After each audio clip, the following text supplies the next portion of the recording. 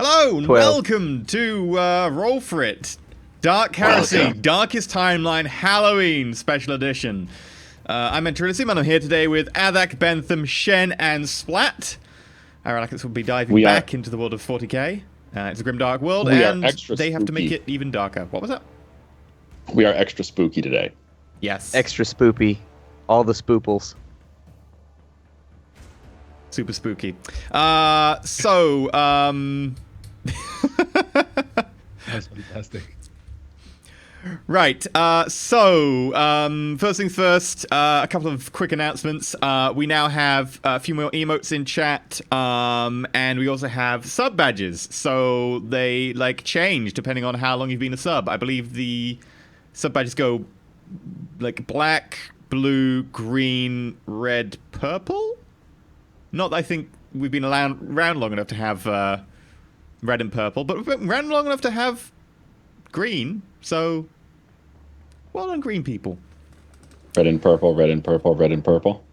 Is that what's going on? It's the new Lil Wayne joint. Oh dear. He's got the song Green and Yellow? I don't know. And yes, I'm wearing a different color. And that's how the chorus went. It just goes green and yellow, green and yellow, green and yellow. Because I wasn't that's sure what you're referencing. he had done with the colorations. It turns out that he'd actually made it blue and yellow and not reversed red and white. So I'm just going to have to suck it up because I haven't got a blue hoodie. Simple as that. It's all good.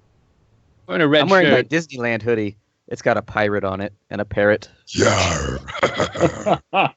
Sorry, that's a little bit too dark. It sort of be yar. What is the Disneyland ride? What is the Disneyland ride with all the pirates on it? Pirates of the Caribbean. What's weird is everybody says Caribbean as long as it's the ride, but the second you're not on the ride, it's the Caribbean. Why is it that only when referencing the Disney ride we say the Caribbean? I don't know. Because if you don't, they kick you out of Disneyland. That's true, and they do have... You know what's awesome? I always wanted one of those coats they have on the haunted house ride, where it's like the big greatcoat or whatever, like the old English 1800s Victorian greatcoat. I want one of those bad. I need to fight one of those guys and take his. That is definitely the easiest way of getting one. Yeah, I love the way the way Black has mine. It's like, I require this item. I will find someone who already has it. I will beat them into submission and take it. I'm an orc. I did buy whenever he crosses his mind. Wheat orcs. Splattercat 1, Hobo 0. Take that, coatless rube. Well, that's the thing. We don't have money, so we have to make requisition rolls for it. You tried to requisition a great coat. You failed. The hobo beats you to death. You tried to requisition a shoe. Sorry, you can't get one today. You get one shoe. Yeah, you only just passed. You get one shoe. It doesn't actually have any laces, and it keeps falling off your foot. I don't want to talk about requisition rolls. I get crippling depression whenever we talk about it. Oh dear. Anyway, I would like to requisition a bullet. No. Here you go. Here's the propellant from one. You'll get the bullet next time. As you might have guessed, this is a Darkest Timeline special episode where we go to the alternate universe where our characters didn't end up working for the Inquisition. They in fact fell to the forces of chaos and now work for the other side. Indeed. There's a side? I didn't know there was a side. Is it like an anti-Inquisition? No. We're the insurrection. Our job is to blow up railway lines and just be a general nuisance. Sacrifice people. Harvest guys being inquisited. I guess. Indeed. Anyway. Yes, for those who have been asking, I am in fact drinking coffee, and yes, it is unicorn blood. Seems appropriate. We It will looks have like Dark he's Havoc drinking tonight. a can of tacos. Is that a taco on that? Could have Dark Havoc tonight if you really wanted it. Oh, it says Tango. I was close. Tango. The sugar. Right. So, I think we should do Pimping the Patreon first, and hopefully we've got something coming next month as well. So, Splat, take it away. So, Pimping the Patreon. We have set up a super awesome Patreon where you get rewards like Discord servers where you can hang out and talk with the cast about the show and everything else. You get bonus VODs, which we actually record after every single one of these streams. We sit and we record a bonus VOD talking about what we thought about the last, I guess, the last sequence of events or the last quest or whatever it was. Above that, you get to vote on like the faction that we fight against. So the current run we're doing last week and next week, where we're on the Dark Eldar thing, that was all the Patreon people. They voted for that. What? Sorry, the what? The mysterious unknown the enemy mysterious, thing. long-eared aliens that really, really like our suffering and are invisible. Above that, I mean, you've got lots of support tiers and everything. You got tiers that give you access to our character sheets and all the paperwork from our show, just in case you really, really like the bureaucracy of it all. And so, anyways, check that out. We got a link for you down below. Oh yeah, next month we're playing D&D, and you guys enabled that, so there you go. Well, if we pass the threshold at the end of the month when the things go through. Yeah, it started doing it today. It's never going to happen. We know that, EE. I still think, though, if we're going to be pimping the Patreon, Splatter, you need to be holding a pimp cane. You got to get yourself a pimp cane. I've got a wizard hat. It's almost like a pimp hat. Does it have There a you go. feather? If it doesn't have a feather, it's not a pimp hat. Is that a sorting hat? What is that? Gandalf hat?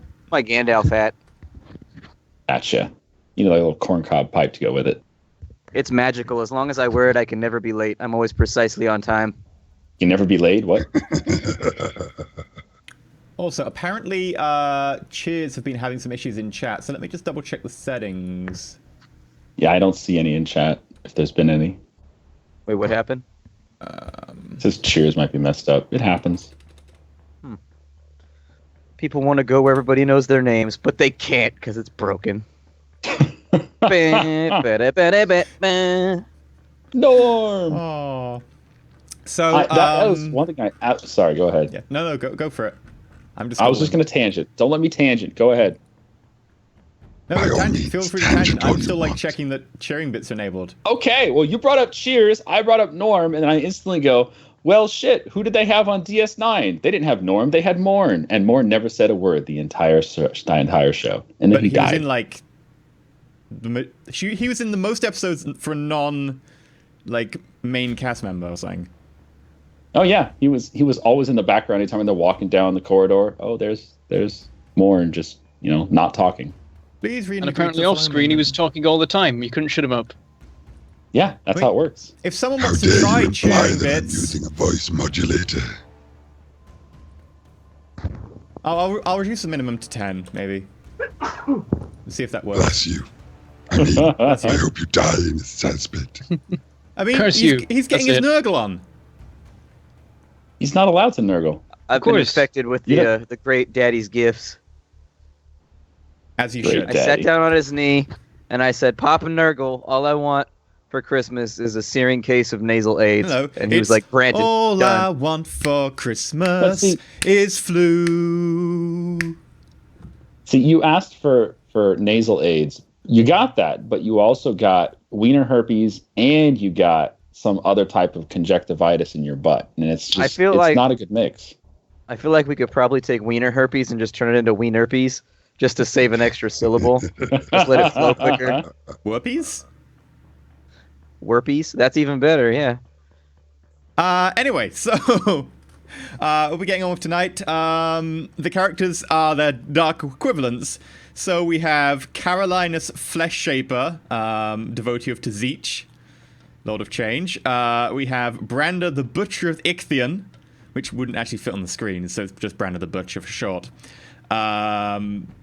Devotee of Corn. Blood for the blood god. Milk for the cornflakes. That too.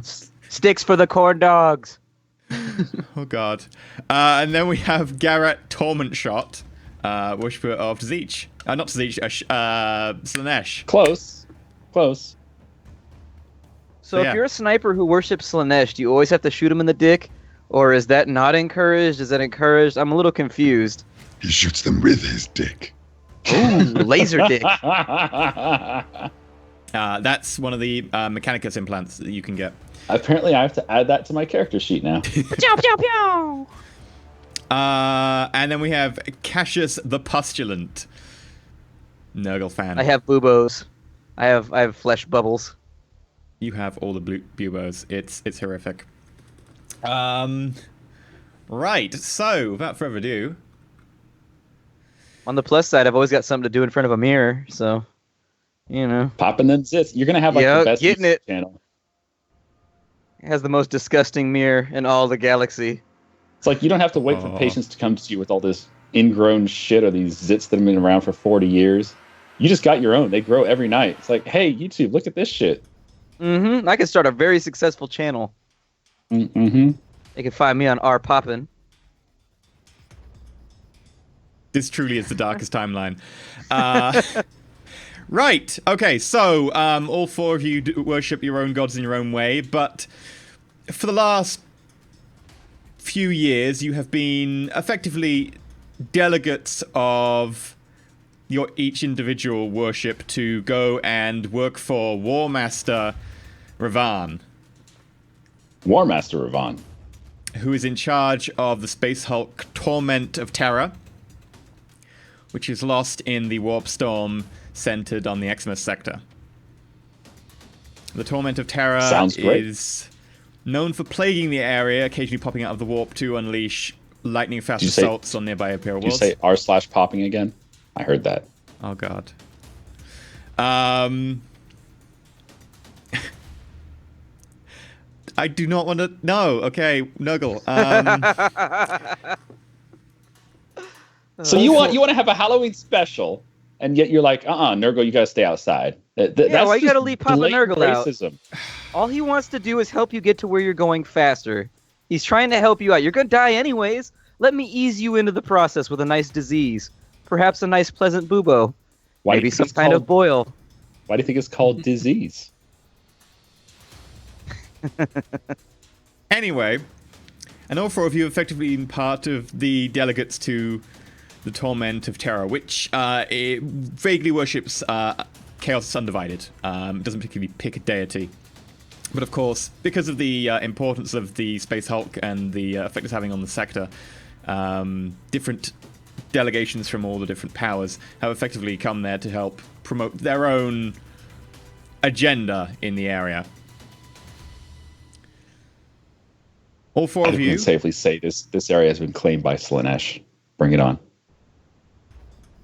And there is indeed like a section of the Space Hulk which is covered in pink tendrils and this faint sort of sparkly purplish mist in the air.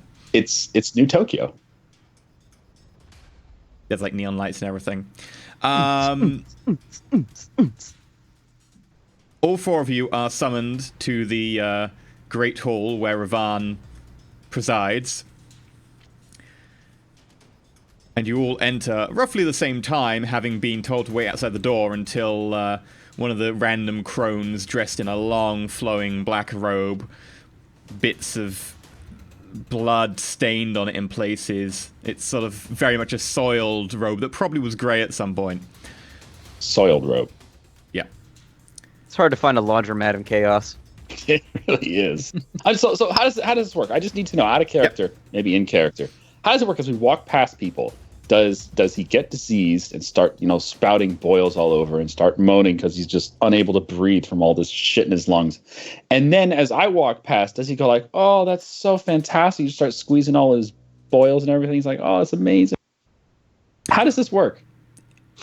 If you were technically a demon prince, probably. You're not that powerful. We're not quite that. Okay. Yeah. Gotcha. We're getting there. You're trying to get there.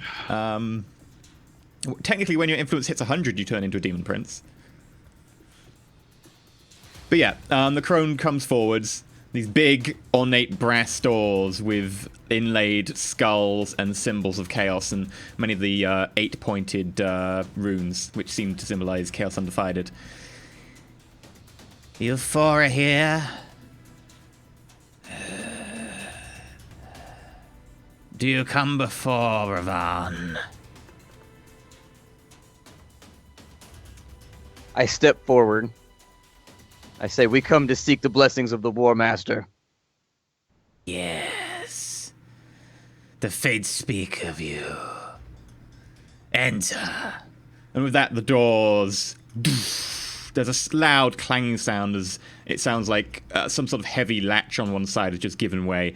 and they move inward with a heavy sound of screeching metal on the hinges. And as you enter, you see lined down the side are many slaves chained up to pillars, along with people with lashes, big, ornate-looking las guns standing to the ready, armor made of bronze and worked metal.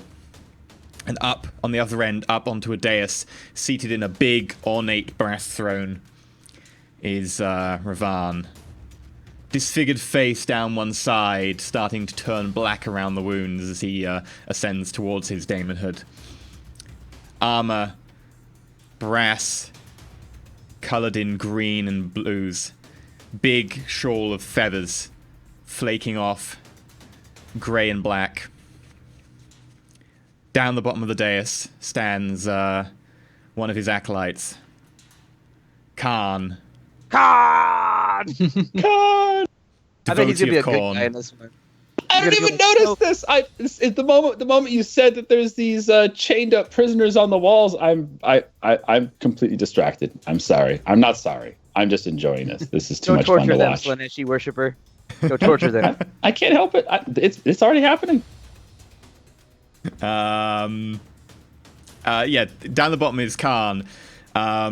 Face pulled into rictus as metal, hooks have been implanted into the sides of his cheeks and chin, pulling his flesh taut, almost into a grimace. You can see his lips have been pulled back so his teeth are all exposed, and each tooth has been shaved into a point, tipped with metal, and you can see him grinning at you as you come in. Massive hammer slung across his back, fitted with chains and barbed wire around the head. On the other side of the dais is someone you don't recognize immediately, is an old woman. But immediately, Cassius, as soon as you enter, you sense off her with your Psyniscience just that she is very polluted with the warp. She is effectively a psyker, a divination psyker particularly. And as you enter, you move forwards towards Ravan until you're seated. You're standing directly in front of the dais.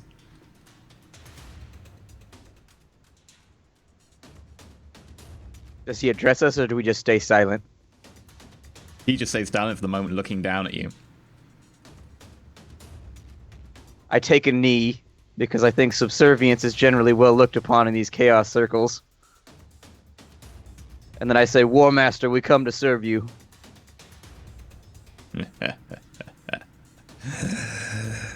Excellent.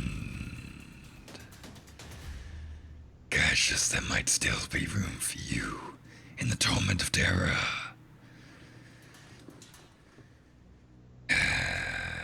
All four of you represent each of the great powers. We have a mission for you. The gods have something that needs to be done. The crone here has seen a man of the Emperor's light and will, unearthing an artifact.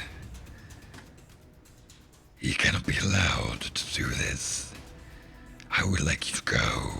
I would like you to find this Inquisitor, and I would like you to kill him. The crone Do we have to says, kill him? Disciple of the prince, do whatever you must, but make sure that his agony is at least swiftly lived, provided he dies. The crone here says she's seen echoes in the warp. That one from each of the powers is needed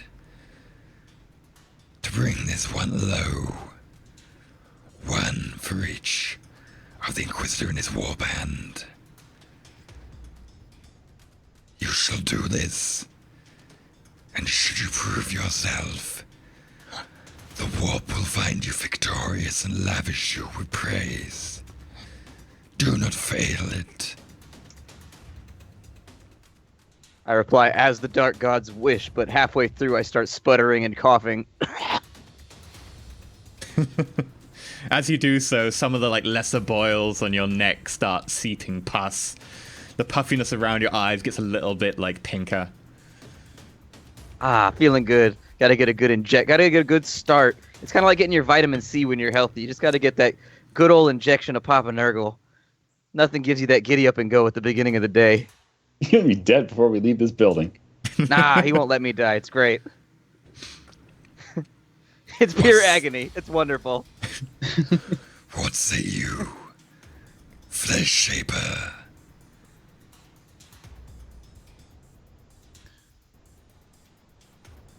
Your schemes intrigue me. I will do as you wish. Excellent. Torment shut.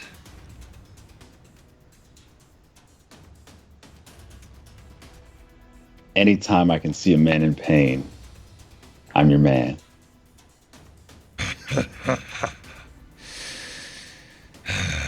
Butcher. It shall be done, my lord. The blood will flow through the streets. Streets for the street god. Cobbles for the cobble. Why do you always say the funny stuff when I'm taking a drink, you scallywag? Because I'm looking straight at your camera the whole time. Just staring at you. Well played. Waiting for the perfect moment. I need a hood so I can fit in like everybody else. There we go. One of our raiding craft will take you to your destination. This Inquisitor Forlorn of the Imperial Docks, I knew it. has found I a don't have a hood. reliquary on an unnamed world in the peripheries of the storm. You will go there, and you will destroy the Inquisitor. Take the artifact and return it here, so that we may soil and desecrate that which the Emperor holds dear. Their corpse god shall know the loss of an artifact of import.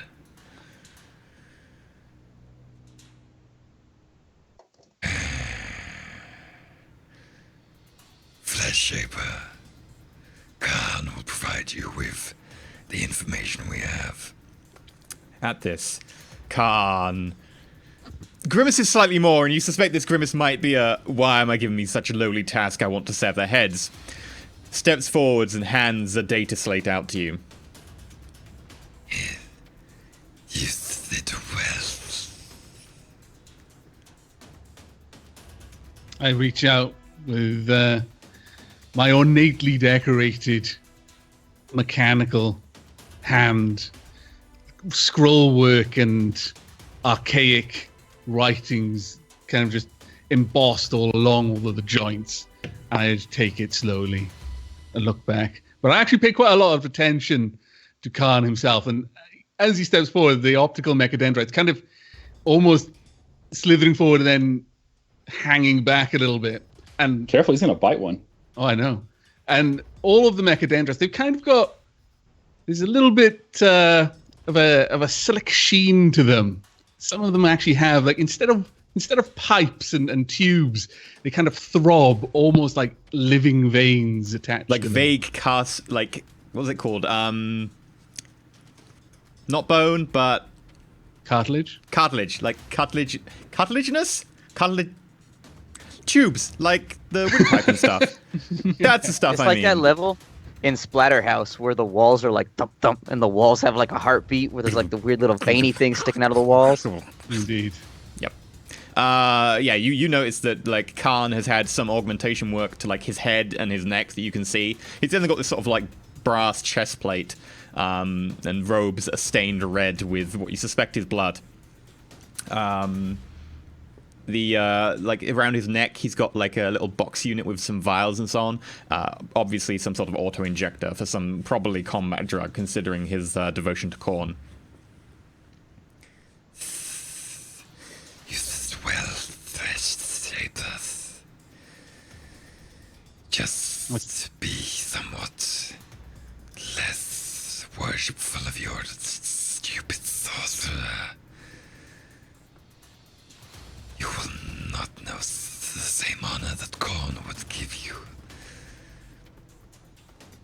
I say nothing. This calm, quiet sort of confidence as I step back, looking at the data slate. But under this kind of the cloak of the shadow cast down by my hood, there's this kind of almost malignant smirk just tugging at the corners of my mouth. As if I know something he doesn't. And with that, suddenly Khan is yanked backwards like an invisible force has just pulled on a leash around his neck. And Ravan gestures with his hand like that, pulls it back at the same time. That's quite enough, Khan. You overstep yourself. Yes, War Masters. The Raider, Tigress of Ecstasy, shall pick you up from Docking Bay 3. Do not keep me waiting. The crone will walk with you. She has seen things. Maybe she will be of use to you before you leave. Yes.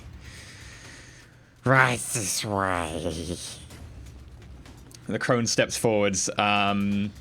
Flesh Shaper, you don't have any psychic presence per se, but you have enough knowledge of Tzeentch and the ways and workings that you recognize some of the more intricate arcane symbols on her apparently black robe, but as you notice, some of it shimmers slightly more than others, almost like there are patches of wetness in exact sort of arcane sigils. It would appear that she probably is a devotee somehow to Tzeentch in some regard, as many of the people who work on, divination and so on tend to be. She walks up, looks at each one of you up and down at point blank, and you notice that she doesn't have two eyes. She has one singular ocular eye in the center of her forehead. You are touched by the fates. Yes. You might do well. Or you might make playthings for the gods. Come, we go to the docking bay. I like how the forces of chaos, they organize their docking bays numerically. There's an irony there, and I like it. Like, it's 1 through 3, and then there's like 16, then there's like A6, and then it's the Space Hulk. It's a mess. But yeah, no, 3 is fairly close by. And you walk down through crowds of serfs and people and plebs, all of whom sort of shy back as effectively champions of the Dark Forces walk among them.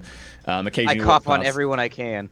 All the way. Every time I see a healthy person, just Make a, I guess it would be a willpower check, plus 20?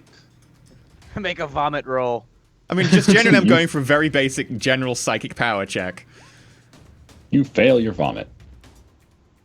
Did I? You Yes. rolled an 83 and your target was 70. Yeah, like a couple of Damn them it. like pale and step back slightly, and sort of one of them maybe like coughs a little bit in return, and you maybe look down and you see that blood comes out on their hand when they move their hand away from their mouth. But no one dies. It's a little bit I smarting. snarl at anyone that doesn't recoil enough. You what? I I snarl at anyone who doesn't recoil enough. Yeah, a few of them maybe don't recall quite as much as they should, and you just... and they're like, Please, Dark Master, don't. You've got to chainsword him. Look at him. He's cowering. He's cowering at you. Chainsword him. There is no honor How in dare such he a cower kill. at you. Yes, thank you, Master. Thank you for your mercy. See, you were just merciful. I don't think Korn likes that. You gotta saw him in half. I don't know what this is going on. I'm just reading over the data slate. Okay. The data slate lists an Inquisitor Valorn, a Tech Priest Kalish, Flag Lieutenant Lasari, and a Jake Allard as the Inquisitor and his warband. You did this to me on purpose, huh? You're trying to break my heart. it must happen. It's not right, man. It's the darkest timeline. Bloody Valorn. We are here to die, by the way. In case anyone's wondering, we're here to die. So if we don't, it'll be a miracle. Miracle So- of the Chaos Gods, of course. Of course. Indeed. Yeah. Dark Miracle. I mean, they're happy if you win. They're also kind of happy if you lose. So, kind of win either Blood way. will be shed either way. Yep. What happens if we die early? Does the stream just end? Like, how do we deal with that? Well, like before you even get off the ship, like you pick a fight with a greater demon. Yeah, like I just dropped a frag grenade at our feet. Now what happens? You want to do it. Everyone, Chaos! Everyone I'm can burn crazy! fate apart from you, and you just have to watch as people like parade your corpse around on sticks. Corpse? Yeah. So as you go down, the crone looks over at Cassius. Yes. I see Nurgle is not quite as with you as you would wish today. That does not bode well. Perhaps the Father's blessings will be found at our next port. Yes, maybe. At the maybe, I'm walking a little bit slower behind the pack. My eyes, I'm looking with my eyes down at the data slate while my optical mechadendrite is just watching my path. So I'm basically looking where I'm going and reading at the same time.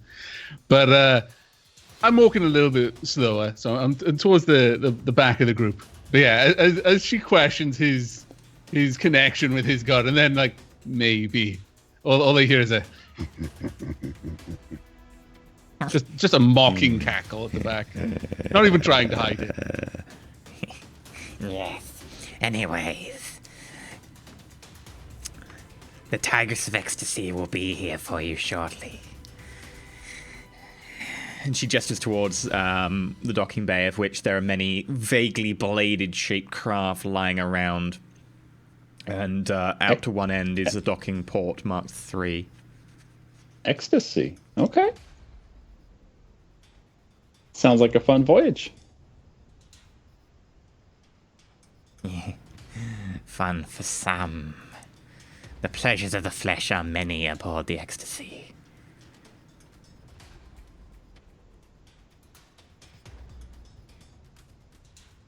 Any questions? Yes.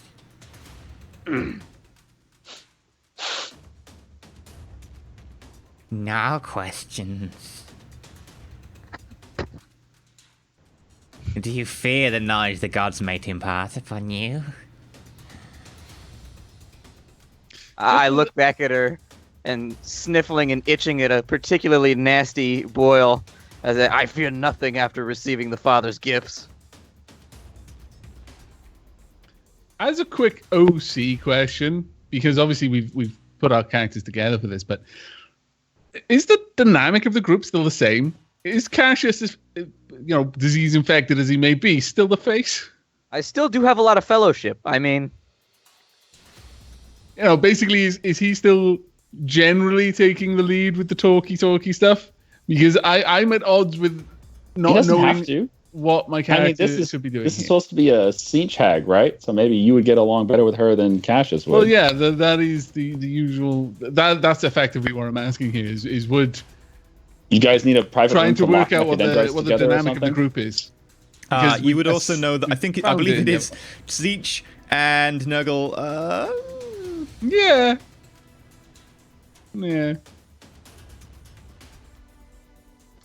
So you might want to elucidate on that for the audience, because I'm getting... audience, there are 4 Chaos Gods, Khorne, Zeech, Nurgle, and Slanesh. They have kind of opposing views, but sometimes they get together, but they're separated into 2 pairs that hate each other a little bit more than the others. Khorne and Slanesh don't get on, and Zeech and Nurgle don't generally get on. I thought Khorne hated Zeech too, because Zeech has psychers and magic powers, and that's for cowards! Khorne hates everyone pretty much. Khorne hates It's everyone just how pretty much he hates them. Yeah. Khorne But just it's He hates his own Slanesh followers just a bit less Yeah. than other people. I don't think Slanesh gets along with Nurgle at all. Not after the whole Eldar priestess thing. Eldar goddess thing, whatever. Mm-hmm. I was going to say, she got a bit of a Nurgle downgrade wants, Nurgle recently. gets. Yeah. My God.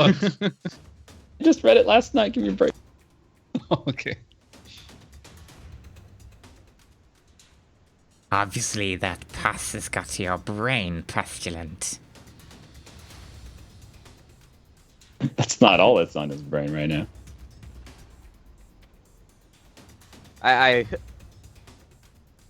say, check your words carefully, hag. And as I use the words, I'm expelling all kinds of just grossness on her. You gotta roll for that shit. It ain't free.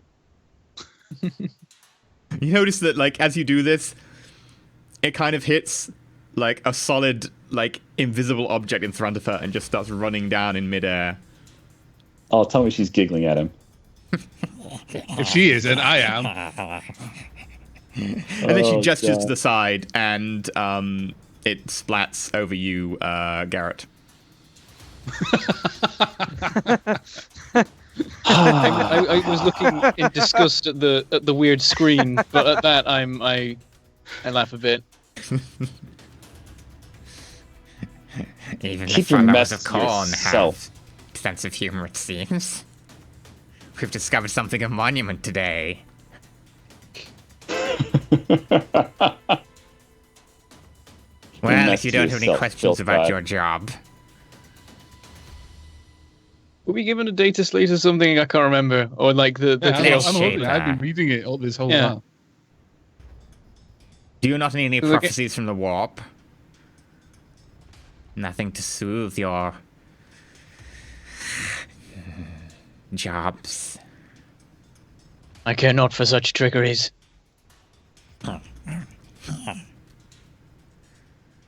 Brand a simple mind. You would not know what would have gone differently had Ixion turned the other way. You are glad Do you not speak fell of to that Korn. place. Had you not, you would have had a different fate entirely. I'm perfectly happy with this one. Whatever gifts the architect of fate wishes to bestow would be gratefully received. I finally say, looking up from the data slate, having finished my read. I wish to bestow upon you the facts that this will not be an easy fight. The Inquisitor knows that someone might come. He has a good band of people, all of whom have been instrumental in some way against foiling our plans. Although this world is mostly abandoned, I would caution you against being too fanciful in your assault. Take some caution. I nodded at her words. And you Don't feel... I look askance with my optical mechadendrite at Brander, at the Butcher of Ichthion. You know, and as if, you know, when you're kind of a little bit stressed, you've got a vein that might throb on your forehead. There's like a little vein on the top near one of the actual ocular lenses of the mechadendrite. It just kind of throbs a little bit as if I'm thinking really hard about how this is going to be playing out. Okay. I've got my arms folded and a disapproving look on my face at this whole thing. And with this, Oh. you feel a sense of power wash out across you. Cassius, there is a very strong psychic ability being used now. And it feels like almost the will of some very powerful being is being channeled. And all of you suddenly feel slightly different. You have no idea how, you just know something is different. Carolinus, you possibly would know something has been changed in terms of fate. Okay. Not being a psychic, you wouldn't be able to tell very much more, but you know that feeling is something to do with... You've had it vaguely before in some regards through your wish for Tzeentch, and you would know that fate is being touched here. You will gain +1 temporary fate point. Yay! Perfectly synced. That means something bad's gonna happen later, though. We've never gotten a temporary fate point ever in the entire... We've been doing this for months, and we've never gotten a temporary fate point. That can't be good. We're gonna It's the need first it. time for everything. Yeah, this is like when you walk into that room in like the video game, and they give you all the ammo and all the med kits and all the extra stuff, and you're like, oh, something bad's about to happen. You just know No it. save point. No save point. Yeah. Oh, well, we won't go past the armory then. She looks over each of you in turn. Her gaze, very disconcerting from a one-eyed hag. Looks like it's almost looking through you. I believe the tigress is here. I will leave you to your mission. Good Our luck. doom, hag. Don't fool yourself. It's our doom. If the gods will it. They do. Speak not for the master of fortune, Slaneshi. I mutter, inevitability is the realm of Nurgle. And with that, you cough out like a single fly as well. Oh, man. Just wait for the maggots. Just wait for the Nurglings. Well, first we got to get No, through the those- spiders, then the need a birds, bath then the for cats, those. then the dogs, and there's quite a lot of other animals that are going to have to come out first before we get I don't to think the there's enough toilet paper on this ship to handle Nurglings. Like in my greatcoat, it's just gonna be stuffed with them. They're gonna pop out every now and again, and then just like dive back into my coat. You do have a single Nurgling. Yay! I did tell you, Where like, is in this the little thing the thing, I whole said time? you've got a single Nurgling. Hooray! His name is Walter. Where is it? I have not been privy to this information up It's to under his now. I cloak. should have been reacting He differently. carries it all Walter the time. pops up out of my cloak and looks Oh, over okay. at Carolina and goes, and then coughs in your general direction, then pops back into the cloak. That thing needs like a tiny cigar or something. As it coughs, like one like tiny little maggot sort of goes out of its lip, and it goes. It reminds me of the Gremlins so much. I will leave you to your fate. And she walks off. And with that, as she just passes you, there's a as something attaches to the airlock. You can see vaguely out the side of the docking bay that a ship has just docked. This ship is colored in golds and gaudy purples. The outline is framed in almost a glittering halo of gold particles that seem to be almost given off by the ship. And there's a sort of shimmering presence. The door opens. And standing on the other side of the doorway is the captain. The captain in gleaming gold arms, gold legs, gold face mask, purple robes, twin bolt pistols, one on each side of the hip. Hello. I raise an eyebrow, but raise a hand in greeting. I focus my optical mechadendrite on the intriguing character that is now stood before us. It's as if it's the same person we met in the main show. Yeah, everyone's different except for him. I He's am pretty much just got better armor now. It is so nice to have you aboard, most of you. As his gaze passes over Butcher. Please. Don't mind him. He's just grumpy. Avail yourselves of the pleasures of the flesh. And he gestures you inside. I nod and start moving that direction. Walter pops slightly out of my coat and locks eyes on Valentine and just watches as we walk away. As you get inside, you notice that there's a group of men and women clad in thin, gaudy gold fabric, which is slightly Are they oiled? translucent. Pardon? Are they oiled? Yes, they are oiled. How shiny are they on a scale of 0 to I know. 10? They're about a I'm 5, already- but it has like body glitter as well. Roll d20 for perception. I'm already judging them, and I'm already assigning. I'll have you first. I'll have you second, and then I'm pointing to the captain for number 3. Oh. Come on, As buddy. he's doing you that, get in here. as he's doing that, and I'm watching my optical mechadendrite, I just kind of chuckle a little bit.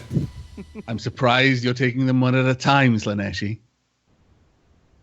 3 for the first room, my friend. Would you like to join us? I have other matters to attend. Matters of the Sure mind. you do. Each of them is currently holding a tray, each of which has tiny little auto-injector needles on it, along with some little inhaler things, but for your nose.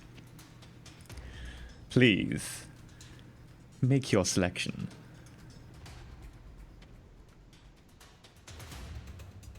I cough on the tray.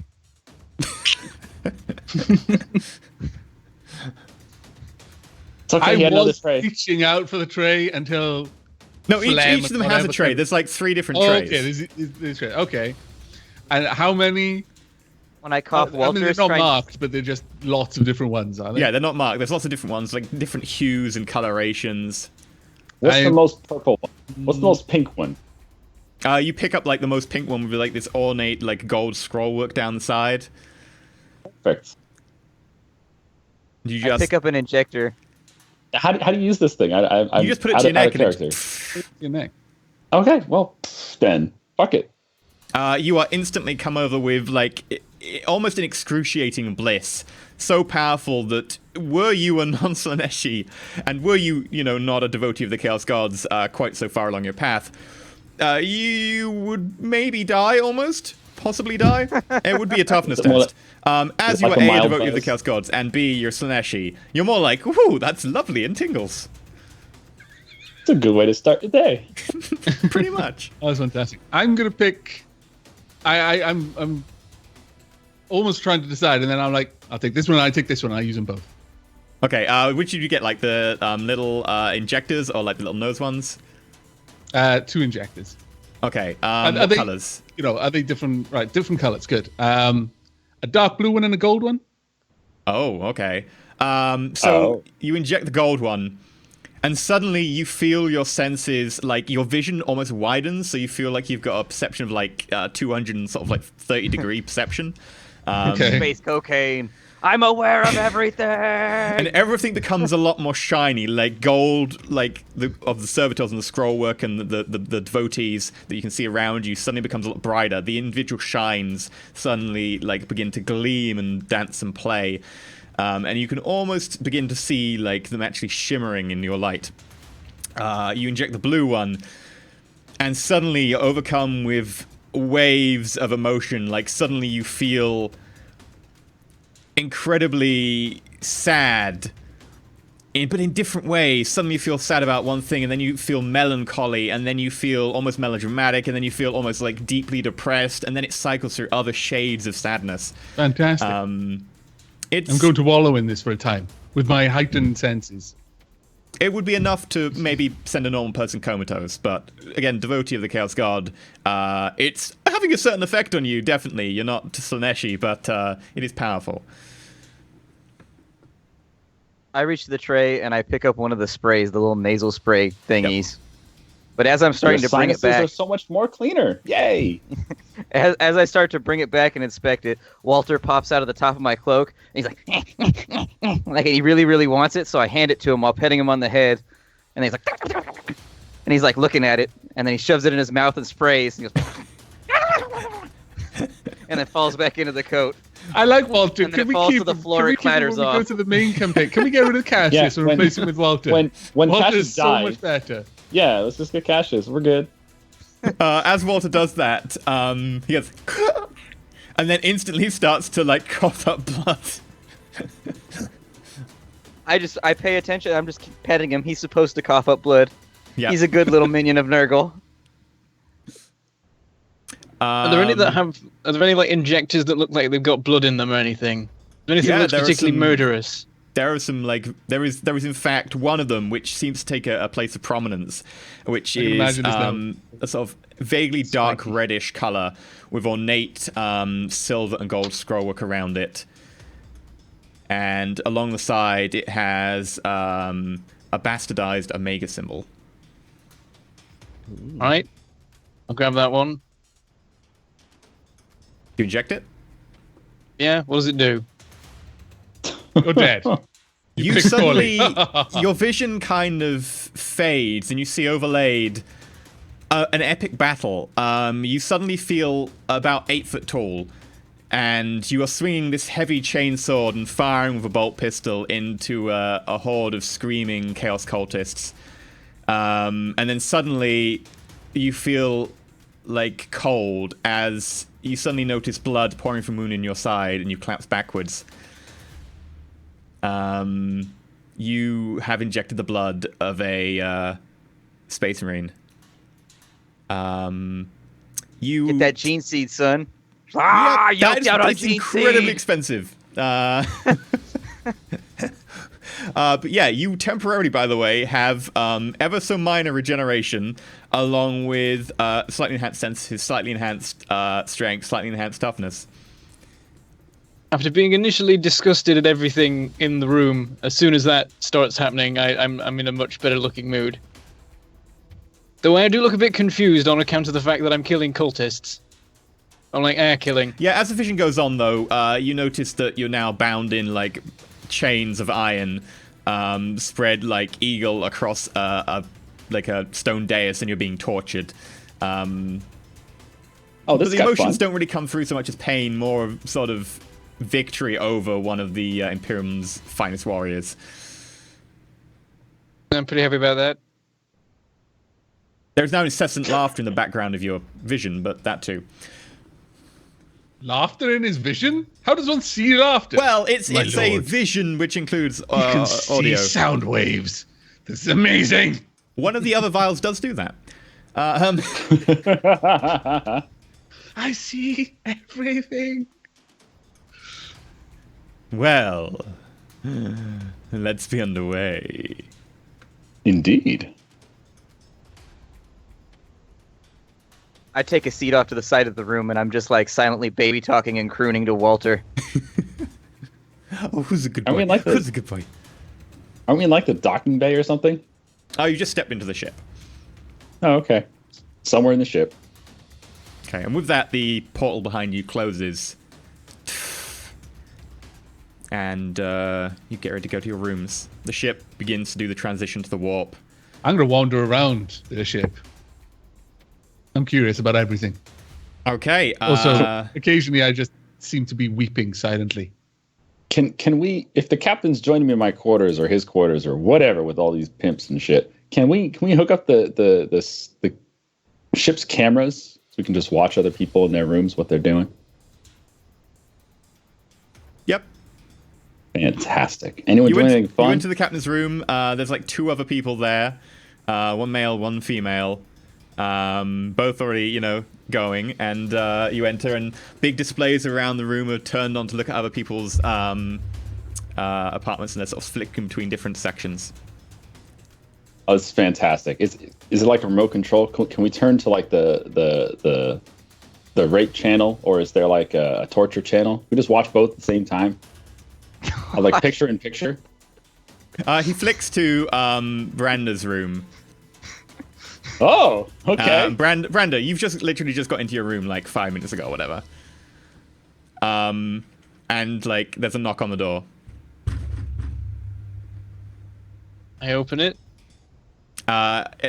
In the door, there's 3 2 very beautiful women and 1 very beautiful man, brass collars, etchings devoting themselves to Chaos Undivided. One of the females actually has some notions towards Khorne as well. And they press inside and start to help you undress, or at least try and help you undress. Oh man, I was fighting hoping off that the whole Khorne thing would actually be like Klingons. It'd be like a battle first. It would have been awesome. Well, yeah, I fight him up. Like, what are you doing? First. Get away from me. Okay, the other 2 sort of step back outside, but the woman presses forwards and pushes you back. I'm going to make an attack roll. Dude! Shit is getting real. Run, Brander! Oh, damn, I don't have any of my macros. No, I have to type it out manually. Remember, Type it. no means no, and you kick him in the dick. No means no, and then you get him. You can always just That's my open purse. Roll20 on the other one and just copy your macro. Yeah, I will do that in a sec. So yeah, she tries to shove you, but you don't move as much. You're kind of devoted Khorne. You're very used to people shoving you and you've got quite resistant to being shoved backwards. You instantly just brace your back foot behind you, and she almost like collapses forwards as her arms give way as she tries to push you backwards. But there is quite a lot of strength to her. Chainsword her. She must pay. Is that a challenge? And I draw my chainsword. Yeah! Chainsaw butcher sex! chainsword. Oh my god. Gareth is going to be on cloud 9 with You this. kill He's like, one this is and you fuck exactly the what other I one. wanted. Oh my god. At which What point is happening? she smiles, and one of the devotees behind her hands her an axe. It is a Klingon thing. Oh, this is fantastic. It doesn't appear to be a chain axe, but it does appear to be very, very sharp and made of some sort of wicked, gleaming black metal. Just remember, the pain glove is not for fighting. That's for the kinky stuff afterwards. And death. I have heard many tales of you, Butcher. They are all true. I like I hope Brandon's so. confidence. Wow. I like a challenge. And she just overarm swings down at you, aiming. She's not pulling a blow whatsoever, aiming directly for your neck. If you accidentally kill him straight away, I'm going to laugh so Hey, hard. the gods will It be will pleased. cut into me. Right, let me go get my macro really quick. Is there like popcorn in the captain's room? Gotta have some brandy and popcorn. This is a good show. No, but there is kinky sex and incense and many, many drugs. Drugs are good. Almost as good as popcorn. Not as good as drugged popcorn, though. Drugged popcorn. Ooh. It's just kind of been dusted with ground up versions of Is every that like type of an alcohol. Is that like when you go to the movies and you like get your girlfriend to stick her hand in your popcorn, but it's not just popcorn in there? There's something else in there. That is a trick of Slanesh. Step 1, get a box. Right. Characteristic. Modifier. She's doing a single attack. That's a hit. Would you like to parry? Yep. Are there any modifiers on this? I've never parried before. Uh, Yeah, does he get a positive or negative modifier if he's your aroused by weapon- having two women in his room? no, I don't think there's any modifiers. It's just a standard Unless parry. he's trying to parry with his dick, I can't see why. Is he your would. weapon balanced? If it's balanced, you get a Oh, plus come 10. on. 62, it's a two-handed target 61. chainsword, right? Yeah. Technically, it'd be a minus 10. Oh, so I definitely failed. Yeah, you definitely failed. She swings down with the axe, and it lands into your neck, doing... oh, wrong button. Roll 1d10 plus 4. Woohoo! 13 pen 2. Jesus. Actually, no, sorry, 13 pen... it's pen 2, it's mono, yeah. Wait, what was it, 2? Technically, so that would because be the your neck, left. it's... I guess it'd be torso. She didn't call the I mean, on the shot. plus side, they're Slanesh worshippers, so they're probably not going to kill you. Oh, Okay, I'm I cool take with it. Yeah, Slanesh 3. never killed anybody, right? Right. I take 3 wounds. Okay, so most of the blow is stopped by your embossed brass chest plate, but it does just about dent it, and there is a slight gash where you're now bleeding from. Wasn't it 27 versus 55? Oh, right, yeah, you said it was a cold shot neck, so that's the torso I gained. Yeah. Yeah, This seems like a perfect time. This seems like a perfect time to get into bed with these people. This is great. This TV's fantastic. No, they're already going. Don't worry. I know. I'm joining. They got Awesome. the 4K display. All right, roll for joining. Brenda, your turn. How's your All right, technique? Agility check. Acrobatics. Are there any toys? If so, tech use tact. I think I will all-out attack, maybe. Go for it. But does that Then you give would me be like low. extra hits if I succeed lots? No. Well, attack Oh, is that's always a the single other attack. thing. You know, I don't know if I should do that. I'll just go normal. Swift or lightning Is attack? normal how a corn worshipper would do anything? No, there is no normal. Come on now. So, by the way, Can I do Brandon's Swift? I don't have the chainsword thing is for currently like a Swift. massive two-handed chainsword that's almost like as long as the person in front of him. Yeah, this ain't the normal one. This isn't this isn't at my hip because it wouldn't fit there. It's like on my back, with the massive handle sticking I'm out. still calling into question. Decide I'll just do a normal attack maybe. It's like as Do tall you as want to do a me. swift attack, a normal attack, or an all-out attack? Well, can I do swift All attack out because I don't have the attack! thing for All it? out. Do you Go have the all power? out. One. Oh, I don't have swift attack. I'll just do an all-out attack. Let Yeah, the cool, I love gods all attack. scowl Plus 30. the group. Why did you not grab swift attack, There you go. man? Yeah. Yeah, that is 7 out of totally a hit. 96. So yeah, roll that. Actually, no, she will try and dodge to the side. Because if she doesn't, this is going to end quite badly. That's the reason I was like, I don't know if I should bother with all that attack because my target is 96. Yeah, but you understand that these are they're gonna have like just a little bra, and that's about it. But it's gonna be like the best armor in the game. You know it. Yeah, think she rolled a they're all 22, beefed up, they're more so agile. she just steps to the side, and your overhand blow into the deck plating. I should probably put the chainsaw on. Oh yeah. We got like a louder noise for this one. That again. Yeah, that I was mean, I awesome. could turn it up, but I'm not gonna bother because then I'll forget to turn it down, and then there'll be like really loud cuts or something later. Right, so she's gonna attack you. Going to swing her axe back over and try and like swing it around at you. What did I roll for? Their target was a 45. 10 modifier. Yeah, she hits you. In the Whoa. 41s. That's torso again. I will parry. You can't You all cannot. attack. The 41s. Oh, of course. That's the problem. That's why all-out attack is dumb. The amount of damage does not actually go through your toughness and your breastplate. Like, she puts a little bit of a gash into it, but it doesn't actually manage to go through into your body at all. I don't even move when she hits.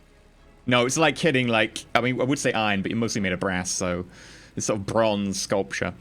Right, yeah, your turn. Kind of like the Colossus. Yeah. You're Except basically that's more of your character since you already made a medal. And this time I'm going to aim standard attack because I want to parry because I get to hit after I do that. So is that plus Yeah, single attack 20 plus 10. because of... Plus 10, wouldn't it be? Yes. But I get a plus 10 for aim as well. Oh, yeah, okay, yeah. Yeah. There you go, 57, target 86. Yeah, That's she's also going a blow. to totally try and dodge. It's gonna totally fail though. No, she's 0-1! Damn it. Oh my god. She nimbly, What she is just this? rolls past you and is now directly behind you with her axe brandished. Oh, going for a flank attack. Yeah, but not only did she do that, she dodged the attack, but she got on her phone and she ordered like takeout and everything. That's going to be here in like 2 minutes, all at the Probably same got time. off some sort of quip saying that he's not living up to expectations. Mm-hmm. She's Sent out posting on- an Instagram. Yep. Snapchatting about you, just being like, this Brander. Okay, she is going to attempt a grapple now. I don't know how you this resist works. by rolling strength. Oh, she rolled Wow. 0-2! Oh, Jesus. She is like the gonna best cuddle of you voting out. Brander is Dawn. about to experience that by Snoo Snoo. I'm just calling it now. Am I supposed to roll anything in response? Yeah, you I don't roll know how this strength, works. All right. Go on, get a 1, get a 1. That was not a 1. You That's rolled a 95. Oh! She gets so many degrees of like success over you. What she does is she basically like then grabs you, forces you her against the way with wall, and wraps her arms and legs around you and kisses you full on the face, biting your lip, taking a small chunk out. Ow. Oh man, I'm just imagining the whole Sparta thing. You are not my king. This will not be over quickly. And so ended Brander. Yep, death by Snoo Snoo. a There good were way worse to go. ways that you could go. Come on, let's be honest. When he emerged, his dick looked like the letter Z. Branda?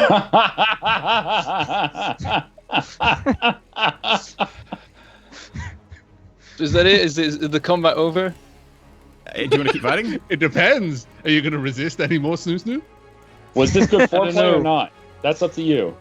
I feel really says I awkward about should this just carry session. on and I'm not gonna murder her. lie. Do you want to make a willpower test at like plus 30 to decide? All right. You fail, you give in. She demands you say her name. You do. You give in. Yep. 65 out of 58. 65 to 58. Oh, that's fantastic. It's Slanesh time, baby. Okay, so yeah, it is Slanesh time for you as the door closes.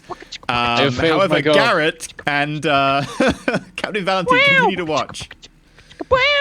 It's fantastic. Carolinus, you walk around taking in most of the ship. Anything in particular?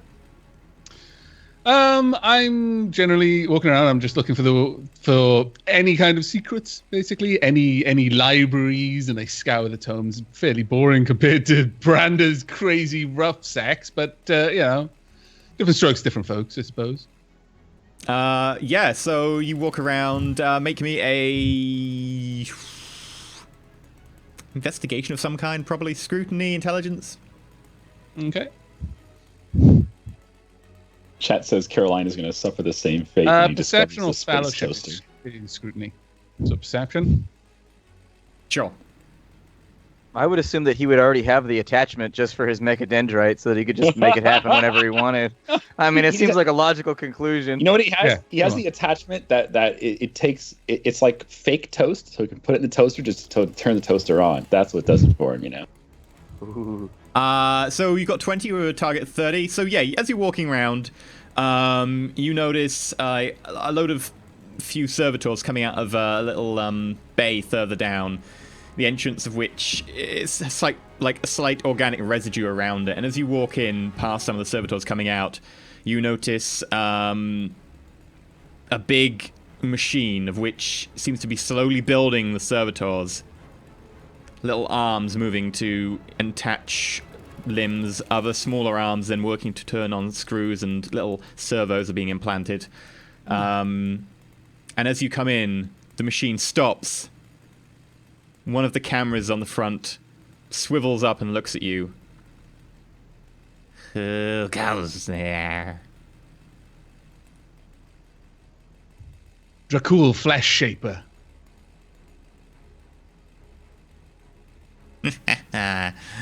Dracul Flesh Shaper. You are exalted of Zeech.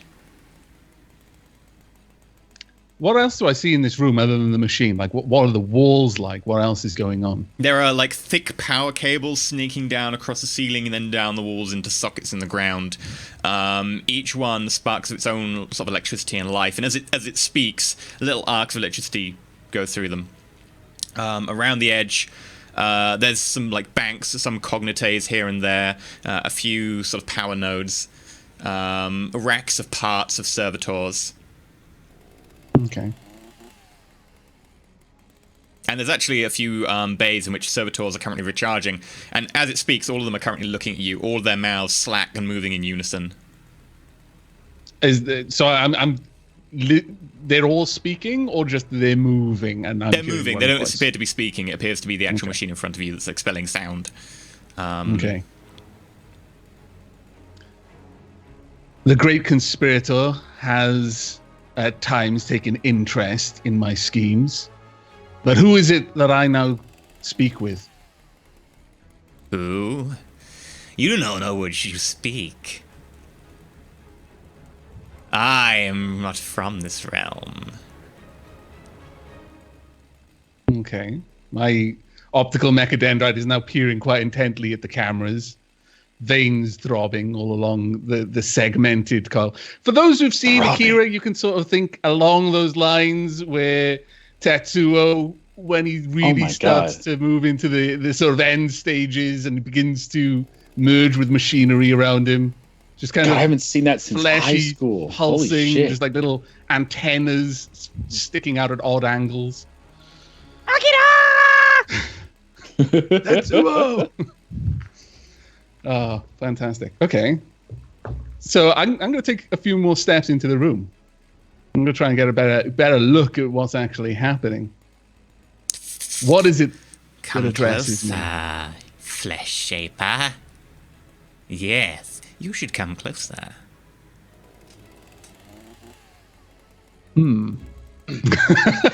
I hear the strange sounds of chainsaws. Shh, you hear nothing. I can hear it through you. Like, I'm not even watching the stream. It's just coming through what you must have it very loud.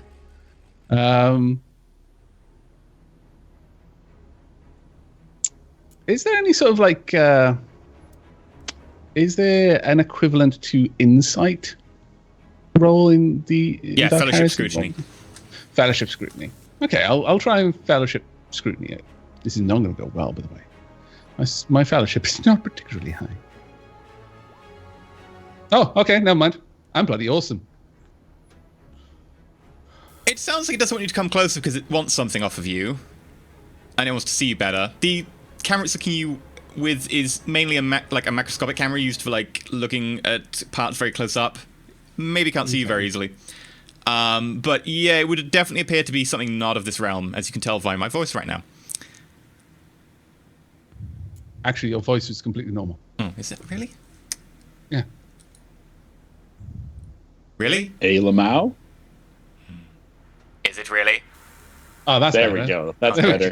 go. As you can tell by my voice right now, which is completely normal. I am actually not of this world. Oh no, I'm giving away my secret identity. Scallywags. Okay, well, I'm actually intrigued enough.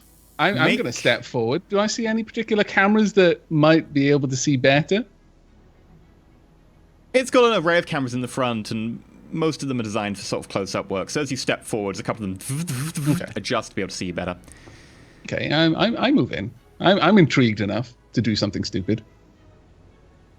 Some of the arms come out and start like caressing the side of your arms, try and pull you closer.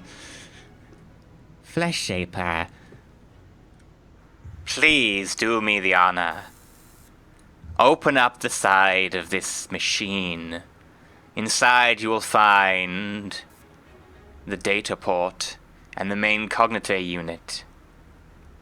Destroy it.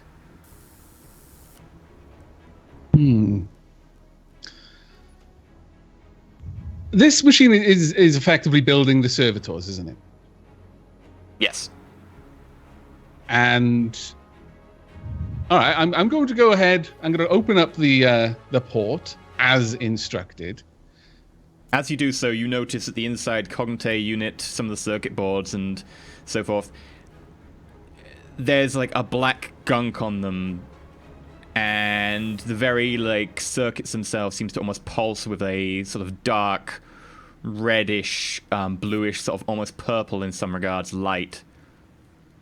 Have I got any way of interfacing with it? Have a look through. You do. I don't have any. In a very basic manner, you have a mind could impulse use- unit attached to Yeah, your... I could use the MIU that's attached to my grenade launcher. Strictly, Screw that it. is a very, very limited form of MIU, but you can do it. Fine, I want to know what juicy secrets this thing has. I'm not going to destroy a potential well of knowledge. Not before I plundered its booty, anyway. Okay, so Carolinus shifts some of the cloth off the side of his shoulder to reveal a single-shot grenade launcher attached on a mount with thick cables coming out the back into the back of his neck. You remove some of the cabling and you plug in to the interface port on the circuit board. Okay. Make me a willpower check. Very well. No, I will fate it. No, it's okay. You I don't need to rolled it. necessarily fate it. It's not technically going to be killing you. No, I want to pass it anyway. No, you totally want to fail this one. All right, then I fail this one. Okay. With that, you arch your back as like pain spasms through you, shooting through your head. And the entity you hear suddenly inside your skull, like ringing inside your skull. You'll do. Uh-oh. I like where this is going. Where am I? What? And you notice that the grenade launcher on your shoulder is going and looking around. Oh my god, this is perhaps not the best thing. I'm going to reach up and see if there's any sort of manual safety on the grenade launcher. Yeah, you can switch off power to it. Like there is a manual safety. I just want to turn off the ability for it to launch the grenade. That it's you eject the grenade. Boop. Yeah. Yeah. When have strange you done entities to send me, controlling Flesh my Shaper? grenade launcher.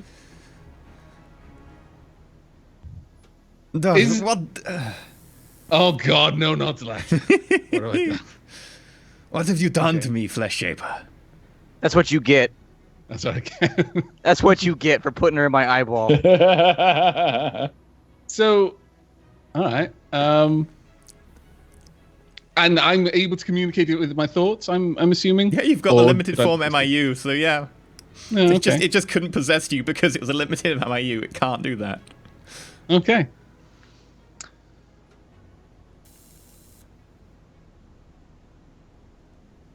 Am I got any inclination that this is the same voice that I was speaking to just now? Yeah, like, it does sound. That I would... You would vaguely know that it sounds very familiar as the voice you heard before, but it sounds like it's not coming out of the speaker and kind of different. Okay. I'm not one for abiding by other people's plans. That's the domain of those who do not have plans of their own.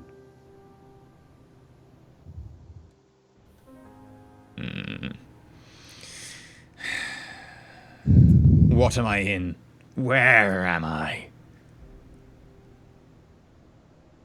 If you're unable to ascertain that yourself, then you're hardly worthy of the information. Plunder your brain. I will have that information. Make a willpower check. Okay. 74-30. I will fate this one, though. 18. You sure you want to fate that? Get crushed. I mean, I would have if you hadn't done me the courtesy of rolling it anyway. Sure, okay. Well, no. We roll, and then you can say we rolled a fate or not. Oh, right, okay. Yeah. No. This is a weapon.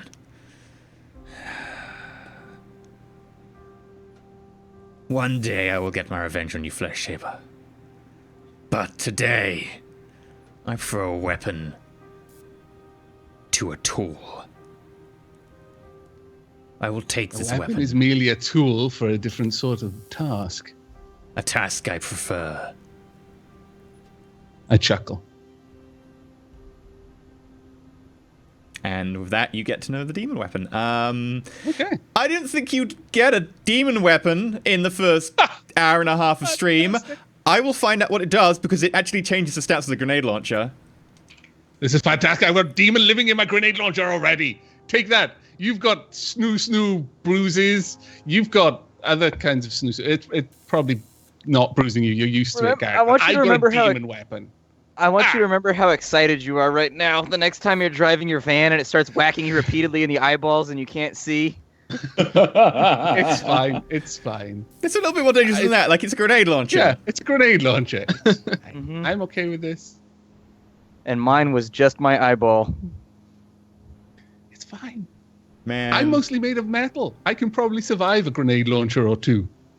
You guys, though, you're boned. Cassius, what are you doing? I found a room and I'm playing with Walter in there. I've taken him out of my jacket and I've placed him on the floor. And he's got like a little tiny wooden sword. And he and I are like play fencing.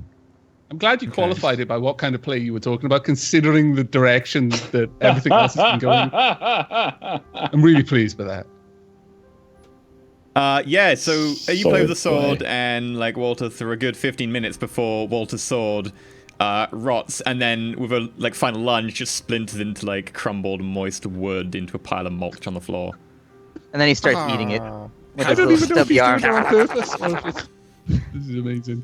Like bits of the bulkhead around you are beginning to get that sort of patina of rust now, even onto like the areas which are like gold, which can't really rust. At that, I pick him up and I start throwing him into the air and catching him over and over and over again. You're gonna be a great daddy splat someday. All followers of Nurgle love Nurglings. They're like little children. Like followers of Nurgle always love Nurglings.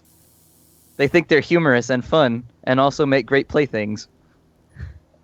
Phrasing. Who said? Yeah. Okay, I found the rules for demon weapons. Yay! Go on. Let me just find them. General attributes.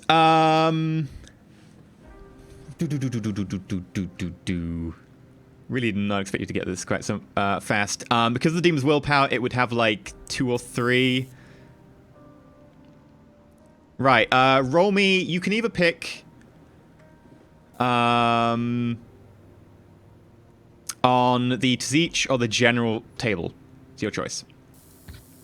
Siege. Okay. Roll 1d5. Okay. 3. Spellbound. The weapon confers upon the wielder a single psychic power chosen when the weapon is created that is manifested using the characteristics of the demon. The focus power requires a normal action for that power and suffers a -10 penalty for every 100 XP the power costs after the first. Okay. Or you can my choose grenade to... launcher can cast magic. It can cast magic, and because it's a single-shot grenade launcher, I would effectively say it can do it once. I won't allow it to just get completely OP, which is what happens with demon weapons, because they get infinite ammo. I won't let it have that, because that breaks single-shot grenade launcher. So you can either have a Can we one-shot say spell... every time it gets reloaded, it can cast its spell? But that's kind of... Or raining on my parade. Or I'll let you take the general attribute, which is wounding. The weapon gains crippling X, where X equals the bound demon's willpower bonus. Would it which then is a retain 4. infinite ammo? No, but since it's a blast weapon... Because it's still just a grenade launcher. It can still only fire once unless I reload it. Yeah. But it's crippling X, which means that like people have to make a toughness test, or they can only take half actions, or they take damage on full actions for the rest of the encounter. Just put the nerdling in there. You have a second grenade. Hand me Walter for a moment. Why? Don't ask. I refuse. Would you like wounding or spellbound? When you said like I can get a psychic power, when it comes to psychic powers, do I just pick off a list of all of the psychic powers, or what? Yep. You know, what psychic power? Any psychic power. Oh wow! So you can have any power from the main Dark Heresy rulebook, any power from the additional psychic powers that I added with the sorcery supplement, which you can find on the Reddit, or you can have any power from the stuff I sent Splat the other day to pick for his Nurgle Psyker. Although most of those are Nurgle, some of them are undivided. I'll go with psychic power, I think. Okay. So, confers upon the wielder a single psychic power, chosen when the weapon is created, manifesting using the characteristics of the demon. The focus power test requires a normal -10 for each 100 XP after the first. But because it's the demon using it, not you, and it's for its MIU, the demon can do it as a free action on your turn. Fantastic. Rather than natural action. I'll probably ask Splat to pick a good psychic power for me later, because I have not read anything about the psychic powers. Doombolt is a pretty good standard spot to start. There you go. You can't go wrong with Doombolt. I mean, I like Does Chains, the one that like damage. this binding one. That's pretty cool. Doombolt has 1d10 pen 8. It's pretty sweet. Plus the psi rating of the cast, and if it's using the demon psi rating, that's got to be pretty good. Doombolt? Sure. Yeah, I'll go with Okay. Doombolt. You have one shot It's a Doombolt. standard. It's like being a Sith and not having Force Lightning. You just have to have Doombolt if you're a Chaos Psyker. Very well. Would you like to roll again on Siege or on General? Cinch again. Okay. 2.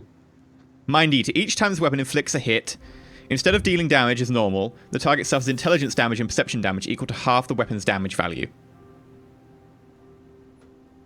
So just if I hit them with a grenade, they just lose intelligence instead of wounds. Yes. You make him the stupid. Okay. Give him a violent case of the dumbs. All right. So I've added that in. And I believe that's it, because, yes, so you get two things on there. So Mind Eater and Spellbound.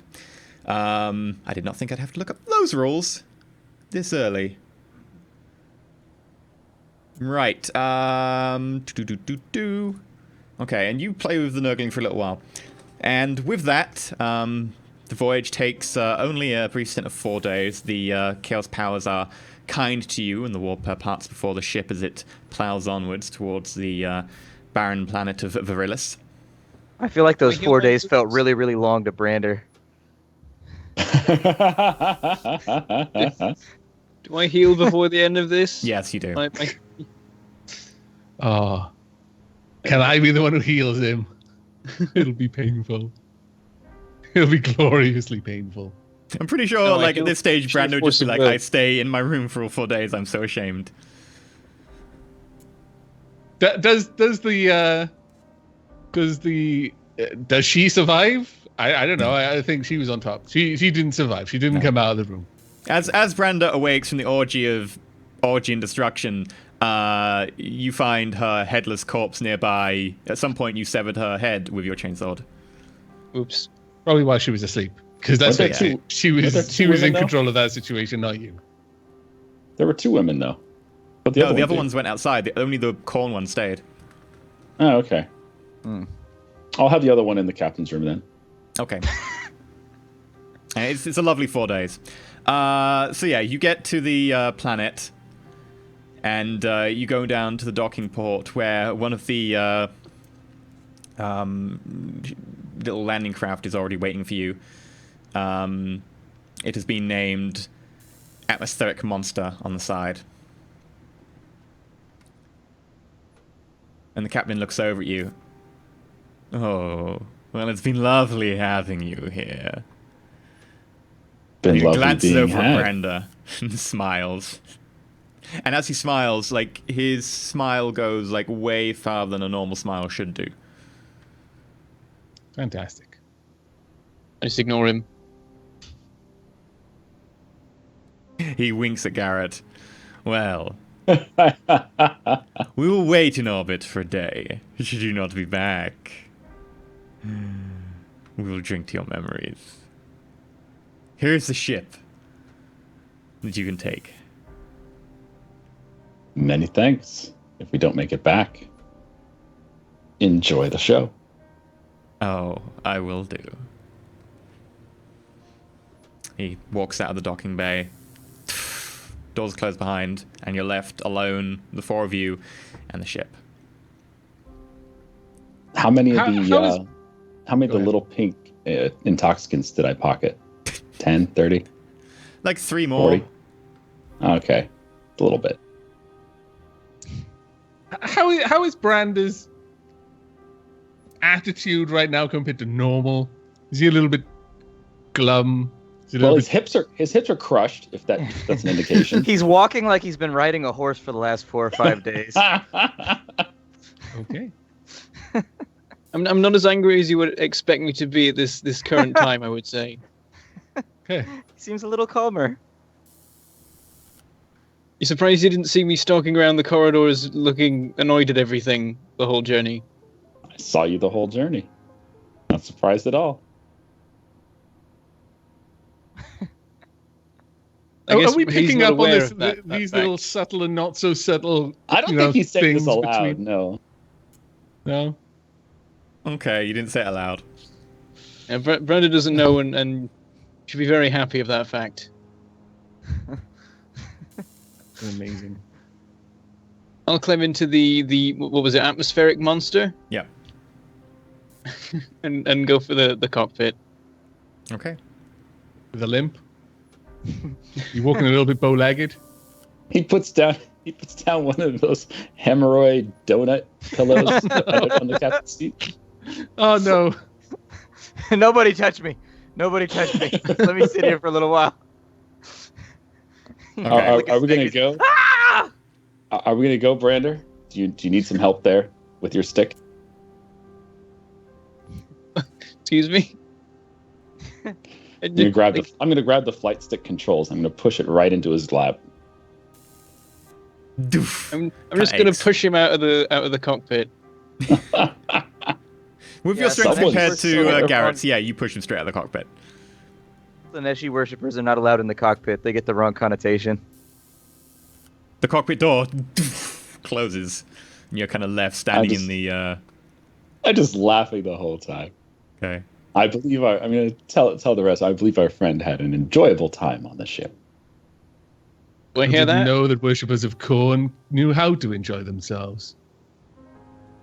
Many a blood sport.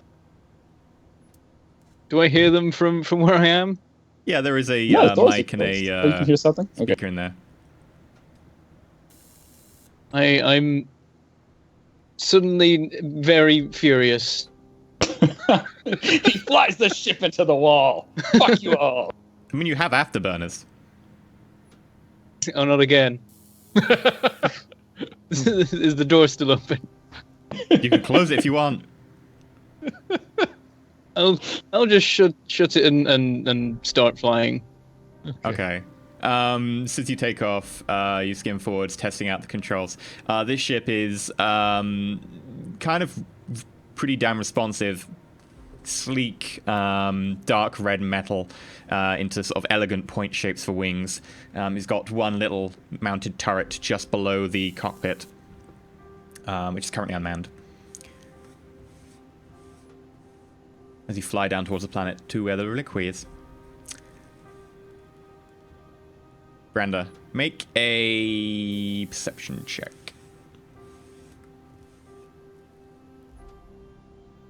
Here's where we all die. Yeah. 63, target 31. Okay. Make another perception check. Oh, geez. This is how long it takes for me to, like, spot some really important thing. 74, target 31. Make one more perception The check. flak. Completely oblivious of the flak explosions all around the ship. Oh, Boom, boom. There we go, Hey. 4, target 31. At the last minute, you notice You're about to that fly into a wall.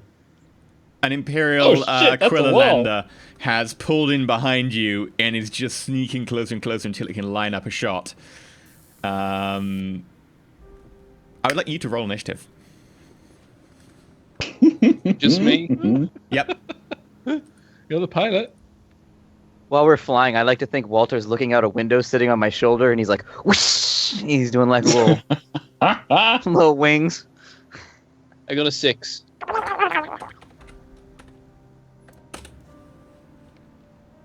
I got a 9. Oh, no.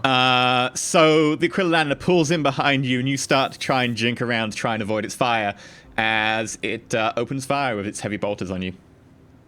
As soon as I've seen the ship, I call out, "We're being followed!"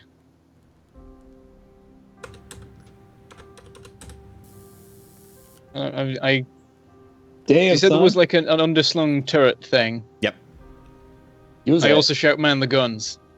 Okay. Oh, I'm on that 1, shit. 2, 3 Where's hits the with a gun? heavy bolter. Where's the gun? Where's the gun?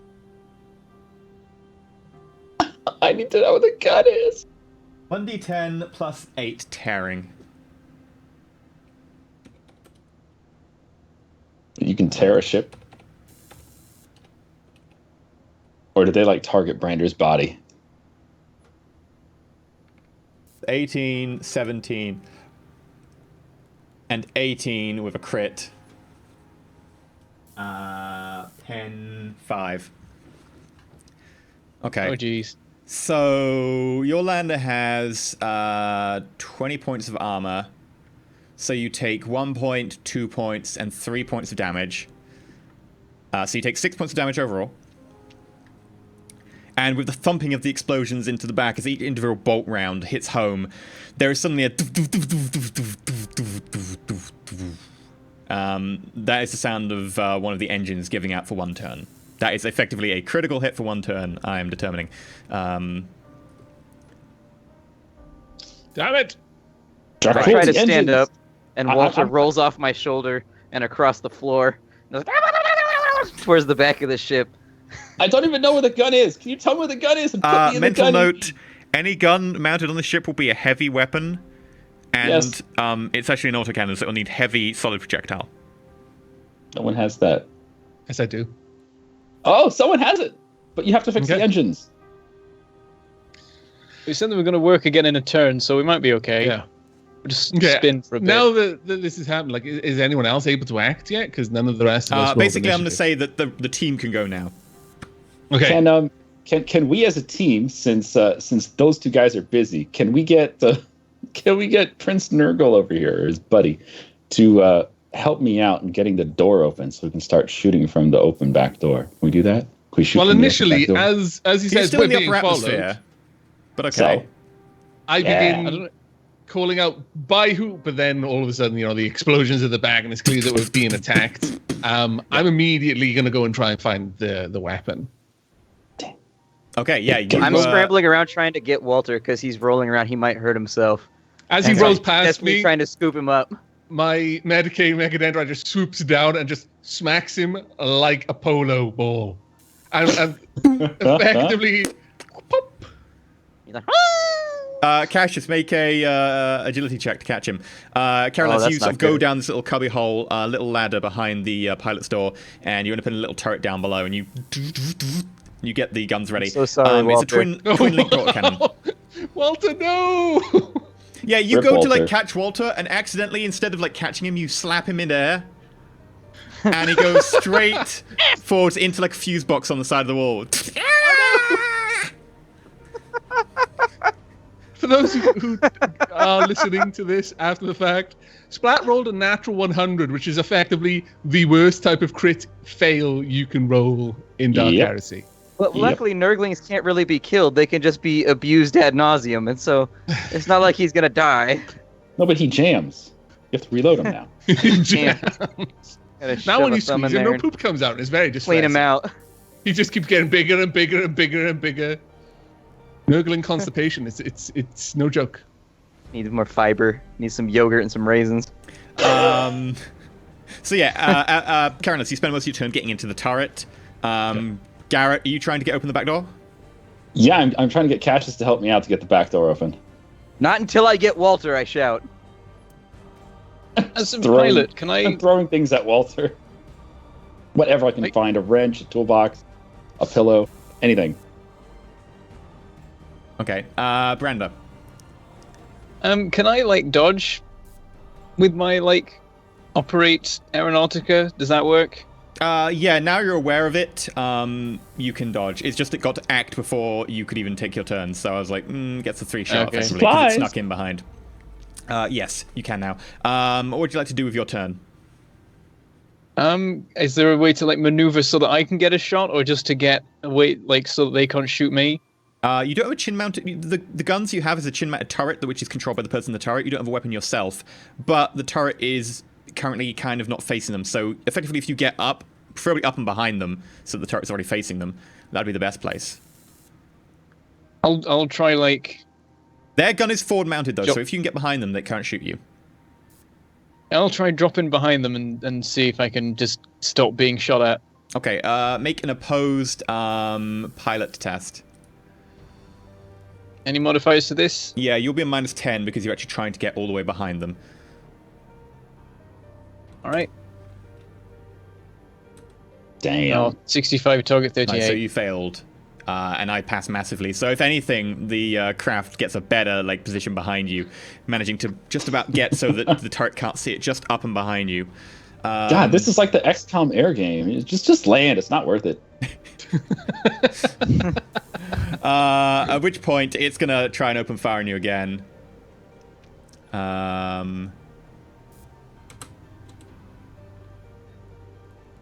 Oh, dear Wow, Lord, 2 dem Wow. rolls. That's 4 successful hits with the heavy bolter. Best Marines.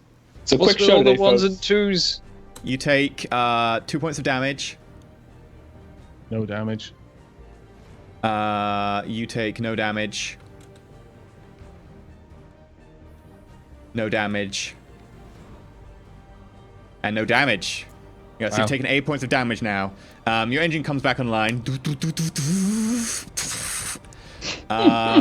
Team. Have I recaptured Walter yet? Yep, you You managed to better. grab Walter. Okay, I shove him into the pocket of one of my greatcoats and snap it real fast, and then I go to help with the back door. All right, how do we open this thing? Yeah, Can we so- just call Brandon to open it? Well, there's a couple of ways. Firstly, there's explosive charges in the door if you need to get rid of it in an emergency if it's jammed. There's a manual release, which takes time to pump, or you can use the auto button, which just goes... I find and press the button. The button. The button. Okay, and with that, the back door opens in high atmosphere. There's a sudden blast of decompression. They haven't made any attempt to secure themselves. Well, that's what put I'm on saying. Is that was the whole point. Is we're securing. Did I not say that? I guess I should have said something like that. Yeah. Okay. I will say idea. that you were allowed to secure yourselves a little bit. Should we take a turn to secure ourselves before we press the button? Would that make sense? Okay, you take a turn to secure yourselves. There you go. Sure. Okay, you can do that next turn. Nobody Brenda. said Chaos Cultists were smart, okay? We're just trying to get this done. We're not, especially Walter. I don't know. Walter seems more intelligent of you three at the moment. At the bare minimum, more resilient so that when he's stupid, it can't kill him. Right, I'll try and shake him again. Okay. Another Your engine's back 10 online. You're actually more maneuverable than them, so you get a +10, cancelled out by the -10 for you trying to get behind them, so it's just a straight roll. Alright. I get... Fail. Oh, come on! So 49 I out of 48. That's I the still failed, second but time. you failed, so you're unable to really shake them. Caroline, so you don't actually have a shot currently. They're not in the field That's of view fine. of your turret. Okay. I'm just gonna be down there and I'm just gonna bang on the walls. I need something to shoot at. Can't shake him. Okay, they're gonna unleash with the heavy bolter again. This time, Don't get cocky, kid. Nice. individual bolt shells shoot past the cockpit. You can see the little trails they give off, and they miss. Oh, they're using tracers. Wow. Well, each bolt shell is actually a mini It's rocket. basically a mini rocket, yeah. It Oh, actually has its own wow. propellant. That's why bolt guns are badass. They're explosive rocket shells. When you said bolt, I thought you were talking about something like a crossbow bolt. Oh no! Bolts are ridiculous. They're like actual like They're explosive rocket rocket-propelled shells. bullets Yeah. that explode. They are literally tiny missiles that get shot from a Yeah, gun. they Oh, just that's don't have kinda guidance. cool. They're rockets. Yeah, That's kinda rockets, cool. sorry. It's like a water bottle-sized rocket. Branda, do you want to reposition first? Actually, can we try the door first or not? Well, it won't make a difference because you'll spend your turn opening the door. Gotcha. It'll take a few seconds to open. Branda. Yeah, I'll try and move again. Okay. There you go. There we go. Hey, 19 out of 19. 48. And Nice. with that, you just suddenly pull the nose up, get all the air in front of you, and fly backwards, turning on the air brakes. And you are now directly sort of behind them and just a bit above. Perfect shot for Carolinus. Carolinus, they're directly in front Yay. of you. Close range. Hey, what do I roll for this thing? It'll be a ballistic test with a +10, -10 for full auto. Actually, no, it's a semi-auto gun you've got. The autocannon is actually semi-auto, so it's just a ballistic test at +10. Ballistic test plus 10. Okay. Oh, actually, +20 on top of that because it's twin-linked. It's twin-linked autocannon. Okay. Plus 20. 35, 53. So that is 3 degrees of success. So that is 2 hits and plus an additional hit for twin linked. So that's 3 hits. Please roll me. I will double check what the damage of an auto gun is. It isn't in here. I remember it is something like 3d10 plus 5. Okay.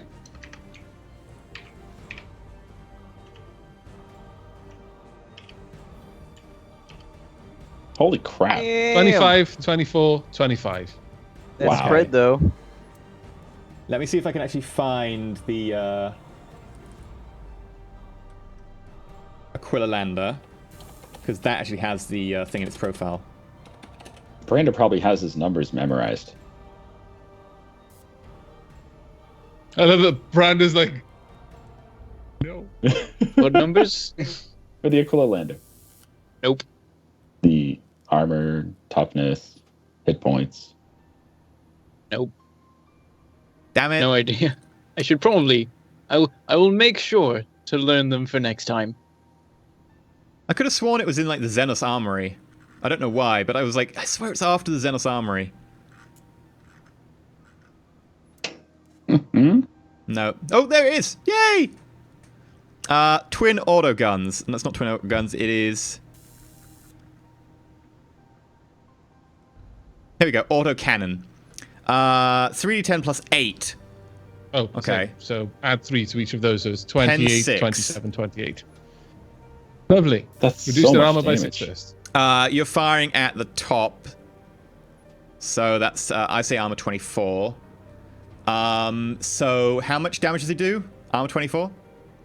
Well, pen 6, so it reduces that down to 18. And then it's 28, 27, 28 minus 18. So 10, 9, 10. 10. Oh, God. 29 points 29 of damage. It has 25 integrity. Daka, So with daka, that, daka, daka, daka, you daka. just start shredding through the main center. You run it slightly to the side. 3 shots hit, exploding one engine. One going through the cockpit, and there's a small splash of red across the cockpit as far as you can see. And the other one just tears straight through the body. My mechadendrite's just writhing with enjoyment. I look like some sort of eldritch being right now. Especially because I've got more mechadendrites. We haven't actually covered that, but I've actually got more than Carolinus does in the main game. Because I've also got a dendrite blade.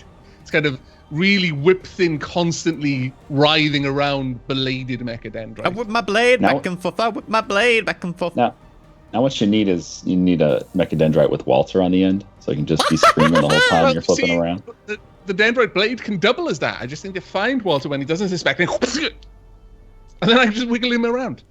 Skewered nerdly. He'd probably enjoy it. And with that, You might the pop. craft in front of you begins to break up as one wing comes off. Smoke pours from the main body, and it begins to go into a flat spin towards the ground. I'm going to keep shooting at it as it's descending. Make an attack I roll. cancel I'm the very door happy with opening. I make sure to stay in position so that he can get as many shots as possible. All you hear is him cackling over the intercom. Their blood will rain on the Sounds surface good. below. Another attack roll. Oh, my luck is gone. Another attack roll. Yes. They're getting farther away. It's going to be harder to hit. No. Another That's attack roll, probably what I but was gonna minus do. 10. Okay. So it's 10 now, yeah? It should be a plus 30 all the time. Because you got plus 20, plus 10. Oh. Those are all still misses. That though. still misses. There's just They're a all plus 20 this time. Okay. There 27. you go. That is 1, 2, 3. So that is 2 plus 1. That's 3 hits. Roll 3 damages. Okay. Plus 8 rather than plus Avac 5. is typing. Avac is typing. 3, 10 plus 8. You might as well put minus 80, minus 18? No, minus 19 at the end. Just because that way it'll count the armor and the penetration. Was it minus 19 or was it minus 18? Because it's 24 minus 6. Oh yeah, So that sorry, minus 18. 10. So I'll put minus 10 because that takes out the plus 8 that I get Yeah. automatically as well. 18. Wow. 14. 18 and a crit. 6. Yeah. Okay, and with that, you hit just the fuel, and the entire thing just instantly Fantastic. detonates directly below you. Branda was keeping you as close as possible. Branda, make a flying test at plus 10. We're dead. Good job. You Well, to happy be you fair, shot at it by the some time more? that I actually got that hit, it was already a minus 10. We're so it must fucking have dead. lowered Oh things. my god, the ship jams. We're dead. Can I see what's happening from where I am right now in the back, or am I oblivious to all this? No, you can't see shit. Would this count as some sort of jam? Because if it does, then I would fate it. It's not a jam. It just means that you just go like straight into the middle of the debris cloud and explosion. No. I don't know how bad that is. I don't know whether I should like. Just re-roll it. Fate it, come on. All right, I'll fate it. Oh, There by are the way, chunks Avac, of ship flying towards us at high speed. Well, I don't know Avac- what the rules for are like for it. There we Zero go. two. There you go. As you see, like it just the beginning of the explosion, you instantly jink up into the side, and as you get the air, the thing shoots down below you, and you get away. The back gets a lovely view of this explosion as like massive flame rolls out as the small fusion power plant Delightful. detonates. Are there any Oh, actual delightful. people falling out? No, you Cast away, or are immolated they there. just Any people in roasted? it are like crispy. Damn, I really wanted to shoot them while they were falling as well, but okay. Oh my god, what was that game? There was a game. Was it called like Paratroopers or something? Where you can shoot down people? I think it's called Paratroopers. Oh, that was such a fun little DOS game. Avak, in Roll20, can you turn on your 3D dice? Because I don't see it when you roll. Should I'm- already but- turned on. Oh, I'm not seeing it. No. Oh, I do apologize. It's the darkest timeline didn't set that. I Yeah. do apologize, guys. There we go. Okay. I'll set it up for you now. Okay. And with that, you head down towards the planet to the location where the reliquary is currently buried. You set down the ship, open the back hatch, and with that, we will go to a break. So we will be back in 8 minutes. Do stay tuned. Don't run away anywhere. Or if you do, remember to come back in 8 minutes. Where we'll continue where we left off. Well, it's a great time to check out the Patreon page if you haven't done already.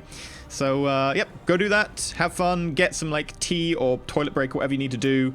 And join us again for the showdown versus Inquisitive Lawn and friends. Remember, the next milestone on Patreon is cosplay milestone. Oh, no. But what does EE have to wear since he's not in character? Like, since he's the EE? DM, like, what does It's he to dress wear? No, no. Everyone. If He gets we to manage win to nothing because he hasn't got a character. If we do D&D at the end of the month, should we pass that threshold, I will get to cosplay as my Goblin Bard that I want to play. So Full makeup and everything. I will be. This is me preparing.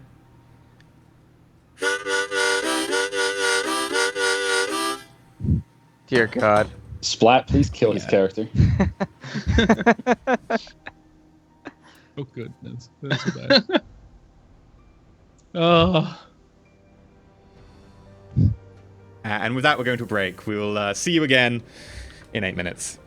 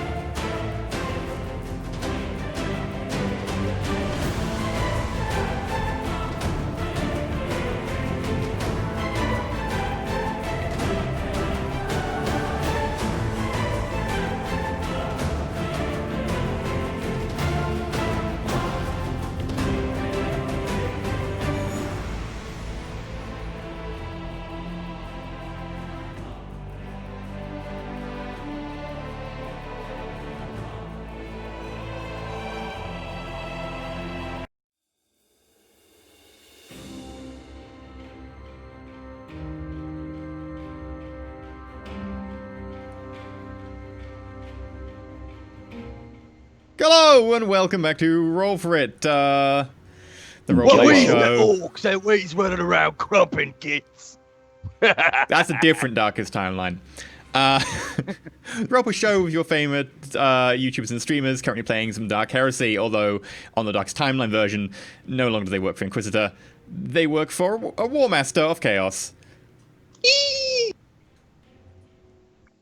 Indeed. Shen looks like he should be, I don't know, stood outside on some snowy eve looking up at some fiddler on a roof or something. He's just dancing around, fiddling. What have you got that little hood on your head for? Is you a sneaky git? Or is you a right crumpy git? Or is you a shooty git? Splat, do you want to shout out the Patreon very briefly? Yeah, sure. If you guys wanted to check out the Patreon, it's got all kinds of fun stuff on it. There's a link down there. And if you click on it, you get direct access to us via Discord servers. You get to vote on Not the factions we fight direct against. access. That's reserved You for can come this. stay in my house tomorrow. Damn, son. Now he has to go. He has said that. He has full on advertised that. No, you can't take it back now. No, but his Anyone wife who, can. who has you know, The signed up wife to has the Patreon ultimate veto. Sorry, in she's last got the 5 band minutes. hammer. Nope. And then you also get bonus VODs. You get all kinds of other stuff. It's the best. And we might be able, if we try really hard, we might be able to let EE do a stream With the green boys if we hit certain thresholds. I don't know, though. We'll think about it. With me, Chopper! He said no. I didn't say no. I have no. With me, You mouthed it. That's a different timeline. Didn't say it. That's the greenest timeline. Just remember, everyone who supports us on Patreon makes Walter happy. I can't even think of anything that would make Walter unhappy. He's always happy. People who don't support us on Patreon. Bleach. Bleach. No, I think he'd be all right with that. Just dip him in some bleach. He'd writhe around a bit, but he'd get used to it. The bleach would rot. Why are you so dead set on being cruel to Nurgle's little child? What's wrong with you? Oh, that's mean. He's kind and happy. He bounces around like a little motorized beach ball. What? Now, I'm Why- wondering why what would Walter it would be- be in the real timeline. Would he still be a Nurgling, or would he be like a good creature? It's Bob in the real world. He'd be an Ogrin. Yeah! Would he still have the same voice? No, it just Don't do that. dropped really low. The frequency would just expand by meters. Walter the Ogrin, I like it. Make this happen, Patreon supporters. Anyway, He gets in the Sky Beast and we can't fly away. I would have played an Ogren in Dark Heresy if you would let me. I would have played one wholeheartedly and just sat around never farting in asked. bathtubs and making jokes the whole time. should have asked. me, Dougie. Dougie not so smart.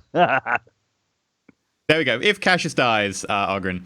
Right, so Yay! you've just Cassius landed on died. the Next planet where you episode, Cassius dies. and then Duck's timeline, Ogren. So you've just landed on the planet where you're there to go kill an Inquisitor and his warband. You've just landed the Atmo after a little bit of a atmospheric fight with Aquila Lander, which you managed to quite easily take out. Carolina's completely owning it on that first volley. So yeah, you've landed, you've opened the back door, and the harsh, barren atmosphere of a abandoned, seemingly dead world flows in. The ground seemingly just covered in sort of a grey ash, which as you step on it depresses around your foot, leaving perfect tread marks.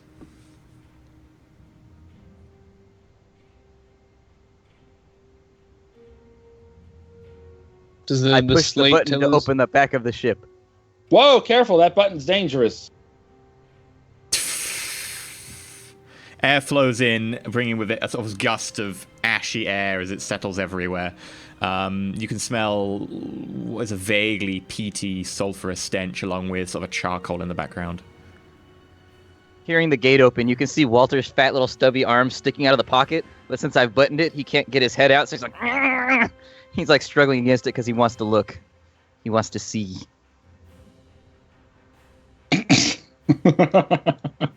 As this is going on, I'm ascending back out of the. I imagine like the turret had a little kind of gunner's nest. Yeah, Is that what it would be called? Yeah, I'm ascending back out from that. It's probably just a fairly easy. Probably around the time that Brander, I imagine, is coming out of the cockpit. Yeah, I powered everything down. As I see you, I give you a nod. You flew well, and then softly, eventually. And you fired well. I just ignored the other comment, whether I heard it or not. and stride confidently out the back of the ship. I sneeze as he Take a look walks around. by. I ignore that too. Like I was thinking, I could recoil, but that's not my way. I will tank the sneeze. Yeah, that's the Nurgle spirit. You lean into it, it makes you stronger. Someday you can have a Walter of your own. But you gotta give the Plague Father, you gotta give him his due first. So as you all walk down the ramp, the ash around you starts to settle on like your shoulders and so forth and so on, sort of beginning to dirty your boots and some of your clothes. Not that it makes a difference to Cassius. It's pretty much all as soiled as it can get at this point. I Darn it, unbutton my honestly, pocket. Shen's face is what I imagine Walter's face is like most of the time. He's always pulling on his skin. Oh, I dear. unbutton the pocket that Walter's in, and he starts climbing up my jacket, but he's fat and stubby, and he's got the physique of a chinchilla, so he's having a lot of trouble. But every now and again, he catches hold of a button or something, like dangles off. You gotta put him in a hamster ball. That Okay, would so work. what do we see now that we've stepped out of the ship? A blasted like wasteland. There's occasionally the odd stubble of a bit of building, like tiny little bits of like cross beams and so forth. But mostly the entire place has been completely like reduced to effectively a bedrock level. You consult the data slate. You remember that the data slate actually mentions something about the actual position of the reliquary. I hand the data slate across to Cassius. Here, look for a map. Prepare yourselves. I'm going to gather my equipment. And with that, I go to where I've stowed my equipment. There's something with like large tanks. That kind of almost in a configuration, almost shielded by a backpack. And I am struggling. I'm Carolina's physique in this timeline is pretty okay. He certainly has an imposing figure, and he's hefting it up and starting to strap it on and buckle it in and things like that. As I take the data slate, Walter tries to reach out and grab it. But you know, like when you're sitting on the floor reading something and your dog keeps trying to get in the way and you keep like pushing him to Yeah. the side? That's essentially what I'm doing with Walter the whole time I'm like reading the data slate. As you're trying to read, I like say you keep to- swiping left. Next page. What is he on Tinder or something? This What is the really hell? going to throw off my Tinder score. Yeah, so you look at the data slate, and it talks about effectively a sub-basement below an old cathedral, protected by heavy metal doors. And it's got a vague map as well. Although there isn't much in the way of waypoints here to guide you, so you would need to effectively do a bit of a search. Carolinus comes back out of the ship at this point, now with a heavy backpack designed to like fit around his mechadendrites, and along with a very large, bulky flamer unit in his arms. I'm Ready not for approving. war, are we? What did Cassius say? Sorry, I missed it. I said, ready for war, are we? Seeing the large flamer unit. I try to be ready for fun. And at that comment, I pull my long las off my back and smile. Let's find some fun. I cast The- it out the- looking for any years sign ago- of where we need to go. I know where we're supposed to go, but unfortunately I don't know where we are on the planet. Does anyone have experience with navigation or map reading? What skill would that come under? Survival. Survival, yeah. This is where we starve to death, by the way. You starve. Fine, There's I'll an apple cook tree you. right next to you. I'm fine. My I won't survival's cook. too low. Cassius. Cassius will survive. By I the don't way, want as Cassius. Garrett pulls out his long rifle, you hear a sound from nearby go, "That's the wrong choice." I Synescience. I Synescience. I'm gonna Synesiate. Sure. Synescience. Wait, is Did I he within hear it, 10 or- meters of me? Who heard that? Everybody? He is within 10 meters of you. You take a minus 30 on your Synescience check. Wait, what? I possess the collar of corn. Yeah, you Minus know. 30 to all No. psychic abilities within 10 meters. No. I walk 10 meters away from him. I give him a glare and cough into my jacket and walk 10 meters away. Yeah, sadly, the object you were trying to Synescience is within 10 meters of him, so you still take a minus 30. God damn it. Target -5. Son of a Well done. bitch. Seems lovely. Yeah, it's a nice day. That Can should have been a I success. Sorry, I rolled use with perception. my Ogre rate to try and locate it? Can I make an awareness check? Sure. I think that was a success, though, because I rolled with the wrong stat. Yeah, I got 20 out of 20. Oh, in I which should have been rolling case, with willpower. Oh, okay. there is something definitely blocking you. You managed to try and push through to get to the peripheries. Brander is putting out a very distinct anti-magic area. Your warp abilities are just deadened in it. But you managed to see that something on Garrett's hip pulses with an unholy intelligence. On his hip. It seems to feel its gaze upon you. Your gaze upon it. I looked at Brandon and I say, "You, stay away from me." And Walter pops out of my pocket and goes, "Ah." And you keep your tricks away from me. Okay, I rolled a 38 with a target of 70 for my Ogre array. Sure. The world is blasted, covered in ash. There's like constantly, effectively, like dead body ash is just constantly coming out of the air here. No matter what. A lot of it tends to defy a lot of the physics and stuff the Augur Array are looking for, and a lot of them are just giving numbers that just don't make sense. Lots of false positives. Yeah, nothing that seems to indicate this voice, though, that you heard. Okay. What's the terrain like around us? It's almost entirely flat, other than the bits of stubbles of building. Almost like the world has been shaved down to a perfect sphere. So we don't see anything like was mentioned, like because you said it's below a cathedral or something. Yeah, there's bits of buildings nearby, like little crossbeams and stuff, that are still standing from the ground. Nothing identifiable. Not without a bit of looking around and a long survival check. You're roughly at the I coordinates reach up indicated. to my grenade launcher and just kind of trace the pointed tips of my metal fingers along the sides. Where like bits of flesh and almost like veins have started to grow along the sides. They actually kind of nick them and little, like beads of blood there. And I What kind of was think, that for? are any of your kin nearby? I cannot tell with that one here. From now on, we just got to attach Brander to a string, and it's got to always be tight. Stay away from. If the string is not tight, not a string. we Not a cannot be string. closer. Not a string. You need meter sticks stuck to end-to-end meter sticks, so it's stiff, so he can't get any closer. Or put him Don't on. touch You me know what with you a do? 10-meter barge pole. You attach him to a blimp, and then we can hold the string to the blimp, so that he's always that far above us. If Okay, you well, would with- have the allegiance of one such as myself, a power from the warp, it would do you to behoove yourself to actually pay some fealty, mortal.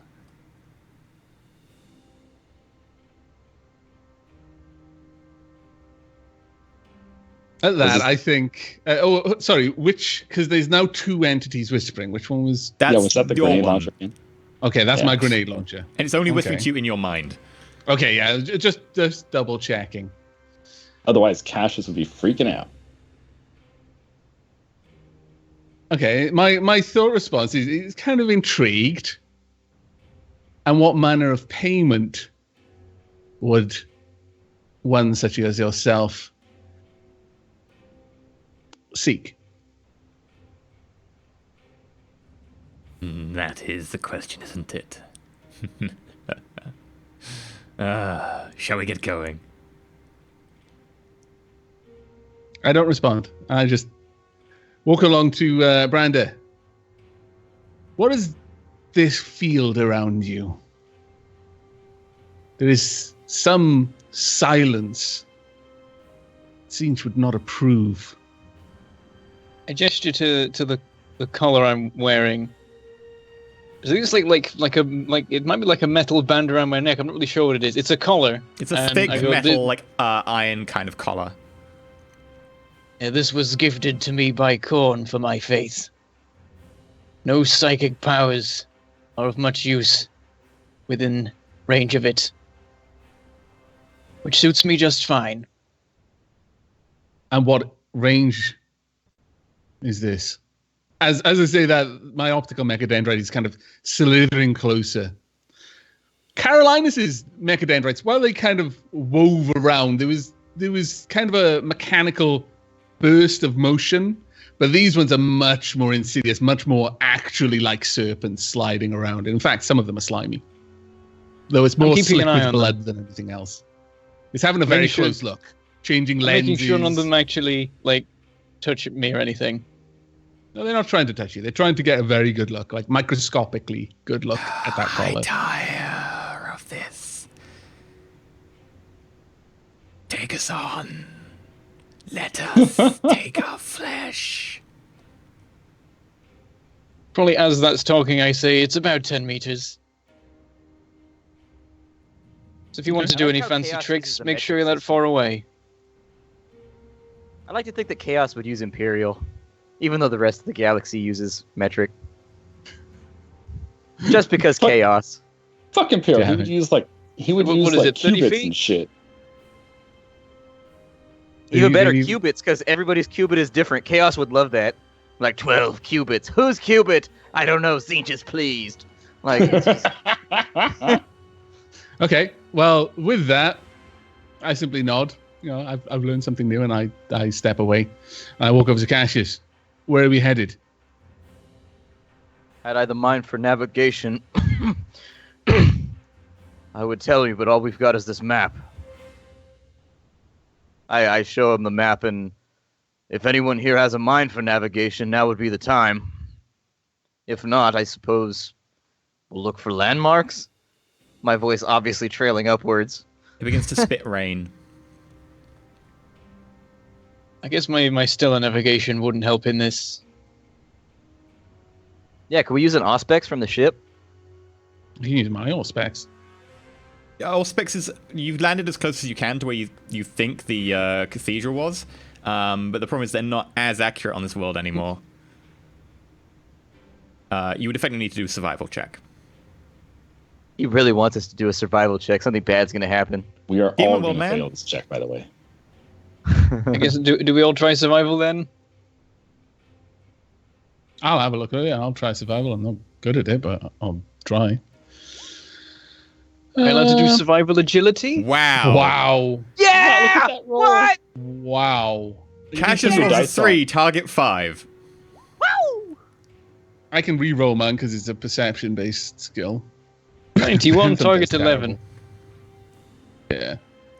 Yeah, so Cassius walks around for a little bit and spots a little destroyed statue in the background, of which like part of the torso has come off along with the arm and head, and then seems to match that up to some of the data on the data slate and realizes that that's the statue out front of the old cathedral. It's only about 20 meters distant. I mentioned to everyone that I think I may have found what we're looking for, and I motion over that way. Using my optical mechadendrite, and I go into the zoom lenses, what do I see? Well, it's the statue. You can't really tell more than the torso's taken off. It was originally carrying a sword, point down. There seems to be vague bits of debris that used to maybe make up a wall, sort of arcing around that seems to form some sort of front of a building there. Okay. Very well, it's as good a place to start as any. I start walking in that direction, hefting my flamer, because I'm carrying it with both hands, I imagine.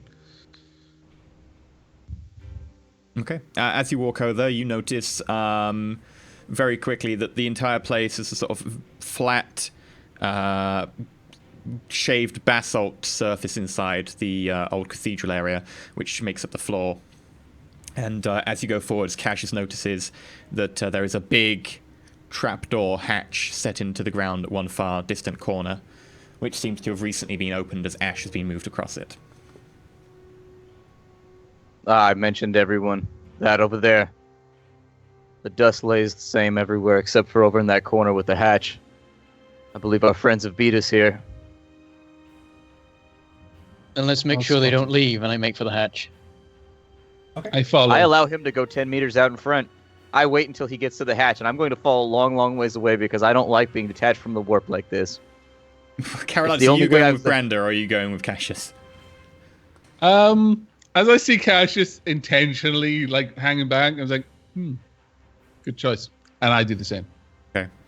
So, Branda, you alone stand forwards and get to the hatch. The rest of them are holding back behind you 10 meters. Yeah, it's kind of like when Avik was a technomancer. It's like the same thing when you put him inside one of the little cubes where he can't do his thing. I don't like it at all. I like being attached to the warp. It makes me feel connected. Oh, I'm right up in there with Brander. Okay. But I'm gonna put my long knives away and I'm gonna pull out both pistols and I'll hold one of them to my face and caress it a little bit and just whisper. I can taste the blood of the rain already. You notice that the blood now around you spitting down is actually red. Did I hear that? Delightful. You probably wouldn't. You've got the collar on. Oh, yeah. Damn it. Works both Walter ways. opens his mouth and he's catching blood. Sure. Okay. You ready to go?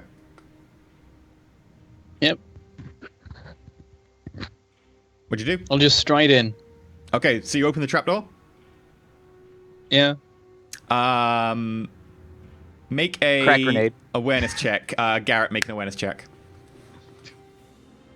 Yay, for being 10 meters behind. Well done. Oh, both of you passed. You hear a clink, which sounds awfully like the pin coming out of a grenade. Jump back, run!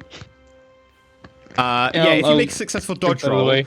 you are able to dodge up to your agility bonus in meters. Now I wish I Best of hadn't luck. swapped all my dodge for parry. So we have to do the Hindsight. awareness and then a dodge roll? Yep. I fail. However, you fail, and you 29, fail. target 18. Nearly It would be a managed massive to- success if I hadn't sold all my dodge points. Oh, you fated it. That's better. Oh, what's your agility bonus? 5. Yeah, you totally dodge backwards, throwing yourself out of the blast radius. Brander's left there alone, as this grenade right in front of his face. Oh shit! Frag grenade goes off. Blast radius of 3 meters, so 3 meter radius. It's fine. Garrett completely barrel rolls out of there as the explosion goes off, directly below Brander. Like Metroid, he just converts into a little ball and just rolls away. Sex acrobatics. That's what I'm imagining. Brander, you take 11 points of damage. To Where? This thing's everywhere? roll a random location, I guess. 19, so right arm. I guess you pulled open the hatch of that, and your arm's kind of obviously there. Alright, I take 3 damage. Okay, the explosion goes off, and shrapnel rips into your arm, tearing little bits out of the cloth and flesh that you have there. 3 damage. Okay. Upon seeing the explosion, I stagger backwards a bit from the noise and the concussion. Walter rolls off my shoulder and is holding onto my collar, like doing a cliffhanger thing. I guess I'm I've already- thrown back. I try and stay on my feet. Yep. I've already run up to Brander and I've pushed him back towards the door. And I just whisper to him, "The trap, how delightful." And I draw. At this I don't point, I move draw from the explosion, chainsword. but I do turn my flamer towards the trapdoor. I'm not just carrying it now. I'm wielding it pointed where I'm pointing. Okay. So do you then march down into the trapdoor? It is a ladder, so you will have to put away the stuff to go down. But All right, I'll start climbing down, going a cowardly trick. I walk Okay. up to the actual the trapdoor, and I once Brander goes to the bottom, I call down. How deep is it? How deep is it? quite deep. You're still going. I guess I Well- relay that. I'm gonna put away the pistols and let's follow. I Let's go. grumble. And it's probably going to take me like a minute or two to just basically somehow strap my heavy flamer onto my back. No, it's designed so that you can like store the heavy flamer attached to a hook effectively, Okay. so that you can effectively put it away temporarily. Okay, well, I do that before starting to head down after Garrett. Okay. And then I guess it's Cassius last. Yeah. I closed the hatch behind me, I guess. Okay, and with that, suddenly, it's almost pitch black down there, with a slight glow from below.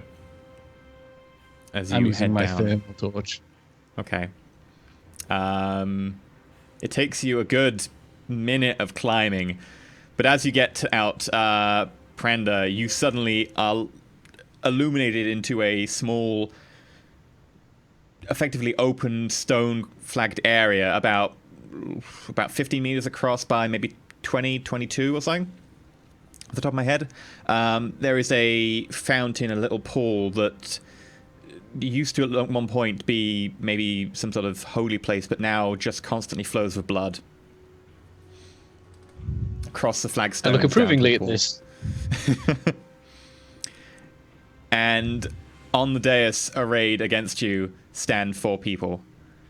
One of whom is a slightly wizard man wearing a very elaborate carapace armor built in with silver runes, all of which has small servos attached, all down the legs and across the arms and shoulders. He is carrying a shield along with a big silvered spear. Next to him stands a woman in Imperial Navy dress, ocular monocle attached to one side of her face, a bolt pistol and chainsword at the ready. Next to them is a tech priest in plain red robes, holding a spear with a chain blade on the end, and a las rifle ready in the other hand. And last but not least is a man in garbs you would not expect to be too different from some sort of hive dweller, carrying a bolt gun, holding one bionic arm, looking down at you with a smile, as the rest of you land on the floor and array yourselves. I'm injecting manic right now. Okay, do you need to test for that, or does it just happen? I have no idea. It just tells me the stats on it. In which case, Am I far enough away from Brando to not be useless? You're right at the bottom of the ladder right now. Man. Back up the ladder, sir. At this point, the Inquisitor's voice booms out across you.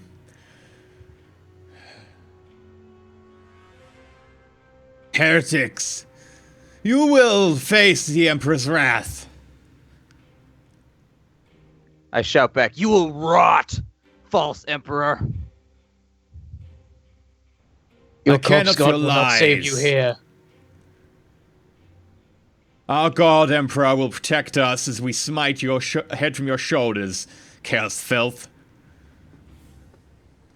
We shall see about that. Should we just get on with it? The captain As they're all, asks. posturing and calling insults. Basically, from what I can tell from the way you've described, there's just 2 groups of people, and then just a couple of them are just throwing insults back and forth. I reach down, so there's this little pouch on my belt, and I pull out these little candied eyeballs. It's just kind of like a sort of sugary coat, and I'm just popping it in my mouth and just eating it. Walter's on my delicious. shoulder right now, and he's just like... say that last bit, as I say that I toss last one of bit, the I will candied eyeballs frenzy. to Walter when I see him looking around. Okay, Brenda? He catches it. As I say that last insult, I frenzy, if that's possible, like before combat starts. Sure, you frenzy, and at which point that will trigger combat, because you're quite obviously going... Right. I would like you all to have a look at our new map and roll initiative. Yay! I don't have an initiative button here. Tell me how to roll it real quick. You do not have an initiative I I button. just copied the Agility macro bonus. across from the I other... copied over. Yeah, probably just copy it over is the quickest way. Or D10 plus agility bonus, right? Yeah, it's 1d10 plus agility, I'm fairly certain. Yes. Is that right? Yeah. Yes. Cool. Hmm. So where are we in this? I'm assuming we're at... Oh, there we are. All right, I get you.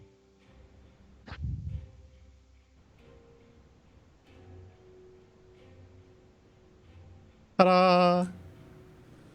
Right. Let us zoom in and have a look at these lovely little tokens here. Where are the enemy? I can't see them. I'll be placing them in a second. So it was Branda first. I don't each, see each of these initiative squares is 2 tracker. meters. So the I'll get the initiative tracker in a minute. Each of these squares is 2 meters, so that effectively you are 2 meters wide, but you aren't. You can still actually position yourselves on a 1 meter grid, though.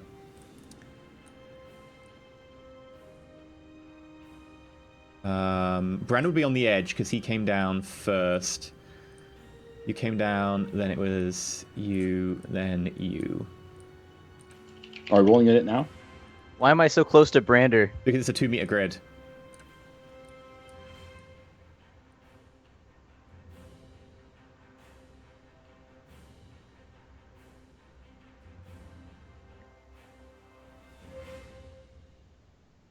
Man, my icon is very pink. At least your face hasn't fallen off. Mine appears to have just sloughed off. I've got a real like leprosy thing going on. Initiative 13. Okay, let me just pull out the initiative track to have a look. I see dice. I volunteer Select my... to let Bentham go first, so he can get the hell away from me, so I can actually do something. You didn't select your character, I don't think. Mr. Splat. He's gonna have to add us either way because it doesn't automatically add to the initiative tracker because I don't have my initiative button. You should have gone you go can get add your your initiative button. It's too far. I'm too tired. But I am the tired. Well, you can go get Okay, it now then have because it I now. have to get Set out fire all to of this the house. stat sheets for all of the 4 enemies. It doesn't matter because I'm about to one-shot them all in the first turn. What makes Some you of the think you're gonna magic go I first? bought I'm is 10 crazy meters OP. away. What makes you think you're going to go first? Well, I'm gonna let Brander go first so that he can get away from me. He can like charge at him and hit him or do whatever it is he does, and then I'll do my crazy nuke stuff.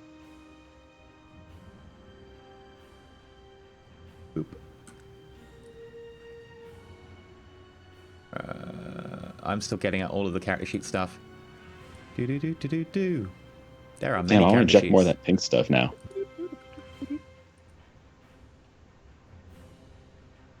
Am I wrong, or is that like an altar of blood? That's what he just described it as. Yes, it's the blood Oh, okay. fountain. Okay. And I'm not sure why Walter it's a blood definitely fountain, plans but on I'm not going going to for a complain. swim. Okay, so what was After all your of initiative, this. Cassius? 13. I rolled well. Okay, It came out as 11 on the readout here. Me too. 8 plus 3. Oh, I'm sorry. It came out as 11. I'm sorry. okay. For some reason, maybe I saw Bentham's roll. Maybe that's what it was. Trying to get a different initiative. For shame. I'll take a better initiative. Chaos. I'll, I mean, I'll come on. trade We can't with you, expect Cassius. chaos characters to follow the rules. I mean, essentially, yeah, chaos doesn't follow rules. We're all about anarchy and shit. My excuse for cheating is I do not follow the rules. Exactly. That'd be amazing. I'd let it go as a DM.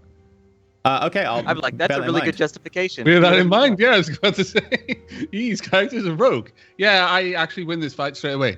Well, you haven't rolled. Nah, I don't follow the rules. I flipped the table. All the tokens fell off. They're all dead. Right. I Okay, I'm win. gonna roll initiative for you, and then I'm just gonna change it. It's the easiest way to change it. You got... Oh, So what did you get? 11. Okay. Yeah. It rolls to 11. Or does it?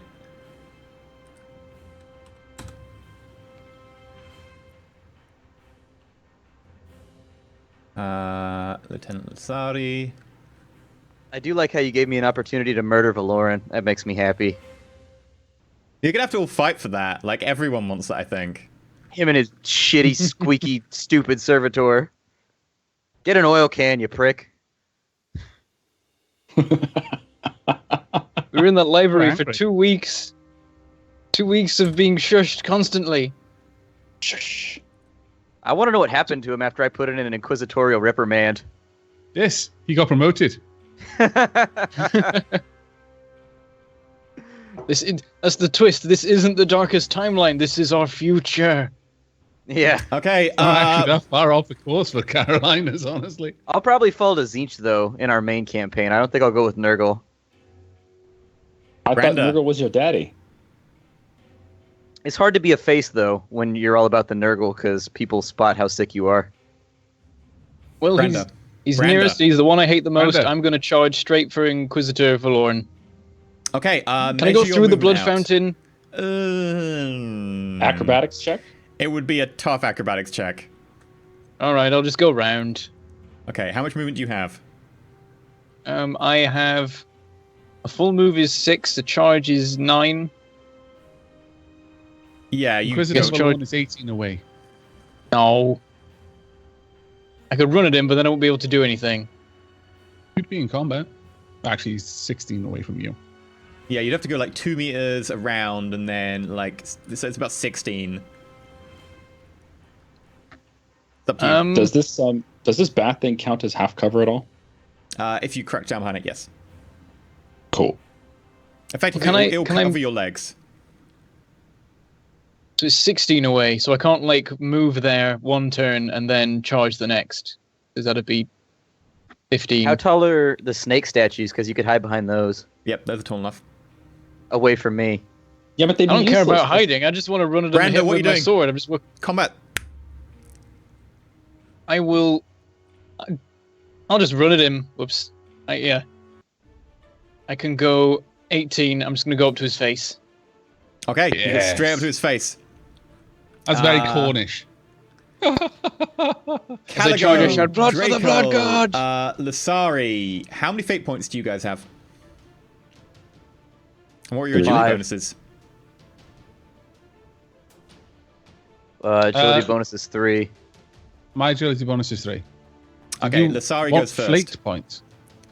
It's fine. Lasari goes first because it comes down to fate points if they're tied. Wait, I've got Sorry. 5 fate points. Is going to Yeah, charge against Branda.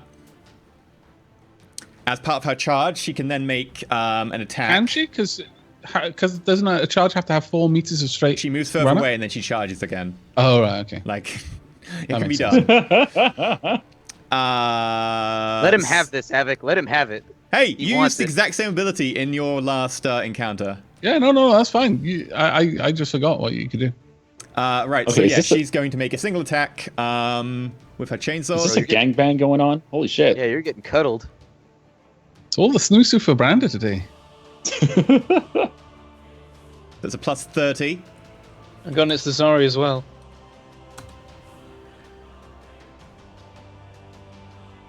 Ow. Nice. Branda, would you like to parry? Yes. Does frenzy affect parry? Not with battle rage. Yep. I got all the upgrades. Doesn't I matter. missed by 5. 66 out of 61. Okay. What has been a trend with her you this week? chainsword comes in on your right leg and does... Let me find the weapon. That's a bolt pistol. That's a chainsword. There we go.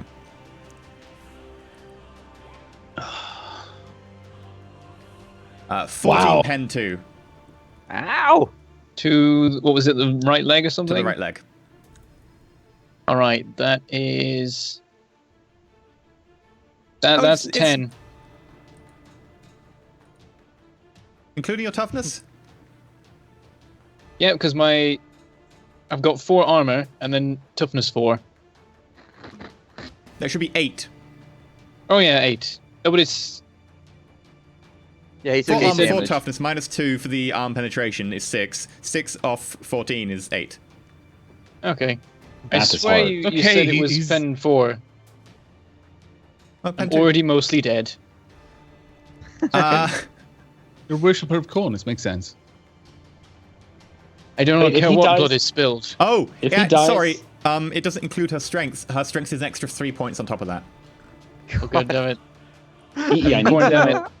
I need to know, and probably Cassius needs to know as well. If he dies, does the collar stop working? No, the collar continues to work. So we can toss around like a frisbee just to fuck up Cassius. You should put it on Cassius's neck. Should definitely do that. Just give it to Walter. Walter will carry it around. That He'll makes wear it like a helmet. Caligo or Drakel, you get to pick. I'll let Cassius go. Okay. So I am going to do... Why didn't I fate that parry? I was wondering the same thing. Is it because I'm a derp? Yeah. It might be that. I assumed it was Are you a because you derp? were saving it up, but there's a good chance you're a You derp. can't save it if you're dead. Yeah. You're going to be one of those who dies with an inventory full of healing potions. Mm-hmm. You're going to Cassius. finish the game with 99 healing potions. Cassius? I am that sort of guy. I'm going to cast Warp Vortex. And it's going to be, let's see here. My range is fine. Warp Vortex is going to be at psi rating. Well, I'm going to do it with sorcery. So I raise my hands and I start doing profane symbols, and you see like vague fluctuations in the air as I'm drawing out these various symbols with my fingers, which are now glowing like ET essentially. And then finally I look towards Jake Allard and Reclamator Glish, and I am going to drop, let me measure it out real fast so I know exactly where it goes down, because you're going to need to know that. I'm going to drop it right there on his R, so Okay, I the need to Warp find Vortex will someone to be a open right vortex. there. By the way, the color also makes me resistant to psychic stuff, so feel free to nuke where I'm standing. Oh, okay, I didn't know that. I would have. It's fine, though. I'll open a Vortex there to keep him off you. Oh, yeah, you've drawn. That's fine. Cool. Yep. Yeah, I like that. Okay, so what does that warp vortex do, and do you need to roll for it? A vortex of energy emerges to collect all matter within its core. Men fall towards it as air rushes past. A small sphere of debris forms at its devastating center. I designate a point on the ground, and if I succeed on my test, everything inside a number of meters equal to my psi rating has to make a challenging toughness test, or fall prone and slide 2 meters in the direction of the vortex.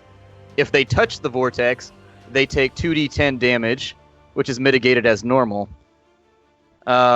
Anybody firing through the vortex or trying to move inside the vortex's range has to make an agility test to move. You can move towards it, but if you're trying to move away from it in any fashion, you've got to make an agility test. Okay. And then anybody firing through the vortex gets a minus 20 penalty to their ballistic test. Nice. What's the hope you win. effective range on that pull? The effective range for this one would be, Psi rating, isn't it? yeah, so it would be 3 meters in it's any very direction of focused. it. So Yeah. it's like there to there. So yeah. I got to cast though. So let's see Best how this of luck. goes. This sounds amazing. Is it within 10 meters of Branda? No. Well, that shouldn't matter. Oh, maybe. Oh, yeah, it is just within 10 meters, 9 meters. Does that count, though? Because I think Yeah. it's psychers within 10 meters of me making tests. No, I believe its powers targeted within 10 meters of you as well. I demand that it be looked up. You could just move your cast to like 1 meter to the left. I It's will not a look it big up. deal. I think it's only fair. I'll look it up. Let me check. Black Crusade, Tome of Blood. Brander, terrible choice in gear. Terrible It choice. says within 10 meters, psychers are at minus 30. I got the shorthand for you. It's actually a much longer write-up that I just didn't bother copying because it's I mean- ridiculously long. Also, it's not my fault, Splat. He just gave it me. I didn't buy it. He just gave it me. So he did the That's same you. thing that Slaneshi cultist did to you, but just with the crown. It's the same effect And your as having a willpower null wasn't rod. strong enough. Excellent. think it Now I was have to very find out where the different, null actually. rod is. God damn it. Oh, come on, Don't don't you have love this how they pointed do out that in in your the head? books? Like, I could tell you the rules right here, but instead I'm going to reference another spot, so you got to go back to the index Yeah, again. but it also doesn't say where this spot is for this one. Normally they do. Dark Heresy's pretty good about that. No, the best thing is that specific definition is in a different book you gotta buy. Yep. Which is why I'm in a different book right now. Pay $250 for the DLC on your phone. Got to refill your crystal basket. Someone's pointed out that Frenzy gives me an extra toughness, so I resist one more of that terrible hit. Okay. Good. Slightly less dead. Oh yeah, while I'm casting, Walter is up on my shoulders doing like a little shaman dance. Like, Like the rhythms along with the chanting. Right, exotic weaponry. PDF load faster. Right, what would it be under? Null Rod. It's not under power. The exotic is all destroyed, so I cannot check. I'll just Google it. Yeah, Google Null Rod. It'll probably be up there somewhere.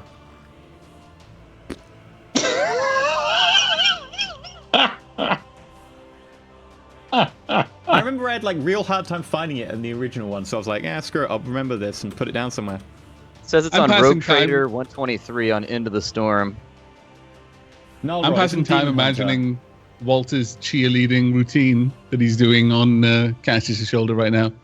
Oh, he's popping and locking. He's doing like little jumps and stuff. He's got like a little stick. He's casting This is along with me. fantastic. This is absolutely amazing. I love where he's getting his props from. He's like a cartoon character. He just pulls them Yeah. out of his backside. He's like Carrot Top. Now I've He's got a got a little shaman chest on- stick. Yeah, he's got a chest on my other shoulder, and he just digs stuff out of there that he's been working on. Right, Null Rod's in the core rulebooks. Amazing.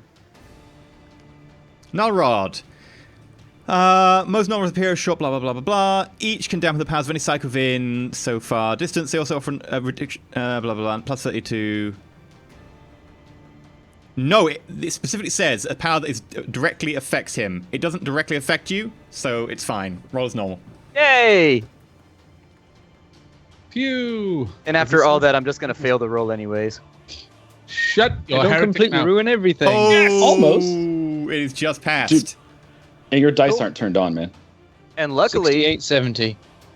the nice thing about this spell is that it doesn't matter how many degrees of success I get. It's irrelevant. It just goes off. Okay, turn your dice on, and how much damage do I have to resist now? No, I have to make a challenging toughness test.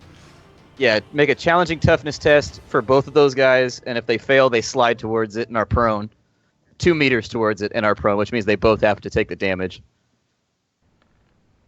Glish fails, and... Wow. Challenging means +0. Yep. Yeah. Okay. Jake fails. Glish is going to fate that. If Come on, nothing Glish, else, you can do it. Damn. Failed. Nope. How far do they slide? 2 meters. 2 meters means towards the they- vortex, and if they touch it, then they take 2d10. They're both within 2 meters. And they're both prone, by the way. Man, sucks to be them. It sucks hard to be them right now. Okay, so I got as... the Imagine OP they're kind of tools. tangled up like my ferrets do when they sleep, and their limbs kind of get knotted in bizarre ways. So as like you start casting this, a sort of tear into the Immaterium appears, shuddering like flickers of purple and orange arcane energy sparking around. The blood in the fountain nearby begins to slap over the side and flow towards it. And both the tech priest and Allard are both knocked prone and dragged towards the vortex, where crackling like rips in reality start to tear into them. Please roll me 2 lots of damage. First will be Glish, As they're the second one sliding will be towards Jake. it, I say, "Embrace the warp." And then Walter, blood is splashing all over me. He's like, "Yeah." Just toss Walter in the little bloodbath. I love it. Just get him little floaties. So 11 and...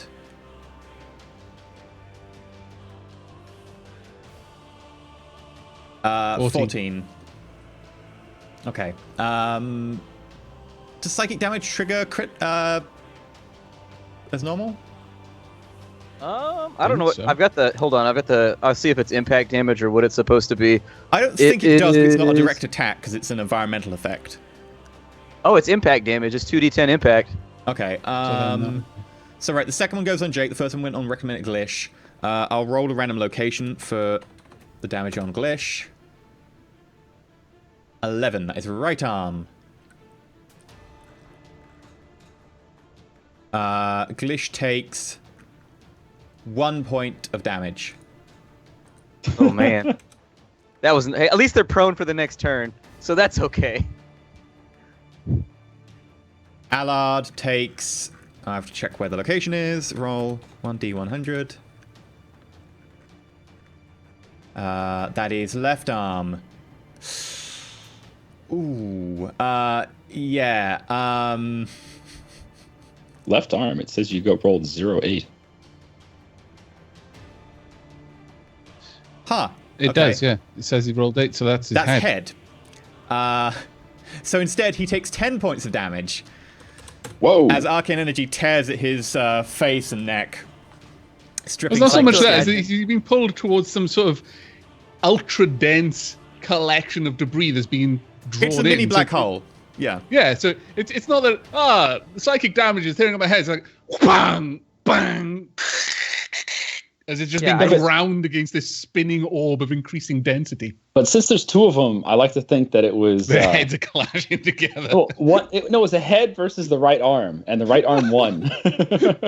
Reclamated Glish's metallic arm just like gouging chunks out of Alad's face. That was I really just awesome. spaghettified that guy's face. So, Drakel, Flesh Shaper, you're up. Okay, well, let me just double check. What's the range on my grenade launcher? It doesn't say. How does that work, grenade launcher? You want to look it up in the rulebook? I don't have the rulebook with me. Is it the same as like a throwing weapon? Well, no, it's fired from a grenade launcher. That's the problem. 60 meters. Oh, okay. Oh, you get a free Doombolt cast too. I can fire my grenade launcher as a free action, can't I? Because it's mine, Yeah, you can make MIU. one attack in your turn, but yes, you can. Okay. Yeah, I'm going to fire my frag grenade at Reclamated Glitch and the other fellow on the floor there. I can't quite see his name anymore because he's underneath. Jake Allard. Glitch. Yeah, helpless that's because my they're prone, free or is that, action. like- I'm just going to boom and try and drop the grenade Make on an them. attack roll. Okay.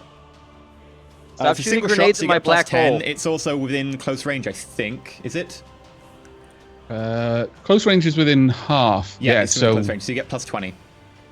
plus 20 to the hit. Also, they're prone, though. Is that minus 10? And It's a minus grenade. 4. I'm not aiming at them. I'm aiming at the police with AR. Technically, Would you have to that aim at affect them, it? so it would scatter, as opposed to hitting them. So it's a minus 20. Oh, okay. It's a minus 20 on top of the plus 20 or minus 20 after the plus 20? They cancel out, so it's a 0. Yeah, okay. I was worried then. It's like, ooh, wow. Oh, and that's you're firing through the warp storm area. Okay. Minus So 20 what's as that? well. An additional minus 20. How big is the Give me warp some storm? The warp storm would be 3 meters wide. 3 meters. Yeah. Yeah. So I'm gonna just mark this on the map. But yeah, go ahead and make your attack roll. Well, if it's going to be all Surely- of those negative Well, if modifiers. you miss, all it does is scatter. Yeah, I Surely it suppose. The helps, though. vortex Like- is still there. You're So, like, firing when at it sucked something the that's grenade sucking towards the things in. vortex. Surely that should be a bonus to hit. One would imagine so, yes. GM ruling? No, it's going faster Oh. than the normal sucking speed of the thing. Right. 54 verse 13.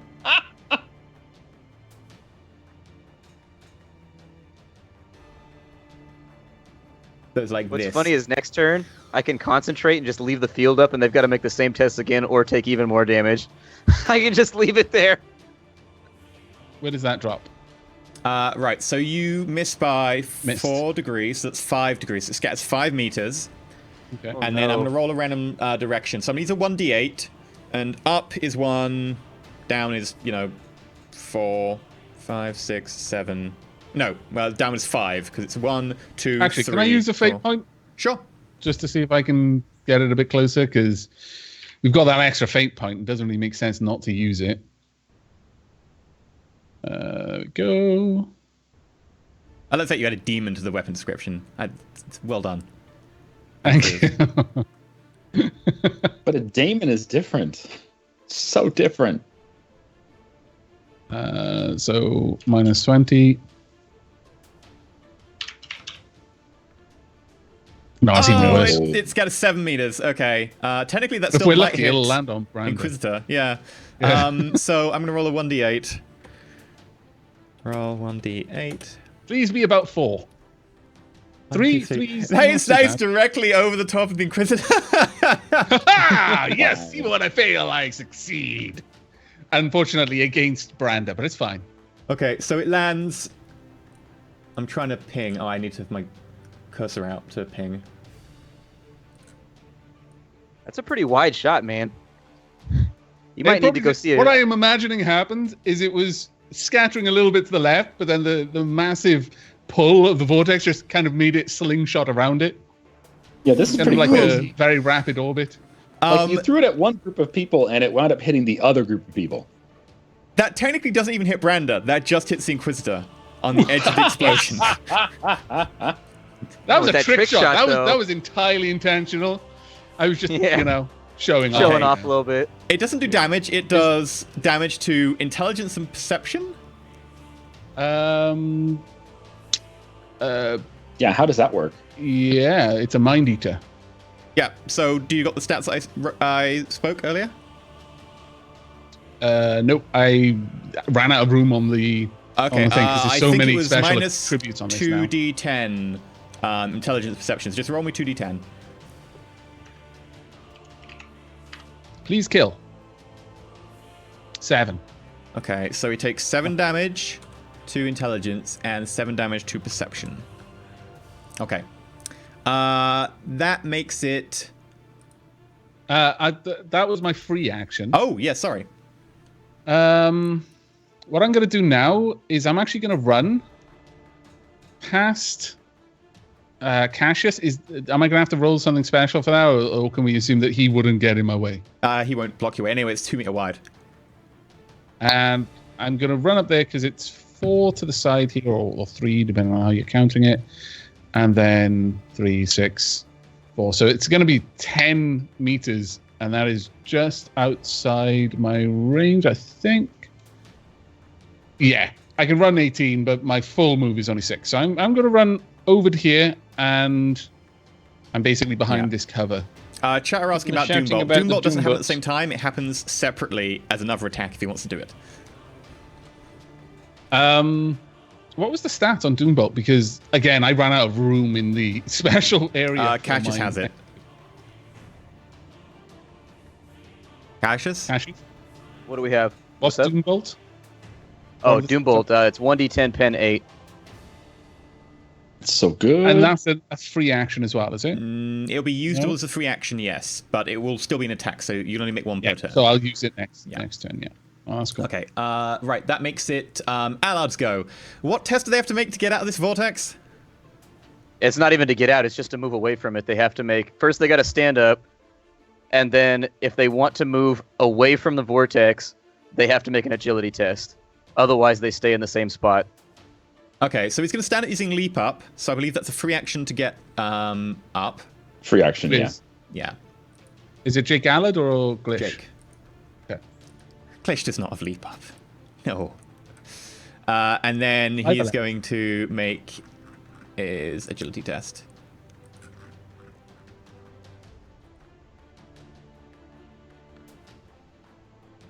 Excellent.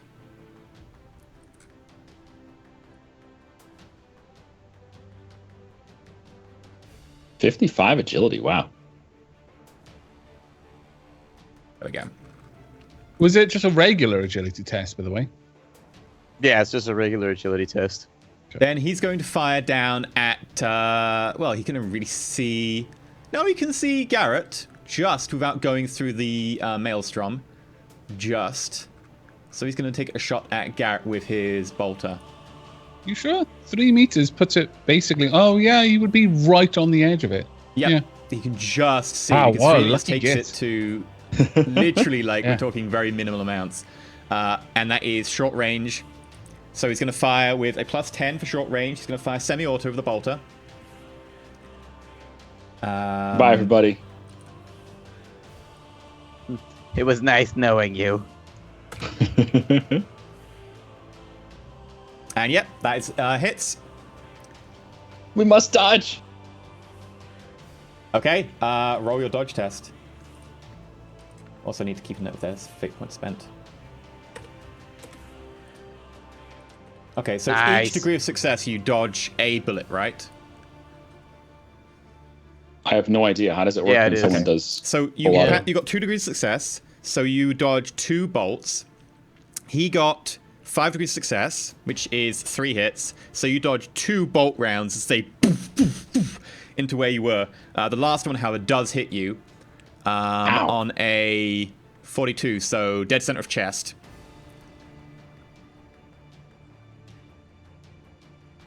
Where's the damage? Here. Oh no, sorry. That is incorrect. Let me just double check. I don't have the bolt stats actually. I never wrote down the stats. Right, let me just type these in real quick. 2d10 KH1 plus 5. 10 4.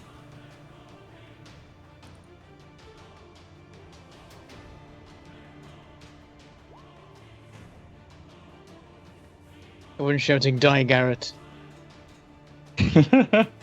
They still haven't let Jakaro go. Oh, This is a different Garrett too. This Garrett didn't even murder Jakaro. Yeah. All But this Garretts one in has all to universes must die. He is going to elect to replace his degrees of success, which was 5, with the 4. So that does 10 points of damage with a pen of 4 to your torso. Extra 1 damage, actually. Oh, yeah. Yeah. By the way, since you remembered that, you also have a force field.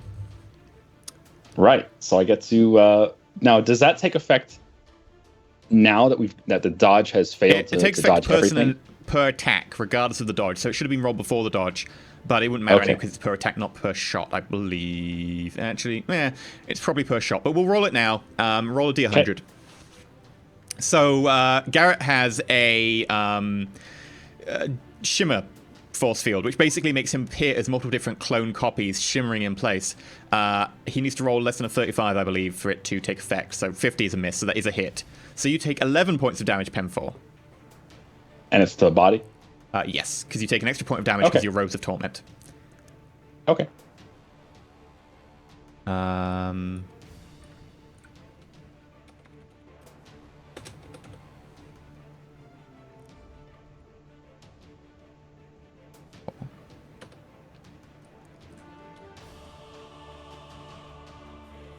Right, that makes it Inquisitive Lawn. This is the part where I die. And the not part looking where I so wish good I'd for all of bought us, to be fair. that talent that let me parry multiple times a turn. All out attack. They don't need parry. Okay. Inquisitive Lawn is going to... Well, he's going to swift attack you. I mean, he could, like, side kick you or something, but... you're in combat with him. So... Any pluses? No. No, he aims. There we go.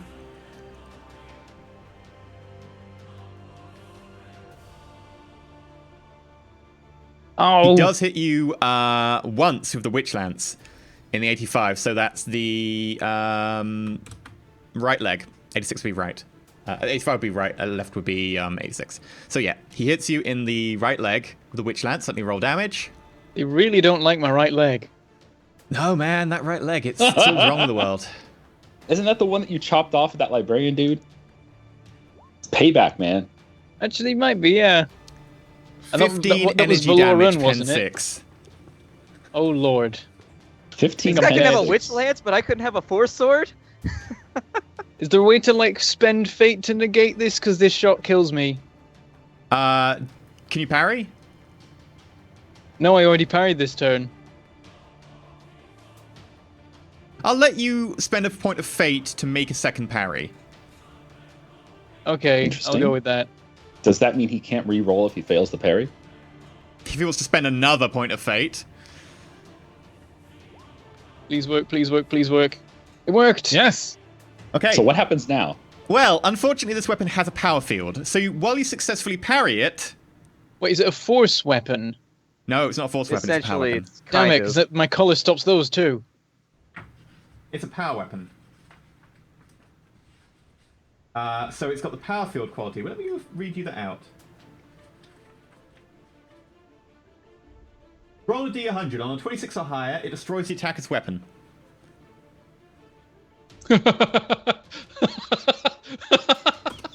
Wait, did you say 26 or higher? And with that, as you swing down with your chainsaw to block the upthrust from the spear hits your chainsaw. There's a brief spark of energy and the smell of molten metal, and your chainsaw shoots the chain out as it is now being severed. It just flies off, and the chainsaw is now broken and useless. Are you sure it's 26 and above? Mm-hmm. I want one. This is endgame stuff, man. He gave them like hardcore, like Space Marine shit. And why did this have to happen to me in the one session where I only possess one weapon? No, you've got a Because chainsaw you ran as well. in, it's your fault. You've got your old chainsaw. Oh, I've still got the normal one. Yep. Oh crap! I better start putting the points in for that. Because it's a successful parry. Do I get my counterattack before? Yeah, you can counterattack.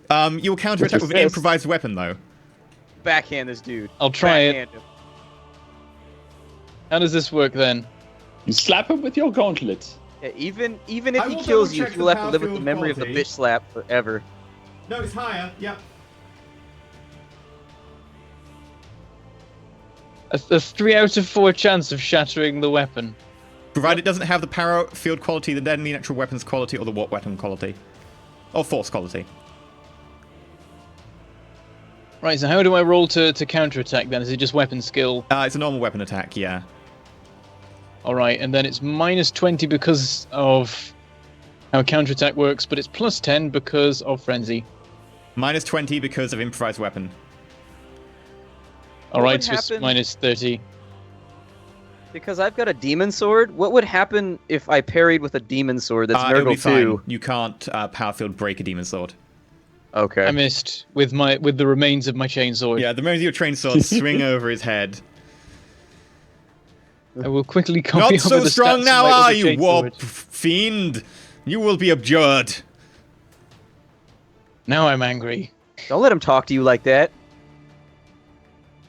Okay, Go for the throat, dude. Garrett Bite him in the Tornshot. throat. Oh boy. I believe Garrett's gonna take some shots at Mr. Jake Allard back there. No, they're not allowed to have somebody that good of a shot. So I picked up some wonderful skills for this session in particular. Let me tell you about them because they're fun.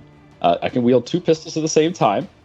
So I have, what's it called? 2-weapon wielder. That's the first thing. And then I have ambidextrous, which lowers the penalty from -20 to -10. And I have hip shooting, which means I can full move and shoot both weapons at the same time. They're pretty nice. But to avoid the warp storm, I'm just going to stay right where I am because that's the best spot to shoot Mr. Jake. Okay, go for it.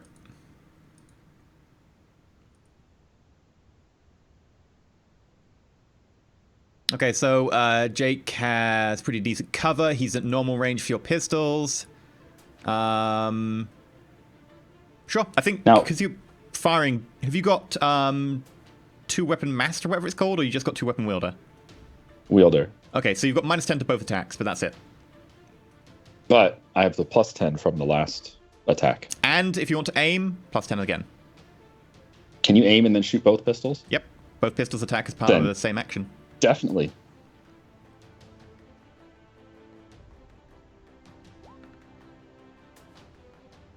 That is a hit with the Gibberling Shrieking Pistol. As you pull it and aim it, it goes, yes, yes. Right. He's going to make a dodge roll.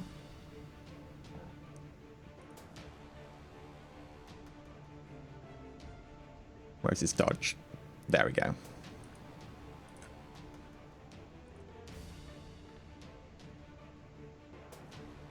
Yes! Passed. The Gibberling Shrieking But Pistol. Can he dodge both shots or just one? The second shot you can fire now. So this compressed blast of sound goes past him and hits the stone behind, sending up fragments. Second shot, however, misses. It's all good. Last pistol eating into the statue. You want to fate that? No. The second gun isn't as good.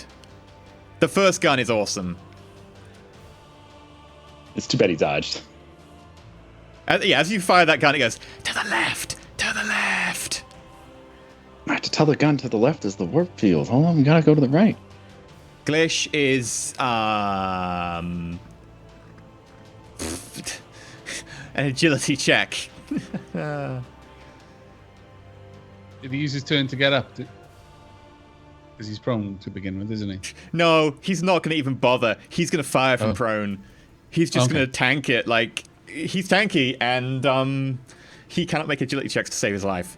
So he's going to aim and then fire semi-auto burst at Drakul Flesh Shaper. Drakul, your right arm is hidden behind that statue from his angle. Okay. So I'm going to roll a ballistics check. Aim, but semi-auto, but What's close range. the reduction because he's shooting Mine's through 20. the warp zone? He misses. As fire stitches up the statue. That takes us to the top of the round. Branda, Butcher of Ichthion. All right. So I'm gonna draw my. Right.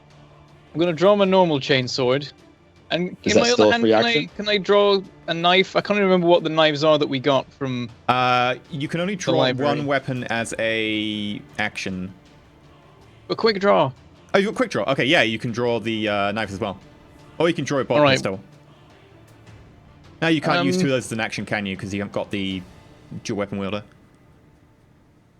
No, not for two different weapons. Yeah, the chainsword and also a knife, and then I'm going to aim and attack the Inquisitor with the chainsword. Okay. Sure. So you get a +10 for aiming. Go for it.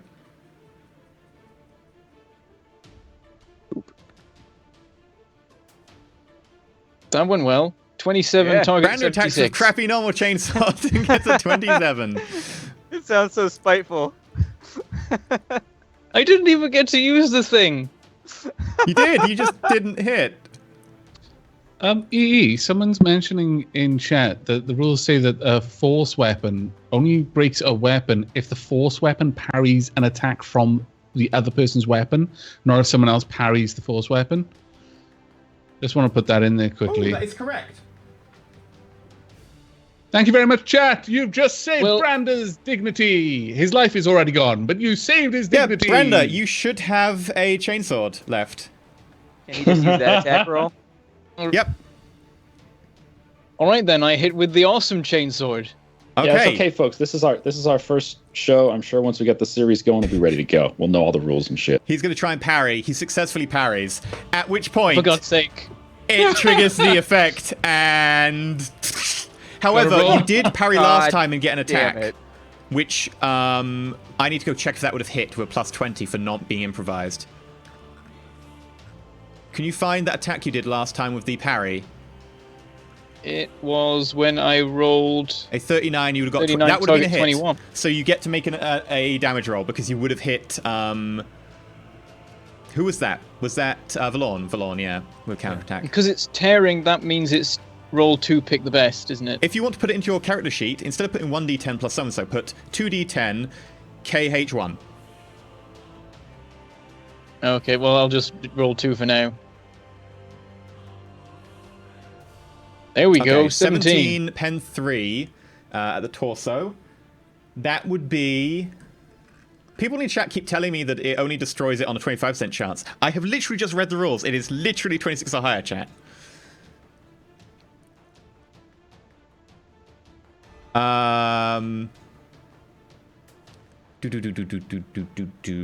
17 pen 3. So you ignore...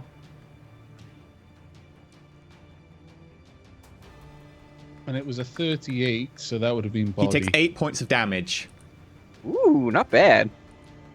to the torso. Giving it back to him. Okay. Lasari. Lasari is... Hang on, because we're still on the Inquisitors, or on my turn, because I just hit him with the greatsword, and now you need to roll to see if it shatters this time.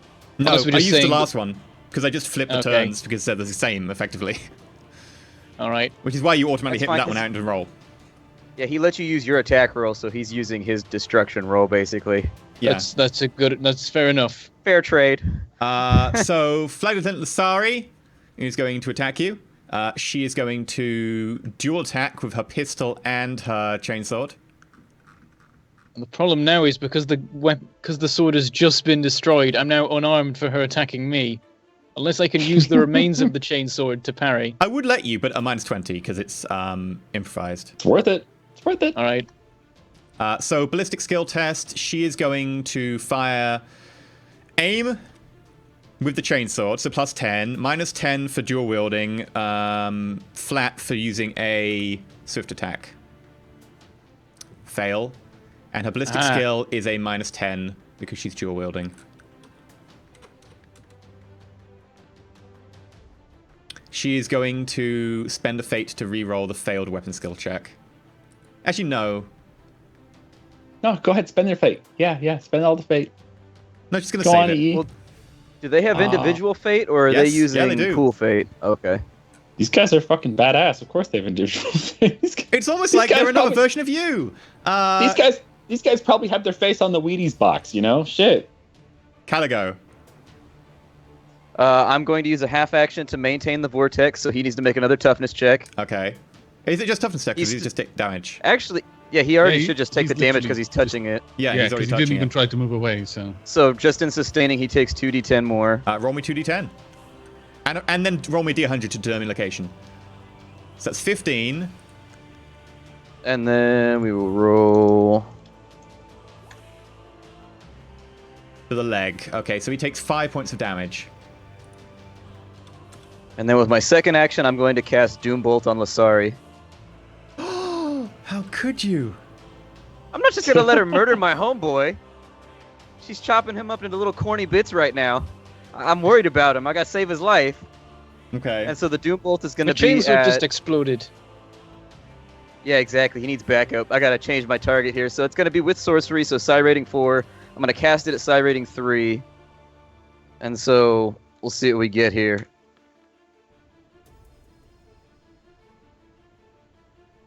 Okay. So how many degrees of success is that? 4. 4. So this is 2 attacks because it's a barrage. And she takes... Let me get the damage up one more time to make sure that I didn't miss anything. So with Doombolt, it is 1d10 plus Psi rating, pen 8. Okay. That pen 8 is amazing. Okay, so Caligo First bolt is 11 pen 3 or pen 8. gestures with his hands, invokes power, and this black arcing, sort of crackling, effectively like a lightning bolt, but much wider, more like a tear, shoots over towards Asari with green tinged edges and hits her, doing 11 pen 8 to... What was the attack 40. roll? 43. 43, So 34. the torso. Yeah, to the torso. Sorry, body. That ignores her armor. She takes 8 points of damage. And then the second bolt. Ooh. Whoa! Righteous Fury! She is going to elect to dodge.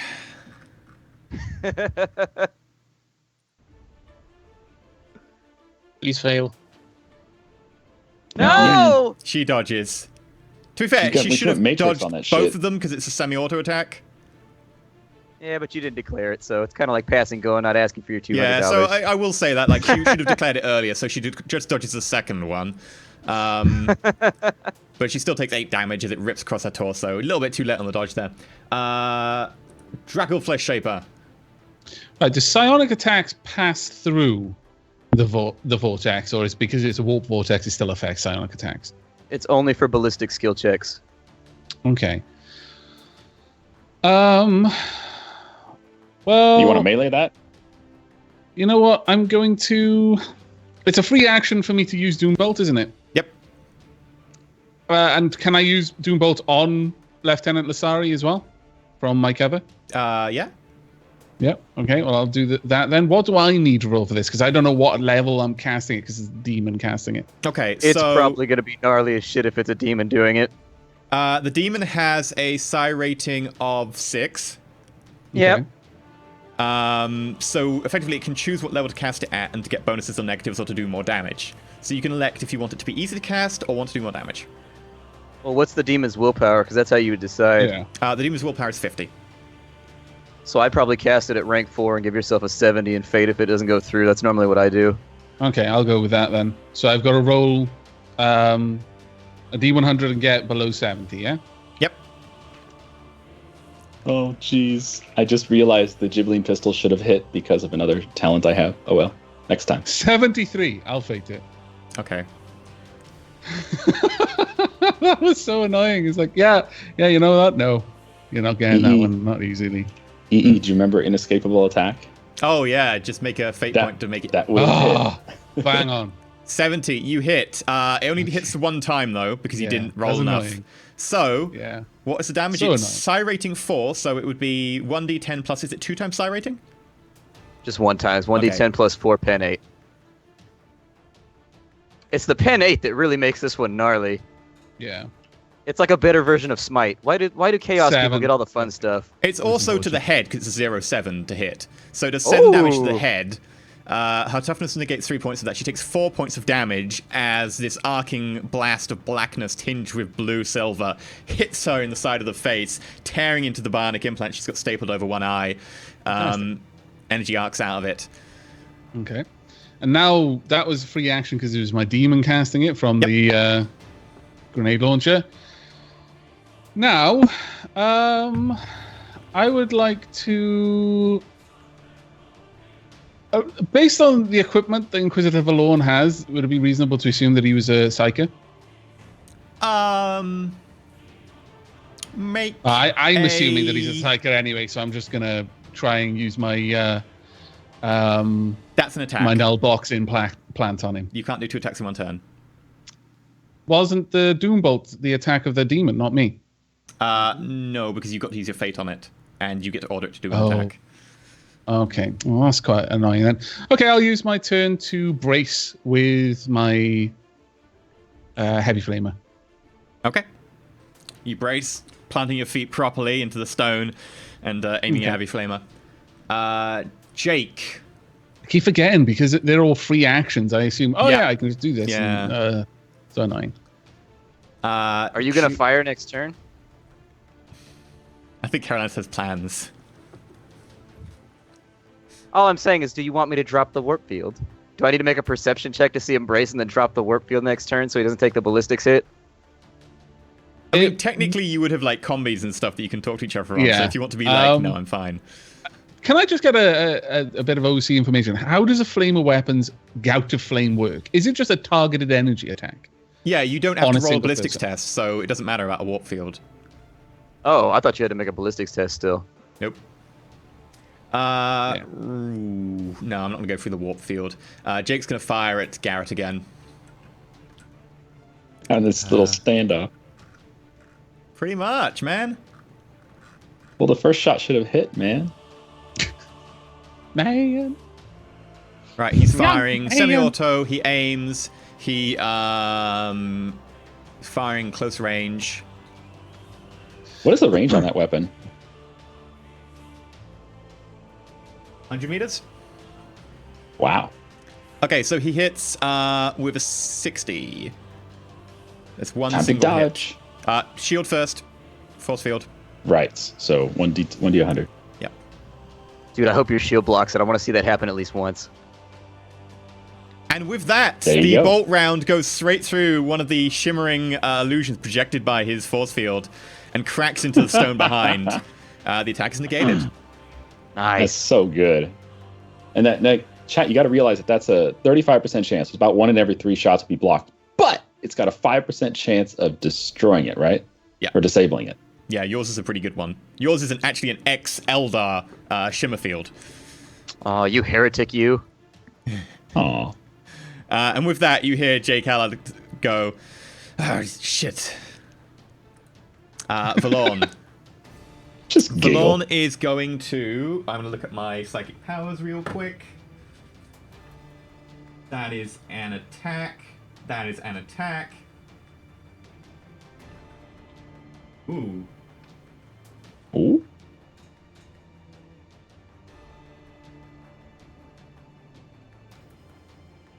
What? Ooh.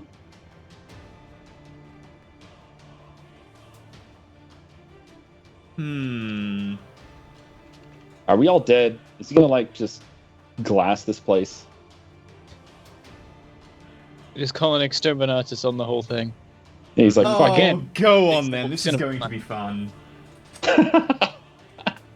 Okay, so Gate of Infinity. Though it offers no physical attack, the power is nonetheless one of the most dangerous uses of telekinetic discipline. With it, the psychic tears open a hole in space so that it might pass through the warp. Others may refuse to pass through the unreal pathway, however, fearful of any proximal of the immaterium and its terrible denizens. I assume that blast weapons go through that as well. The psychic shoots a point anywhere within 5 meters of his size rating and opens a gate to the immaterium. How close is that warp vortex? To what? To what? 10 meters. 10 meters. So 9 maybe. means equals the duration of the power. How Just close to are the you to Garrett? Garrett Cassius? Like 4 meters. 4 meters, yeah. Right. So if I cast at psi rating 4, Oh, we did.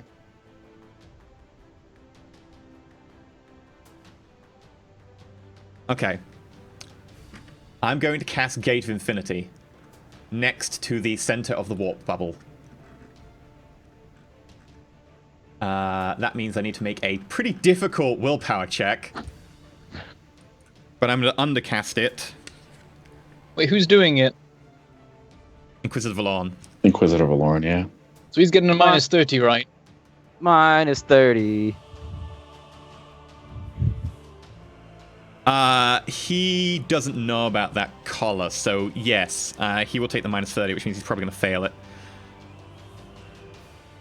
That Okay. dread Makes him on Benton's implode. face.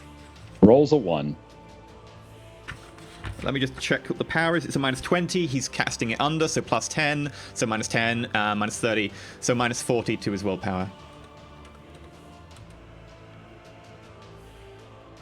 No. He fails cast Gate of Infinity. As the power just slips through his grasp. And he's just going to whack you for his remaining one. He doesn't get an aim, though. He can't. You can't do 2 attacks. You can't that's manifest not a an power attack. and attack in the same turn. That's not attack power. That's just concentration power. You can't cast a power and also attack in the same turn. You It's just with get the to attack cast a subtype, power. isn't it? I don't think so. It's just a power in general.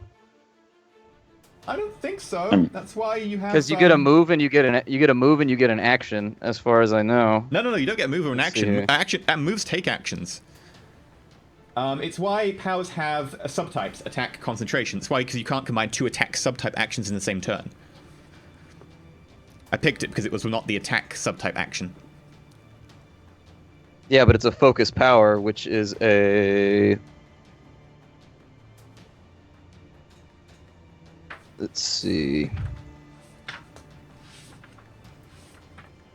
want to get out like an ancient scroll and just start looking through it.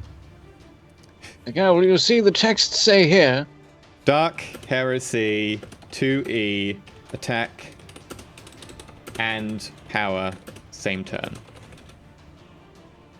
I would say it didn't matter, but I'm so close to death that it really does.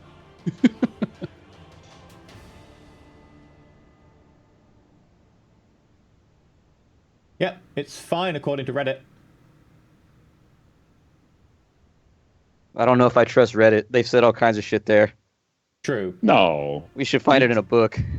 Do you really think people would do that? Just go on the internet and tell lies? It's why most powers have the attack action, which is explicitly states they cannot be used because of the attack action.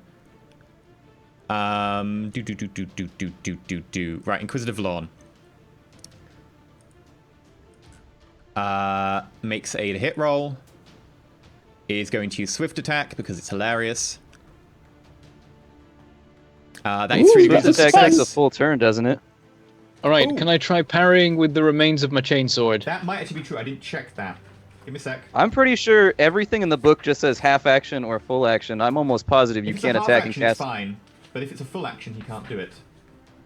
I'm suspect of that because you've never let me do it before. Oh no, I can't actually do it at all. Because it's an Ah. extended action. So he does it as a half action and instantly fails. Anyway. Okay. So yeah, Because in the book, there's no designation of like attack or anything like that. Oh, yes, there is. Never mind. It's on a different table. There it is. Because every power has below it subtype, attack or concentration or both. So Brander, yeah, do you want to parry that? Yep. -20 So to it'll parry? be -20 because I'm parrying with a hunk of metal, but it'll be +10 because of frenzy. And I get There you 20 out go. of 51. Which is enough to parry both attacks. So he swings into you twice, trying to stab you with this spear from 2 different angles, and you ting ting. However, the first time you will need to roll a D100. Roll me D100 to see if your chainsword gets destroyed further. There's Oh, no. nothing left. Yeah, I it's dead. roll 64. Yep. And then roll me again.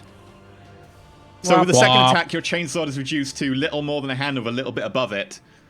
And the second attack reduces it just to the smoking like hilt in your grasp. Everything else fallen into 3 different Just like the blits. hilt. You're I literally don't just think there he holding used the that grip. That's anymore. it. There's nothing else. There's nothing coming out the top at all. Like little hunk of metal stops like right shy of your hand. Stuff it in his eyeball. Probably take a step back from Oh no, that, sorry. and then I It's just only when it stare at him, blocks. and I It's just... only when it blocks. I keep forgetting when it gets blocked as well, because that makes sense because reasons. But no, it's only when it blocks, so it's fine. It doesn't do that. It doesn't matter anyway because it's still an infrared It's still weapon. alright. It's still the remains of a chainsaw. Garrett. It's okay, I'm dropping it in a second. Garrett, I'm gonna whisper to my pistol that we're gonna shoot this Jake Allard this time. This time we're gonna hit. We're gonna cause him some wonderful fun. And we're gonna shoot. And I gotta remember this time that its inescapable attack makes it harder for that guy to dodge. You spend a fate point to make your attack unavoidable, don't you?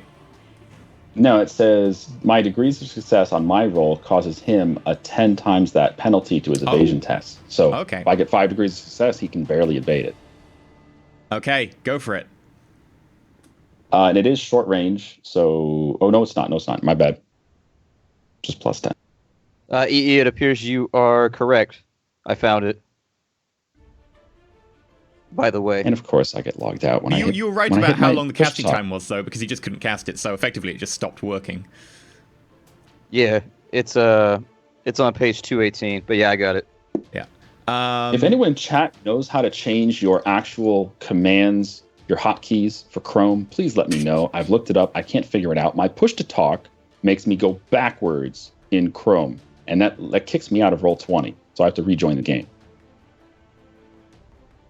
I Sorry just about realized that. I'm on page 219 of the rulebook, and I hadn't realized that I could just like scroll up 1.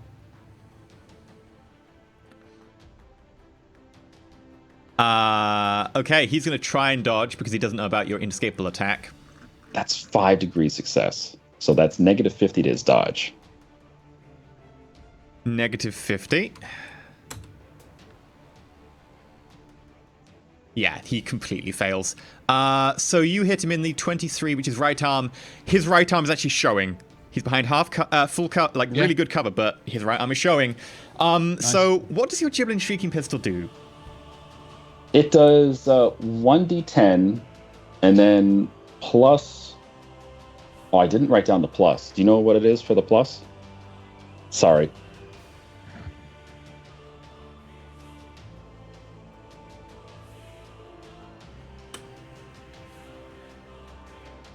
Loading. Loading. Loading. Wait, I forgot. I successfully parried. I'm supposed to counterattack. Oh yeah, Okay, well, go hold for on. it. +4. Okay, so it's 1d10 +4, and then +3 thanks to my ballistic skill. And then pen 4. And then pen 4, it's concussive 2 and toxic 2, so the guy has to make a toughness test, and if he fails it, it's a toughness test +20. If he fails it, then Minus he 20. takes... Oh, -20, you're right. Oh my god. So what's the concussive do? And the concussive Toughness does test what? -20 and if he toxic does what? fails a degree of success stunned. And then the toxic? That's toxic, and also toxic is -20 toughness test or takes 1d10 damage extra. It's also tearing, so you should be rolling 2d10 KH1. For damage, yeah. Branda, as you try and like counterattack, you actually just lunge past and let go of the broken bit of metal as it's kind of jagged and overheats in your hand anyway. I hate this chainsword, even though it's no longer like a properly functioning chainsword. I hate it because I just rolled 100. At least On you the got last one hit roll. off. It could be At worse. least you got one hit. Some people don't even live long That enough was- to do that. That was nice, but I already knew its fate was sealed by then. Okay, the right arm, you ignore his armor. You do 9 points of damage. Didn't he have 5 degrees of success on the shot? Yes, but it's single shot. Would he be able to swap his degrees of No, he success got for the 5 roll he anyway. had? Did he? Yeah, you want to look at the roll? Oh, yeah, so he did. Sorry. I missed that completely. It's all good. So he's on 19, which takes him And down now to he- negatives, by the way. -4. No, let me just check. -5. He then has to make a toughness test at -20. -20, yeah. Man, competent characters fighting each other takes a lot longer than the normal scrub battles we're used to. There's a lot He more fails. rolls, that's for sure. Roll me a d10, he takes more damage. I'm glad we don't do this every week. He goes to Everyone -10. involved just refuses to die. Regardless Yeah, everybody of, gets dodges. Regardless of the parries. concussive, he's obliterated. As the demon in your hand screeches, a blast of concussive sound hits his arm, shivers, tremors going up his arm, and the standing wave just builds and builds until his arm explodes, kind of Akira style, and he's thrown backwards. He is completely obliterated. Kaneda! That's the Oh. wall! Oh, thanks, like- EE. I'm You never gonna let me hold- down. I'm gonna hold the You're a pistol to trooper. my face and I never lick give you along up. the barrel. Pum? He Okay. licked his gun. Okay. Yes, his soul. And you can't take What the part other of the weapon gun because did there's you no one lick? close enough. No, you can't. There's no one close enough. Actually, no. Reclamate glitches within 10 feet. No, 10 meters. So you can make a second attack. I thought I had to have a special skill to do that. Independent targeting allows you to do it between people who are not within 10 meters. Oh, so normally you can? Normally you can. Oh, I didn't You will know suffer that. Okay. a -20 because he's prone, though. And in And the isn't warp it field. another -20 for the warp field? Yeah. Okay, well, it's a shot in the dark. It's a free shot, yeah.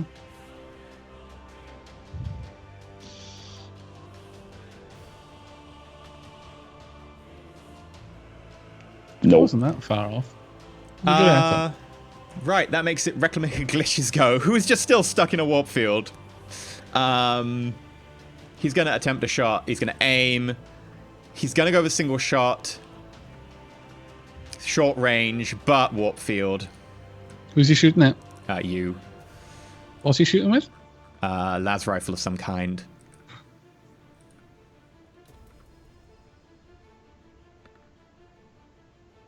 No! Shot stitches into the statue once again. Branda, the Butcher of Ichthion. All right. Do you have a guess? You quick Well, I'll draw the drop- sword and the knife. Yes, I'll drop the crappy. It's already Remains. gone. You dropped it when you crit failed. Yep. Good point. Yeah, I didn't even care. I immediately draw the chainsword and the knife, and aim and attack Valoran. Okay. So that'll be plus 20, with 10 from the aiming, 10 from the frenziness. 32 out of 86. Wow. He's going to attempt to I'm parry. really wishing I'd got swift attack. You gotta go after Lasaria, good. man. You gotta stop letting him parry. His parry's so good. Is there a way for me to stop that? He fails to parry. He fails. Yeah, don't go after him. wow. He's going to spend a point of fate. I thought that was going to happen. No! And he got it even worse. Yes. Oh, finally, your luck ran out. Yeah, sure. Roll damage. Right. That is the right arm. Righteous Fury. Oh! Wow. Yes. Okay, Otherwise, I've been saying that this. does 9 points of damage. Wow.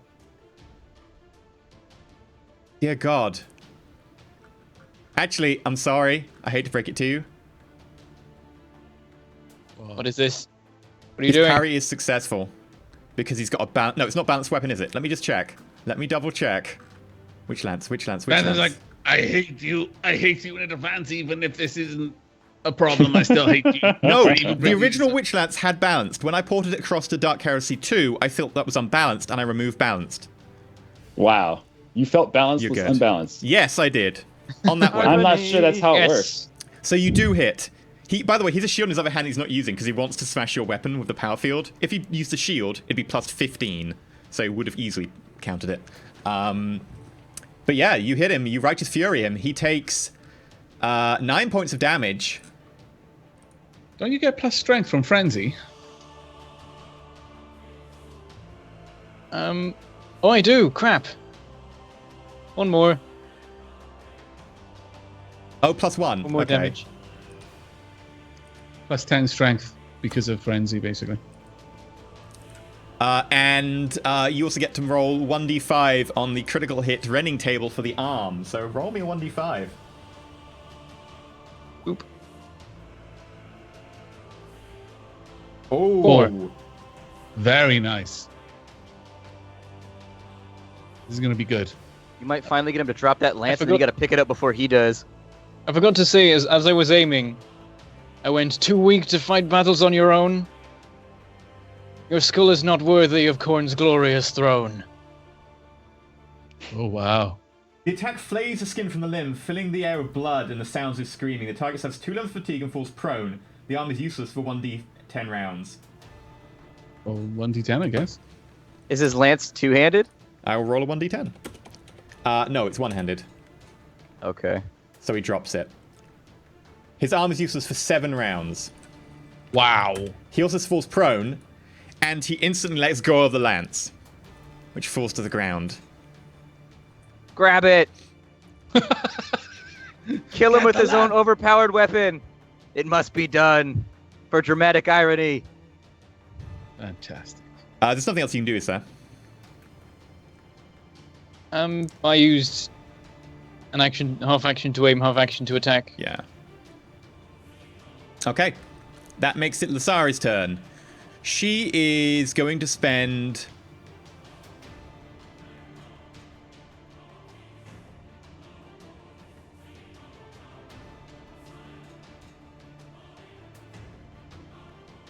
Nope.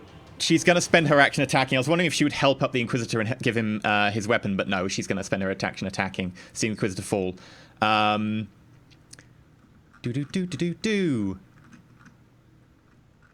She is going to attempt to shove you backwards a meter.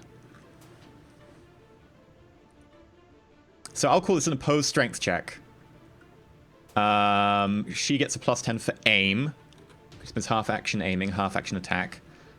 And I would like to roll strength. Alright. She failed. And it'll be a plus 10 because Frenzy. I like Frenzy. Frenzy's good if for nothing else, but it makes you Failed still. immune to fear, which sucks in this game. Yeah. Yeah, so she fails to push you back.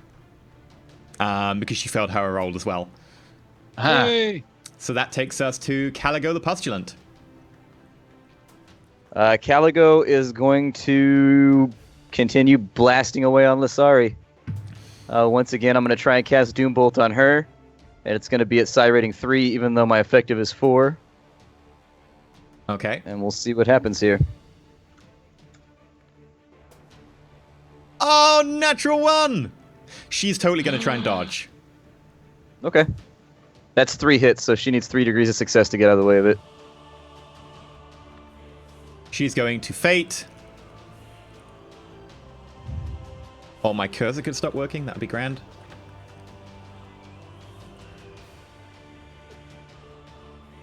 Still fails. She's hit 3 times. Roll damage. I don't think that Lasari's got long for this Wow. world.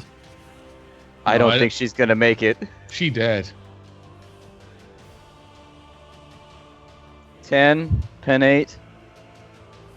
Righteous Righteous Fury, pen 8. And Righteous Righteous Fury again. Fury, My pen 8. lord. Holy Can I crap. disintegrate her? I want her just to disintegrate and warp lightning. Okay.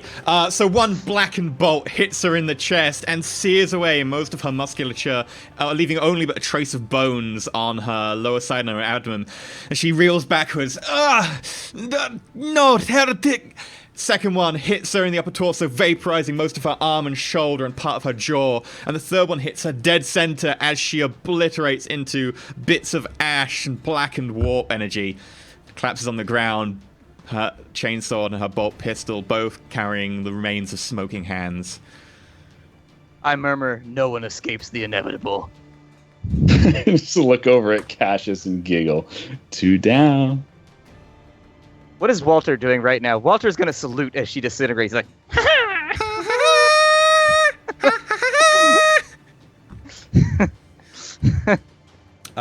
Anything else you want to do, Nico? I got to Wasn't maintain using the the field, other- so yeah. he takes 2d10 more. Okay. Please roll me 2d10. High-level psychers, ladies and gentlemen. It's not even Really that. dangerous. It's the combination. These are first edition rules on these spells, and first Oh. edition psychers were crazy overpowered. They nerfed it a Right. lot in second edition. Looking at 14. So he takes 4 points of damage. Hooray. It's not Wait. much, but it's something. Where did he take the damage? I wouldn't have mattered. Oh, I'll let you know if it Aw. matters. Aw. Draco, you're up. okay. Right. Could you explain how flames work? I mean, it's not going to matter so Are much you going here to use because I flame or are doubt you it going could to use spread your anywhere. special box? I'm going to use my flamer on Reclamator Glish. Okay. So is he within range? Yes. The flamer which has got case- 30 meters, and he is 13 meters, so that makes him close range. He makes an agility test. right. He is prone, however, and he's in a warp field. Now, I normally say that the warp field cancels out because the flames get sucked into the warp field at the same time as he's trying to dodge in a warp field. But because he's prone, he's kind of going to have a difficulty dodging. So I'll say he gets a -10 on an agility test. Okay. So how do flame weapons work? That's what I was asking. So you don't roll anything. He just has to roll an agility test. And Okay. he fails. All right. He is going I to feel fate like- it, even with 15, because he has to, or this is game over for him. If the that is flamer hits, wrong. I feel like it should definitely mix effects with What? the vortex just to make it more awesome. The screen just rolled 5 dice. Yeah. Weird. My calculation Yeah. doesn't It, involve it, that. it still says you only rolled one Yeah. d100. So he's hit. Would you like to roll damage? Do flames spread? Like, are they a cone or anything like that? Or is it just literally the flamer hits a single point? If you read the spray mechanics, it says you can hit a number of people within a certain area. Right, okay. I wasn't sure if I was reading that as scatter, and I was thinking, the way the shotguns work. So at close range they get bonuses. Right. Okay, I see. Right, okay. So I'm gonna roll 1d10 plus 8. So that's Wow. 16 with a pen Wow. of 5. It Wow. was looking bad at the beginning, but that turned around. He takes... Goodbye, Glish.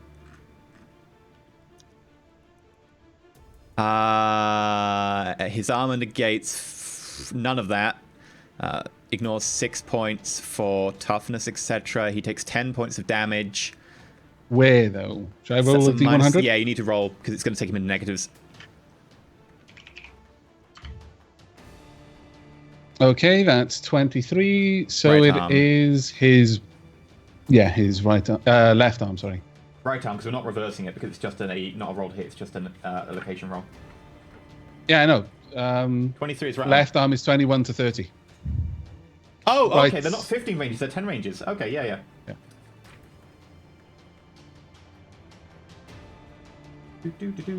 The way I imagine this happening is this vortex is there, and there's like dust and droplets of blood being lifted up and sucked into what's effectively Droplets. this increasingly dark and smooth globe where all of this energy is just compacting the matter, is bringing along. It's becoming almost polished as it's just spinning at high intensity, and he's just being constantly dragged against and smacked into it, and it's wearing away part of his flesh every time he takes damage, but He he's is stunned kind of for one pouring round, away. and the arm is useless until the target receives medical treatment. Fantastic.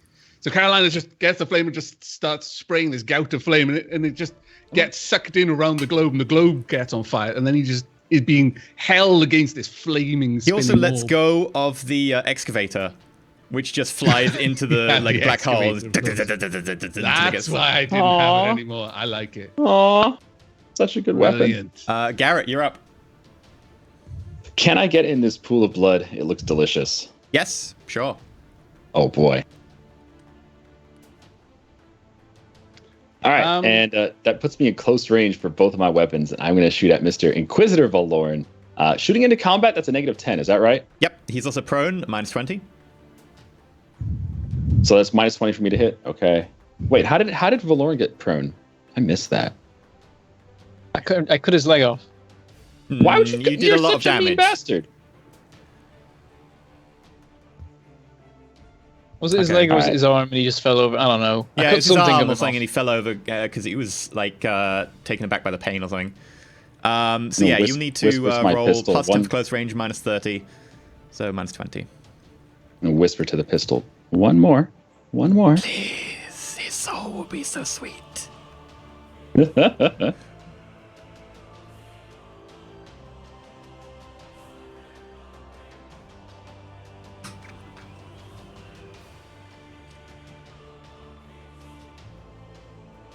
Nice.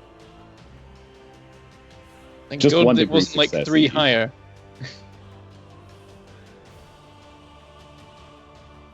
He's also going to make an Because he agility test to probably be would've set on just fire now. Completely muted me. Valorn is... He's got to try and make a dodge roll. It's gonna be -10 to his dodge roll. Well, that's right. So, Reclamator Glitch is on fire at this point. Is that right? I have to make an agility test. All right. -10? Yeah, just Oh, one because degree unescapable success. attack, yes. Nope. Whoa. He is hit. Let Nice. me just roll for Reclamator Glitch's check to be on fire. Fire is beautiful in this game. Unless it's on you, and then it's horrible. It's not good on your friends. But it's He's great got on to anyone use else. another fate point because he literally will die if he doesn't. Nope. So, right, you hit Valorn. Please roll me the damage. I'll roll the toughness test at -20 for the toxic because I know what's coming. He passes the toughness test. Nice. He doesn't take any toxic damage. However, he does nice. take 16 pen 4. Where did you hit? That was 84 is the right leg. Does he have a right leg?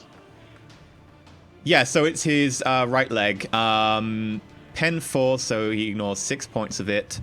So he takes 10 points of damage, which is definitely going to put him into negatives. He also has to make a Second toughness test. check at -20. He'll be stunned for 1d5 rounds. I think we can all agree that this guy is hosed. This gun is amazing. He is stunned for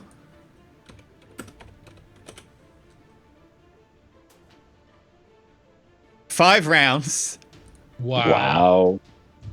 But let's see if he dies now. I get another shot. But I need to figure out what Oh. negatives he's on. I wanted to so kill him. He went into negative. However, he Oh, reduces okay, that yeah. because he's got True Grit by his toughness bonus. So he's only at -4 to the leg, wasn't it? The right leg, yeah. -4 So is what- usually like fatigue or something and stun. So what does energy damage to the right leg at -4 sound like? Other than delightful. Could be on fire.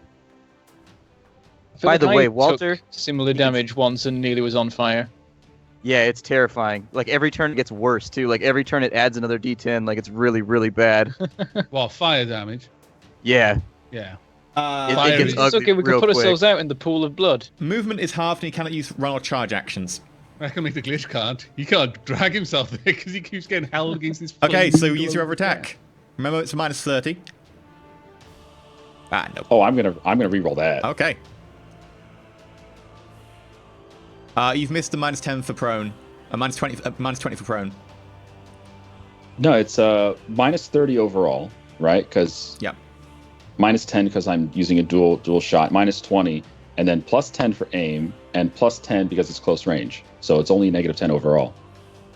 Okay, yep. Yeah. Okay, sure. He doesn't have another reaction, so roll damage. That is in the same point in the same leg. He ignores Shitty that. damage, though. Doesn't go I'd through his replace armor. that with your degrees of success. Yeah. How much does that take it up to?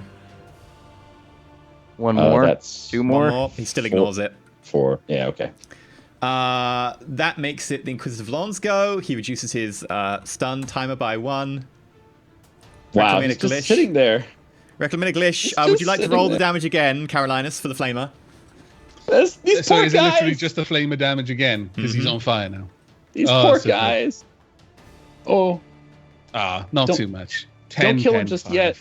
Don't kill him just yet. I need another Walter action. Walter can can I smell the cooking flesh, and he's like, Can I burn he's a like fate? salivating.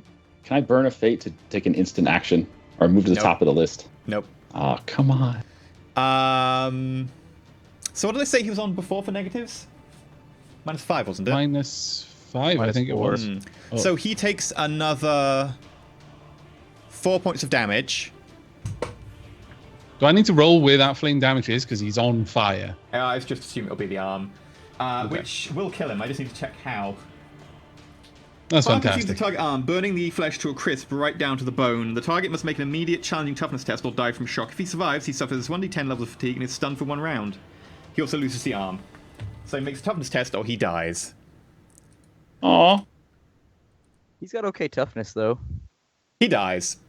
He dies. Oh. He's out I of fate. like the amount that like Caroline's still there. He's just holding down because like a flamethrower is basically spraying liquid flame, and he's just not taking his finger off the trigger. He's just spraying this continuous flame. So this flaming into the vortex is vortex. just spinning and getting more and more hot. It's like some sort of hellscape maelstrom going mad, just slowly cooking away Yep. Glish. And Glish has got like his arm stuck against the maelstrom, can't remove it, and fire just consumes him. Skype bugs out. Thank you, Skype.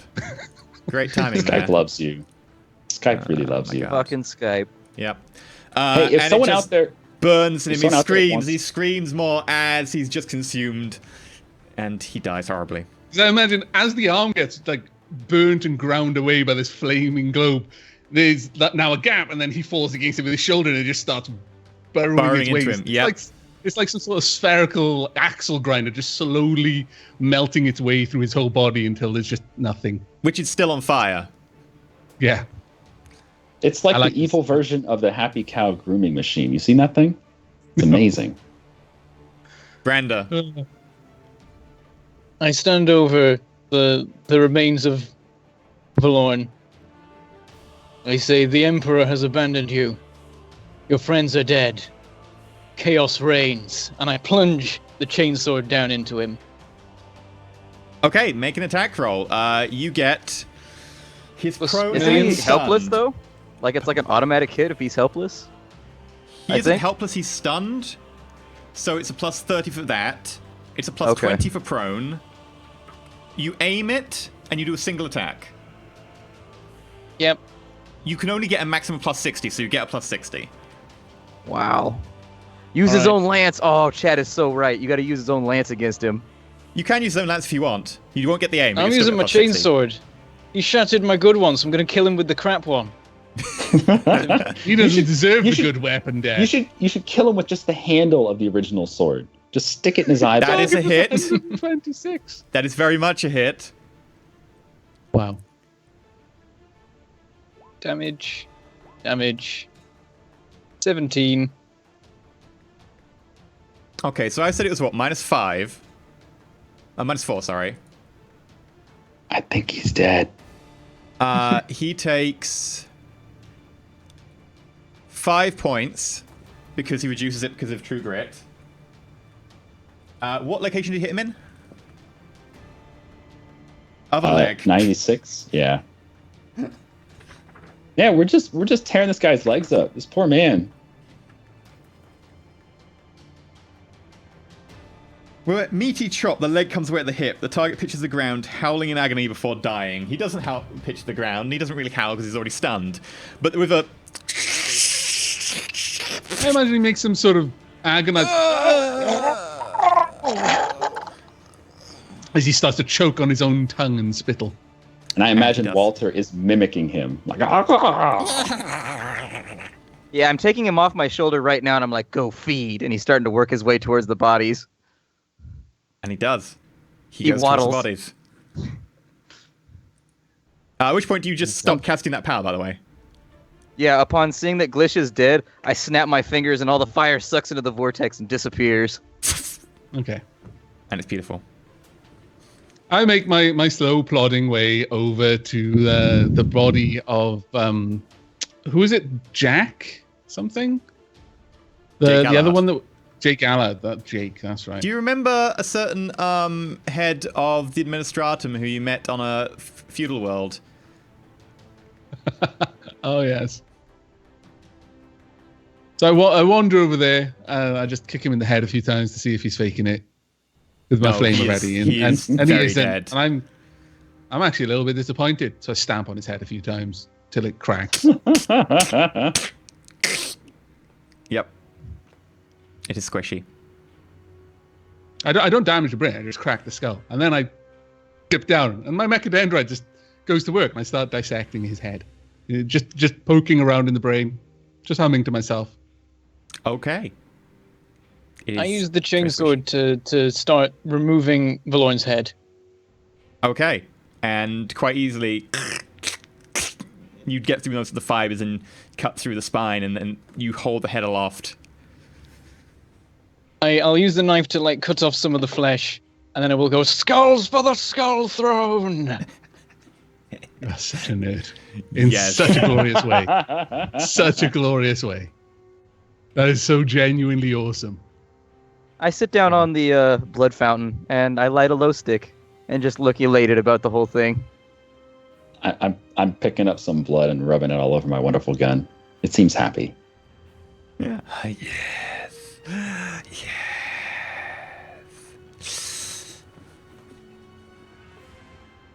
I need to roll to not be frenzied, don't I? Or I'll just Yep. start killing everyone else. Yep. I'd like to see you try. Yeah, that's not going to turn I'll out well, attempt man. to kill everyone else. Let me remind how this works. Those doom bolts do work. Willpower test to snap out. When willpower is boosted by the frenzy, and I can re-roll because of battle rage. But this is still going to be difficult. I hope you don't snap out of it, and then we're going to cook you. Walter still hungers. 55. Okay, failed. I'll re-roll. Oh, Wait, can I fate that re-roll? Now, can I fate You this can re-roll, roll and then you can the fate next- the re-roll if you want. Okay, I'm going to fate this first. So I get 4 chances. I don't think you can fake Out of it, a but 10. You got out of it. With Well a done. 10, you just about managed to snap out of it after going, Carolinus looks like he's paying attention to something else. I wish I could. Managed to calm down and distract myself with the skull. Probably Well, just start stabbing the corpse a bit so that more blood flows down the steps, joins what's already there. Finishing a my little low bit, stick. but the heart had stopped beating like a minute ago, so the blood flow has reduced significantly. My friends, I don't think they were expecting such a challenge. I go and I collect the spear, and I ask, anyone care to help me mount him outside? Everyone will know what happens when you cross the Undivided. At the question of anyone care to help me mount him, my optical mechadendron just swerves rather pointedly On the to look spear, you sick at- bastards. I look at the Slaneshi. look at the Slaneshi. And then back to come on. catches when he says, on the spear. As if he read my mind. All this while, I'm basically having an internal monologue with the demon, just talking about the characteristics of this guy's brain, whether I think it's wrinkled enough to actually be intelligent and hold secrets, or whether it's kind of smooth to imply how... Are you fingering You've never the heard a demon crevices in the sigh, brain? but you're imagining that strange static that's coming over the MIU is probably a demon sighing. Fantastic. I like this. I'm going to keep talking to him. Just keep telling him all the little bits and bobs. A lot of black blood coming out of this brain. These were very vile thoughts. Maybe he could have been turned. He had many secrets.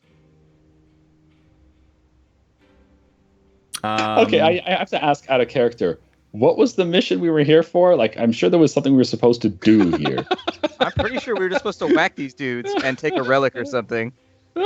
I'm glad you remembered that because I wasn't going to tell anyone until someone asked Carolinas. Carolinas was then going to just roll his eyes like, oh my God, I'm surrounded by monkeys. Oh. There's a thing we have to go find. Indeed. I finished my investigation of this guy's head. There's not much left of Glish, but are there actually bionics and limbs that didn't get pulverized or immolated? There's several bionic limbs. I'm going to collect them. They are collected. Excellent. I'm going to look around for like the artifact they might have been here for. Okay, make a. Like, is it something to do with the blood that's flowing out of the statue in front of us, sort of thing? What check? I'll Niscience to see if I sense it too. What am I rolling? Awareness. Right. I'm cursed. I swear to God, Yeah, you can never do is my Psyniscience. cursed stat. I failed. It's I'm not from busy that collecting cathedral. bionics. I'll fate mine. We're at the end of the episode anyways. This is where there's a booby trap, and that one Yeah. thing There is costs his life. There There we is go. an essence coming from behind the far wall, almost painful when you start focusing on it, in how bright it is. I pointed out to Brandon. I say there, and point at the spot. As in like in the wall or around, like through it. You'd estimate a good 16 meters beyond the wall. Are the doors then? It You go looks up to like the these. end and you spot two inlaid doors that up until now have been fairly hard to discern. I'll kick one down.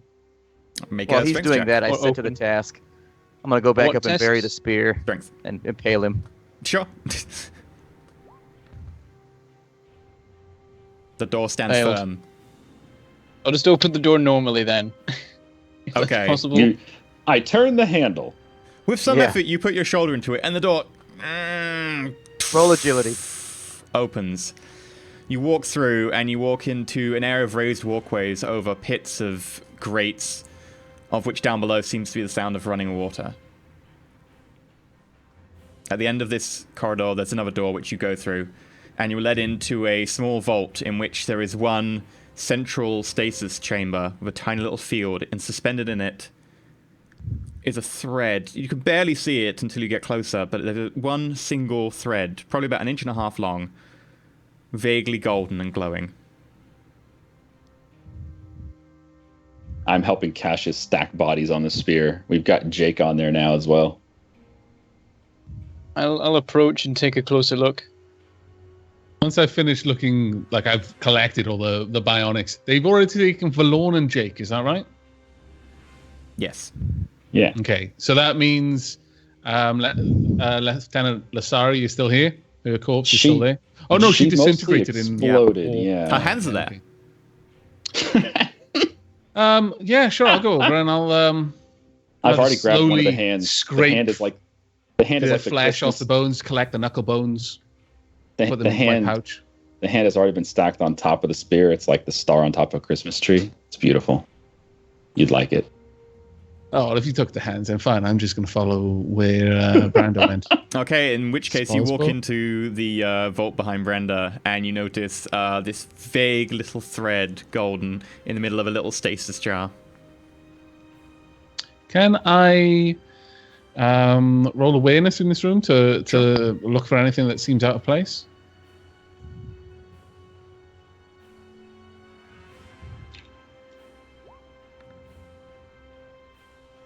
$60 at 70. Nothing seems particularly out of place, other than the fact that you get a feeling that you're not meant to be here, which quite pleases you. Yes. Was our mission to recover or destroy this?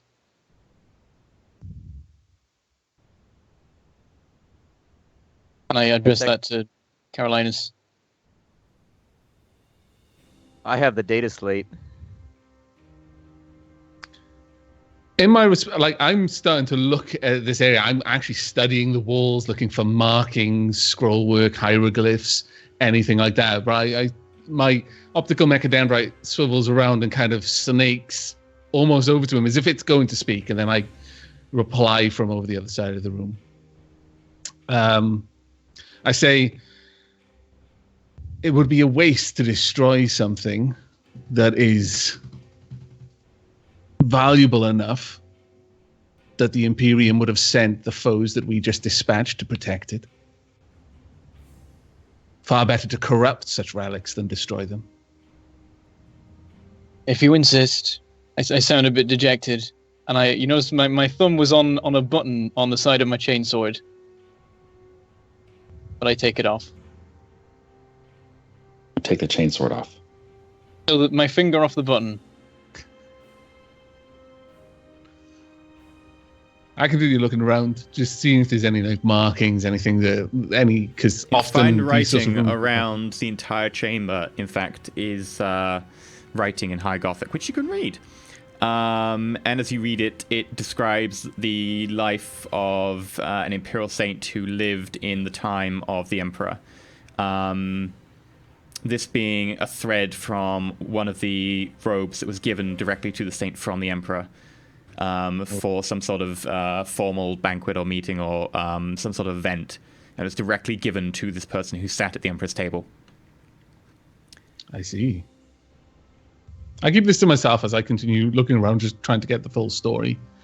But my optical mechadendrite is now taking a much more closer interest in the relic itself. It's not getting close enough to interfere with it in any way, but it's close enough now to start examining it much more actively. Is there a way to pick it up, in its stasis field or whatever? Yep. The battery on it will run out if you don't plug it in within 8 hours, but yeah. The battery. I'll go over and put my hand on the handle. Check if I explode, and if I don't, I'll pick it up.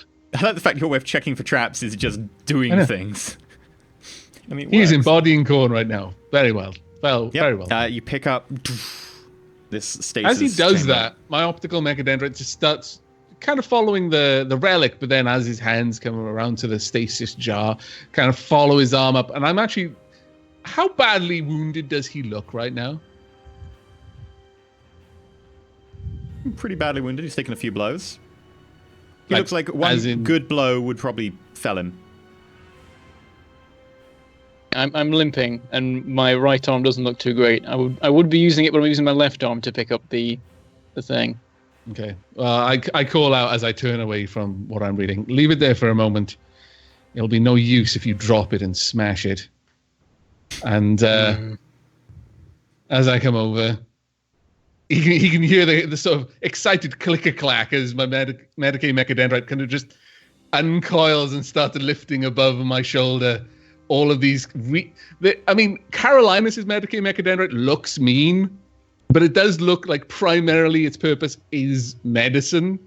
It's not sugarcoating the affair. But this one actively looks mean. It looks like it hungers all of its own. And, the throbbing veins and stuff on it don't make it look any safer either. In response to that, I'm holding it and just go, slot it back into whatever it's in. Okay. I will try to medicate my good friend here. I genuinely thought you were going to stab him.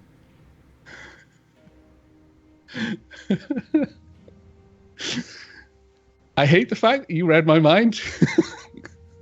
I basically did a mental coin toss. As soon as he puts it down, medicate, or try to attack with my microwave gun. Yeah. When you asked how injured I was, I didn't even consider that you were doing it for Medicaid purposes. Really? I was like, he's going to murder me for the artifact. Really? Such little faith. Such little faith. All right, and now you wish you'd actually gone for attack, don't you? There's a little part of me that does, yeah. 21. Yeah, so you heal 8 points. There you go. Thank you very much. Yeah, your thing literally is backstabbing, so... You've no idea how close it was. You genuinely don't. I'm just annoyed we're not burning it right here and now.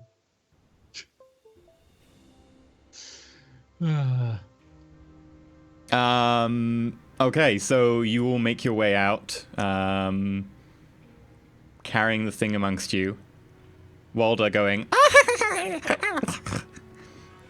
as it kind of plays with all the blood that it's collected. Did you say Waldo? Walter. Yeah. I heard Walder. Yeah, I was very confused with it as well. No Wilma? Frey. You go back to the lander and start to take off. Can you all make me awareness checks? Not you, Branda, because you're busy flying.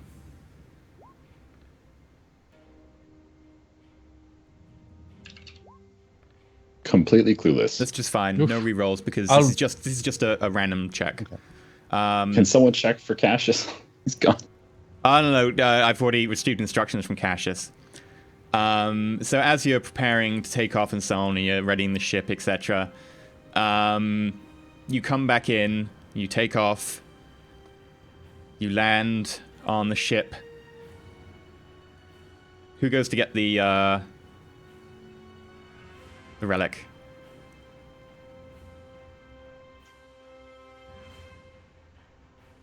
I don't even know where it was put when we got on the ship. Now, who's in charge of going to get the relic then? I assume I'm still impaling people. Well, you've all gone back to the we've shuttle. already flown back. Oh, we're back on the shuttle? Okay. So you've landed, the door opens. Who's going to take the relic off? I'm more involved with the bionics that I'm carrying. I'm already carrying so much stuff. It doesn't make any sense. True. Carolinas would try to be able to carry anything more. Okay. I'll carry it. All right, Cassius. So as you go back to the relic and you remove the clamps around it, you notice that the bell jar is slightly askew and the field is off. And you look, you cannot see the thread anymore. And then you look behind it, and behind the jar is sitting a little nurgling by the name of Walter, who goes... as the I mutter, end of the "Oh, thread Beth." goes into his mouth. And that's where we'll end it for today. Aw, I was gonna You cut just got Walter us in killed. half. We are so doomed. Wow. Well, I got a It's okay, message. I got a message from we can Splat cut saying him it would open, be it's totally fine. within Walter's personality to do that. So it's like, makes sense. Yeah, I sent it over like 10, 15 minutes ago. Wow. So that's been it for the Halloween Darkest Timeline special. Hopefully you've enjoyed it. I think we have. Yeah, it was fun. It was cool to play around with more powerful stuff. Yeah, it's like endgame shit here. Yeah, people it were like, "Oh my definitely god, was. you gave the Inquisitor a like power weapon? How could you?" I was like, "You have no idea what I gave these people." It was a gnarly spear, though. If I looked at the stats online, that's a gnarly. It was like 1d10 plus like 8 pen plus 6 or something like that. It was Oh, gnarly. you've looked at the edition 1. You need to look at the edition 2 Oh, stuff that I okay. ported over. Like that's been brought in line. I was so lucky in the second half of that fight. So in the first half, I'm like, I'm down to 4 wounds. Oh if dear, you I'm went gonna down- die. And then I just dodged everything forever. And it was or parried with the remains of a broken chainsword, or they were just about to kill me and they got shot. It was It was great. good times. Them doom bolts. Corn was smiling down upon me. And I think everyone got a kill. Yeah. Yeah. Mine was thematic, too. I got to disintegrate somebody that I'm in love with. Yeah. That was a pretty brutal one. I mean, dying in fire is pretty epic, but you know, getting exploded and disintegrated from the inside is kind of nice. Well, I mean, it's like my character loves her in the other campaign, so this one it makes sense to just like hate her and just like burn her to cinders like a Sith. My hate Since we're for doing the whole flop thing. my hate for Valorn transcends universes. You just hate this guy. You don't know why. He just gets Something in your about grill. You get this annoying squeaking sound in your head when you see him. Anyway, so hopefully you've enjoyed it. If you have, go check out the Patreon. Do go check out the fan subreddit as well, which is r/Roll4It. Go check out the Twitter, which is surprisingly twitter.com/Roll4It. Make sure you're subscribed here and all that jazz. And do go check out the Patreons. All kinds of cool tiers there. If at the end of the month, which is not long away, we're past the threshold, we will be doing D&D as a next session next month, in which place we'll be playing all sorts of awesome characters. Splat will be GMing, and it'll be amazing. I'm really looking forward to that myself. But yes. Everyone will have a Nurgling. It will be amazing. You'll love it. There we go. GM decision. Nurglings for everyone. Yay! Yeah, you said that now on camera. There's no taking that back. If you want to see more stuff like this, like special episodes, let us know. We can't do it all the time. We certainly don't want to screw up our ongoing timelines and stuff, but just once in a while, this stuff's really fun to do. Yeah, I think like on holidays is a really good call. You know, Easter, Christmas, Halloween. Damn, what's with the Christian religion with you, man? Come on now, show some love. Fine. On Summer, solstice and solstice. Samhain. Thank you. Okay, and with that, there's only a few things to ask. One of which is, Avak, what are you doing until next week, and where can we catch you? Well, at the moment, I am playing Factorio with Bentham here, and also Stijo and Arumba, two previous members of Roll4It as it happens. I'm also playing Stardew Valley as well. That's probably going to be starting Civilization 6 very soon on the channel. Probably in the next week, I'm going to be starting a series on that one. And yeah, just generally more of the same. I'm currently playing Theme Hospital when I get a chance to stream. I'm not doing too much right now in that regard because I'm house hunting, so every spare moment is spent going to viewings, and so my schedule is a little bit up in the air sometimes. But yeah. But that's it from me. You can find me on, down below for my Twitter. I think is that on this special There is overlay? definitely an underscore there, yes. Thank you very much. And /Avac for both Twitch and YouTube. Okay. Bentham. I am Mangleport Gaming on YouTube and at Bentham Plays on Twitter, and I'm playing Factorio and Rodina, and now even more Factorio, because as Avak said, we're doing a new series with Stijo and Arumba. Massa. Yes. As in the Formula 1 racer. Definitely that one. Yeah. Not the space agency, no. And we've got episode 100 of Railworld sometime soon, so that'll be cool. Don't know what I'm doing for it. I please come up with ideas. Help.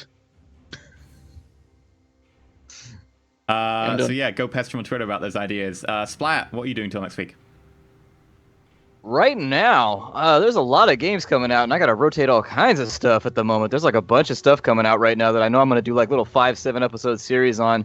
At the moment, though, I'm finishing up Through the Woods. That should be done in 2 episodes. I am still playing Sunless Seas of Mariner. I'm probably going to be playing that one for a long, long time because it's a bit like Stardew Valley or whatever, where it's just a really, really hugely populated game with content. Yeah. Aside from that kind of stuff, I'm still trying to finish up Shadow Warrior. I don't know how long that one's going to be either, but we're like 30 episodes in. And then I'm trying to get Masquerada in. I think it's going to be like a once or twice a week thing, though, because I'm having a hard time finding the time to record it now that I took on Through the Woods. But once that's over, maybe it'll clear up a little bit better and I'll be able to knock it on out. Cool. As for myself, you can catch me over at youtube.com/Enterelysium, twitch.tv/Enterelysium, and twitter.com/Enterelysium. I'm currently playing Civ with Biffa. A little bit of Civ on the side as well. Hearts of Iron and Stellaris, and hopefully maybe a couple other things relatively soon. No one cares about Shen. You can just go and die. Shen, I forgot I missed you. Oh man, sorry. Yeah, just go. Today's been an hour longer than usual. Sorry, Shen. Shen, what are you doing? Where can we catch you? Slaneshi appendages. I'm just sitting here dying slowly. My broken heart. And neglect.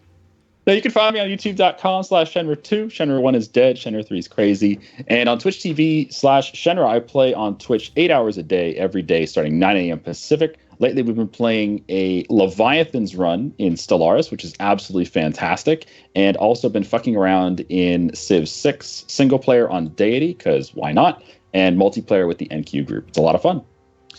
How is the expansion for Stellaris? Because I've really been strongly considering. It's good. Another... It's good. It's the update that has the main things because it changes completely, and makes it more balanced. Oh, come on! You can get a dreadnought. The dreadnought. Yeah, that's pretty cool. But those are like pretty cool things. Whereas the base expansion, like, it fixes a lot of the edge case issues and so on that were with the game.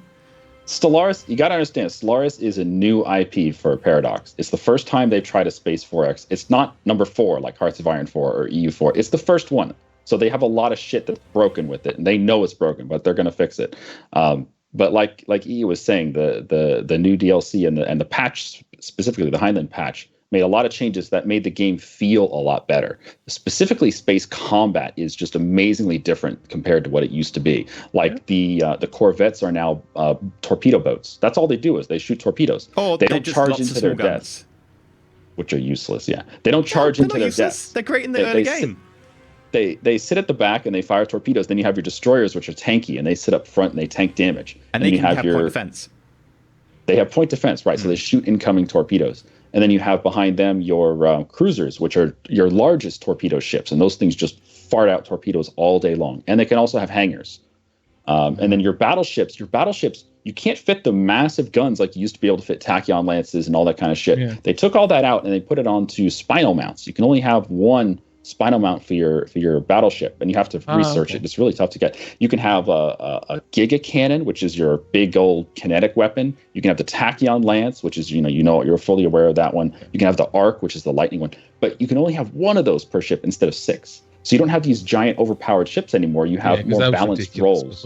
Yeah, you have more balanced roles for your ships. I like it a lot. Yeah, and of course the tracking change, where effectively you've got a 1-for-1 tracking away from evasion. Yes. It's basically like Eve a little bit now. Yeah.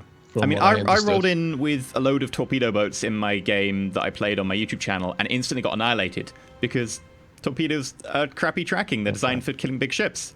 And I was like, I am pleased I got killed. I should have been. But right, yeah, we'll... I may look into starting a series on that if I get some free time, because I am really interested in getting back to that.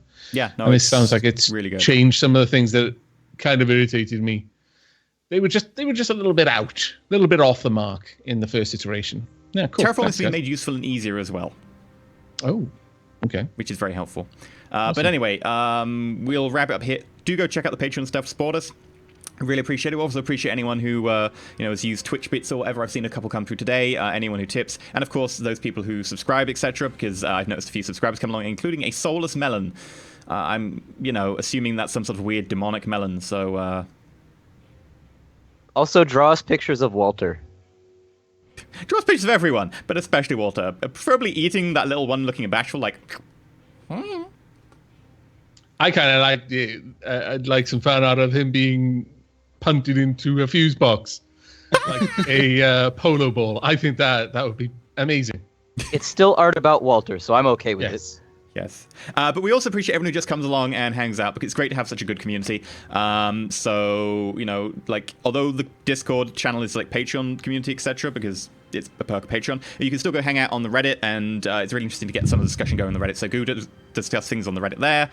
And we'll see you again next week when we are doing a normal episode, continuing from the week before, where we had a space station with some sort of hunting going on. Indeed. We're gonna die. Yeah. Well, yeah. One or two of you may die. But the important people who listen to me and put on their spacesuits, they'll live.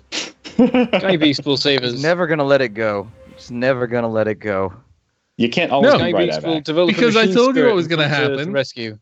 And it happened. But you're a professional at spacesuits. We look at the spacesuits and we saw duct tape and shit all over, and we were like, nah, let's just stay inside the ship today. The professional at spacesuits said that the spacesuits were okay.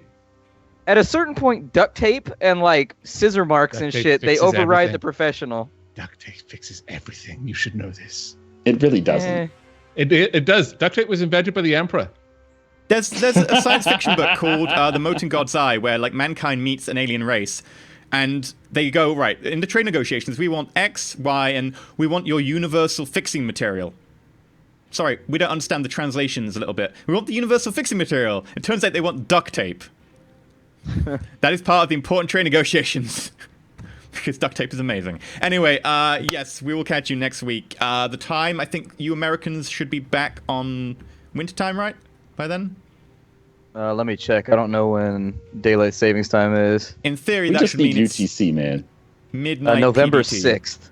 So we've got about Yes. a week left. Yeah, so you'll be back on the normal time for everyone. I know that it was an hour later today for Americans, but we should be back to normal time next week for everyone. So, No, it'll still be an hour late. The day after it goes back to normal time. really? The day after? Yes. Next Wednesday is still an hour separated. It's the 6th that it goes back and we match up again. But isn't it the 6th of Sunday, and that happens to Sunday morning? Oh, wait. Sorry. I was looking at Wednesdays for some reason. I'm still on the 9th. Yeah, we're good. Yeah, okay. For yeah, some reason, so I thought we it are was good. Wednesday today. I don't know. Man, It's if it was close. Wednesday, It's like almost the old Wednesday. D&D. But yes, right. Thank you very much. Come check us out next week, and hopefully we'll know about D&D by then, so we'll be able to announce all cool things and like start dates and stuff. But yes, until then, don't forget to roll for it. Don't remember to roll for it. Don't remember to forget you. Oh That's my it. God, Branda, his flesh cooked off. I knew I shouldn't have used that X-ray gun.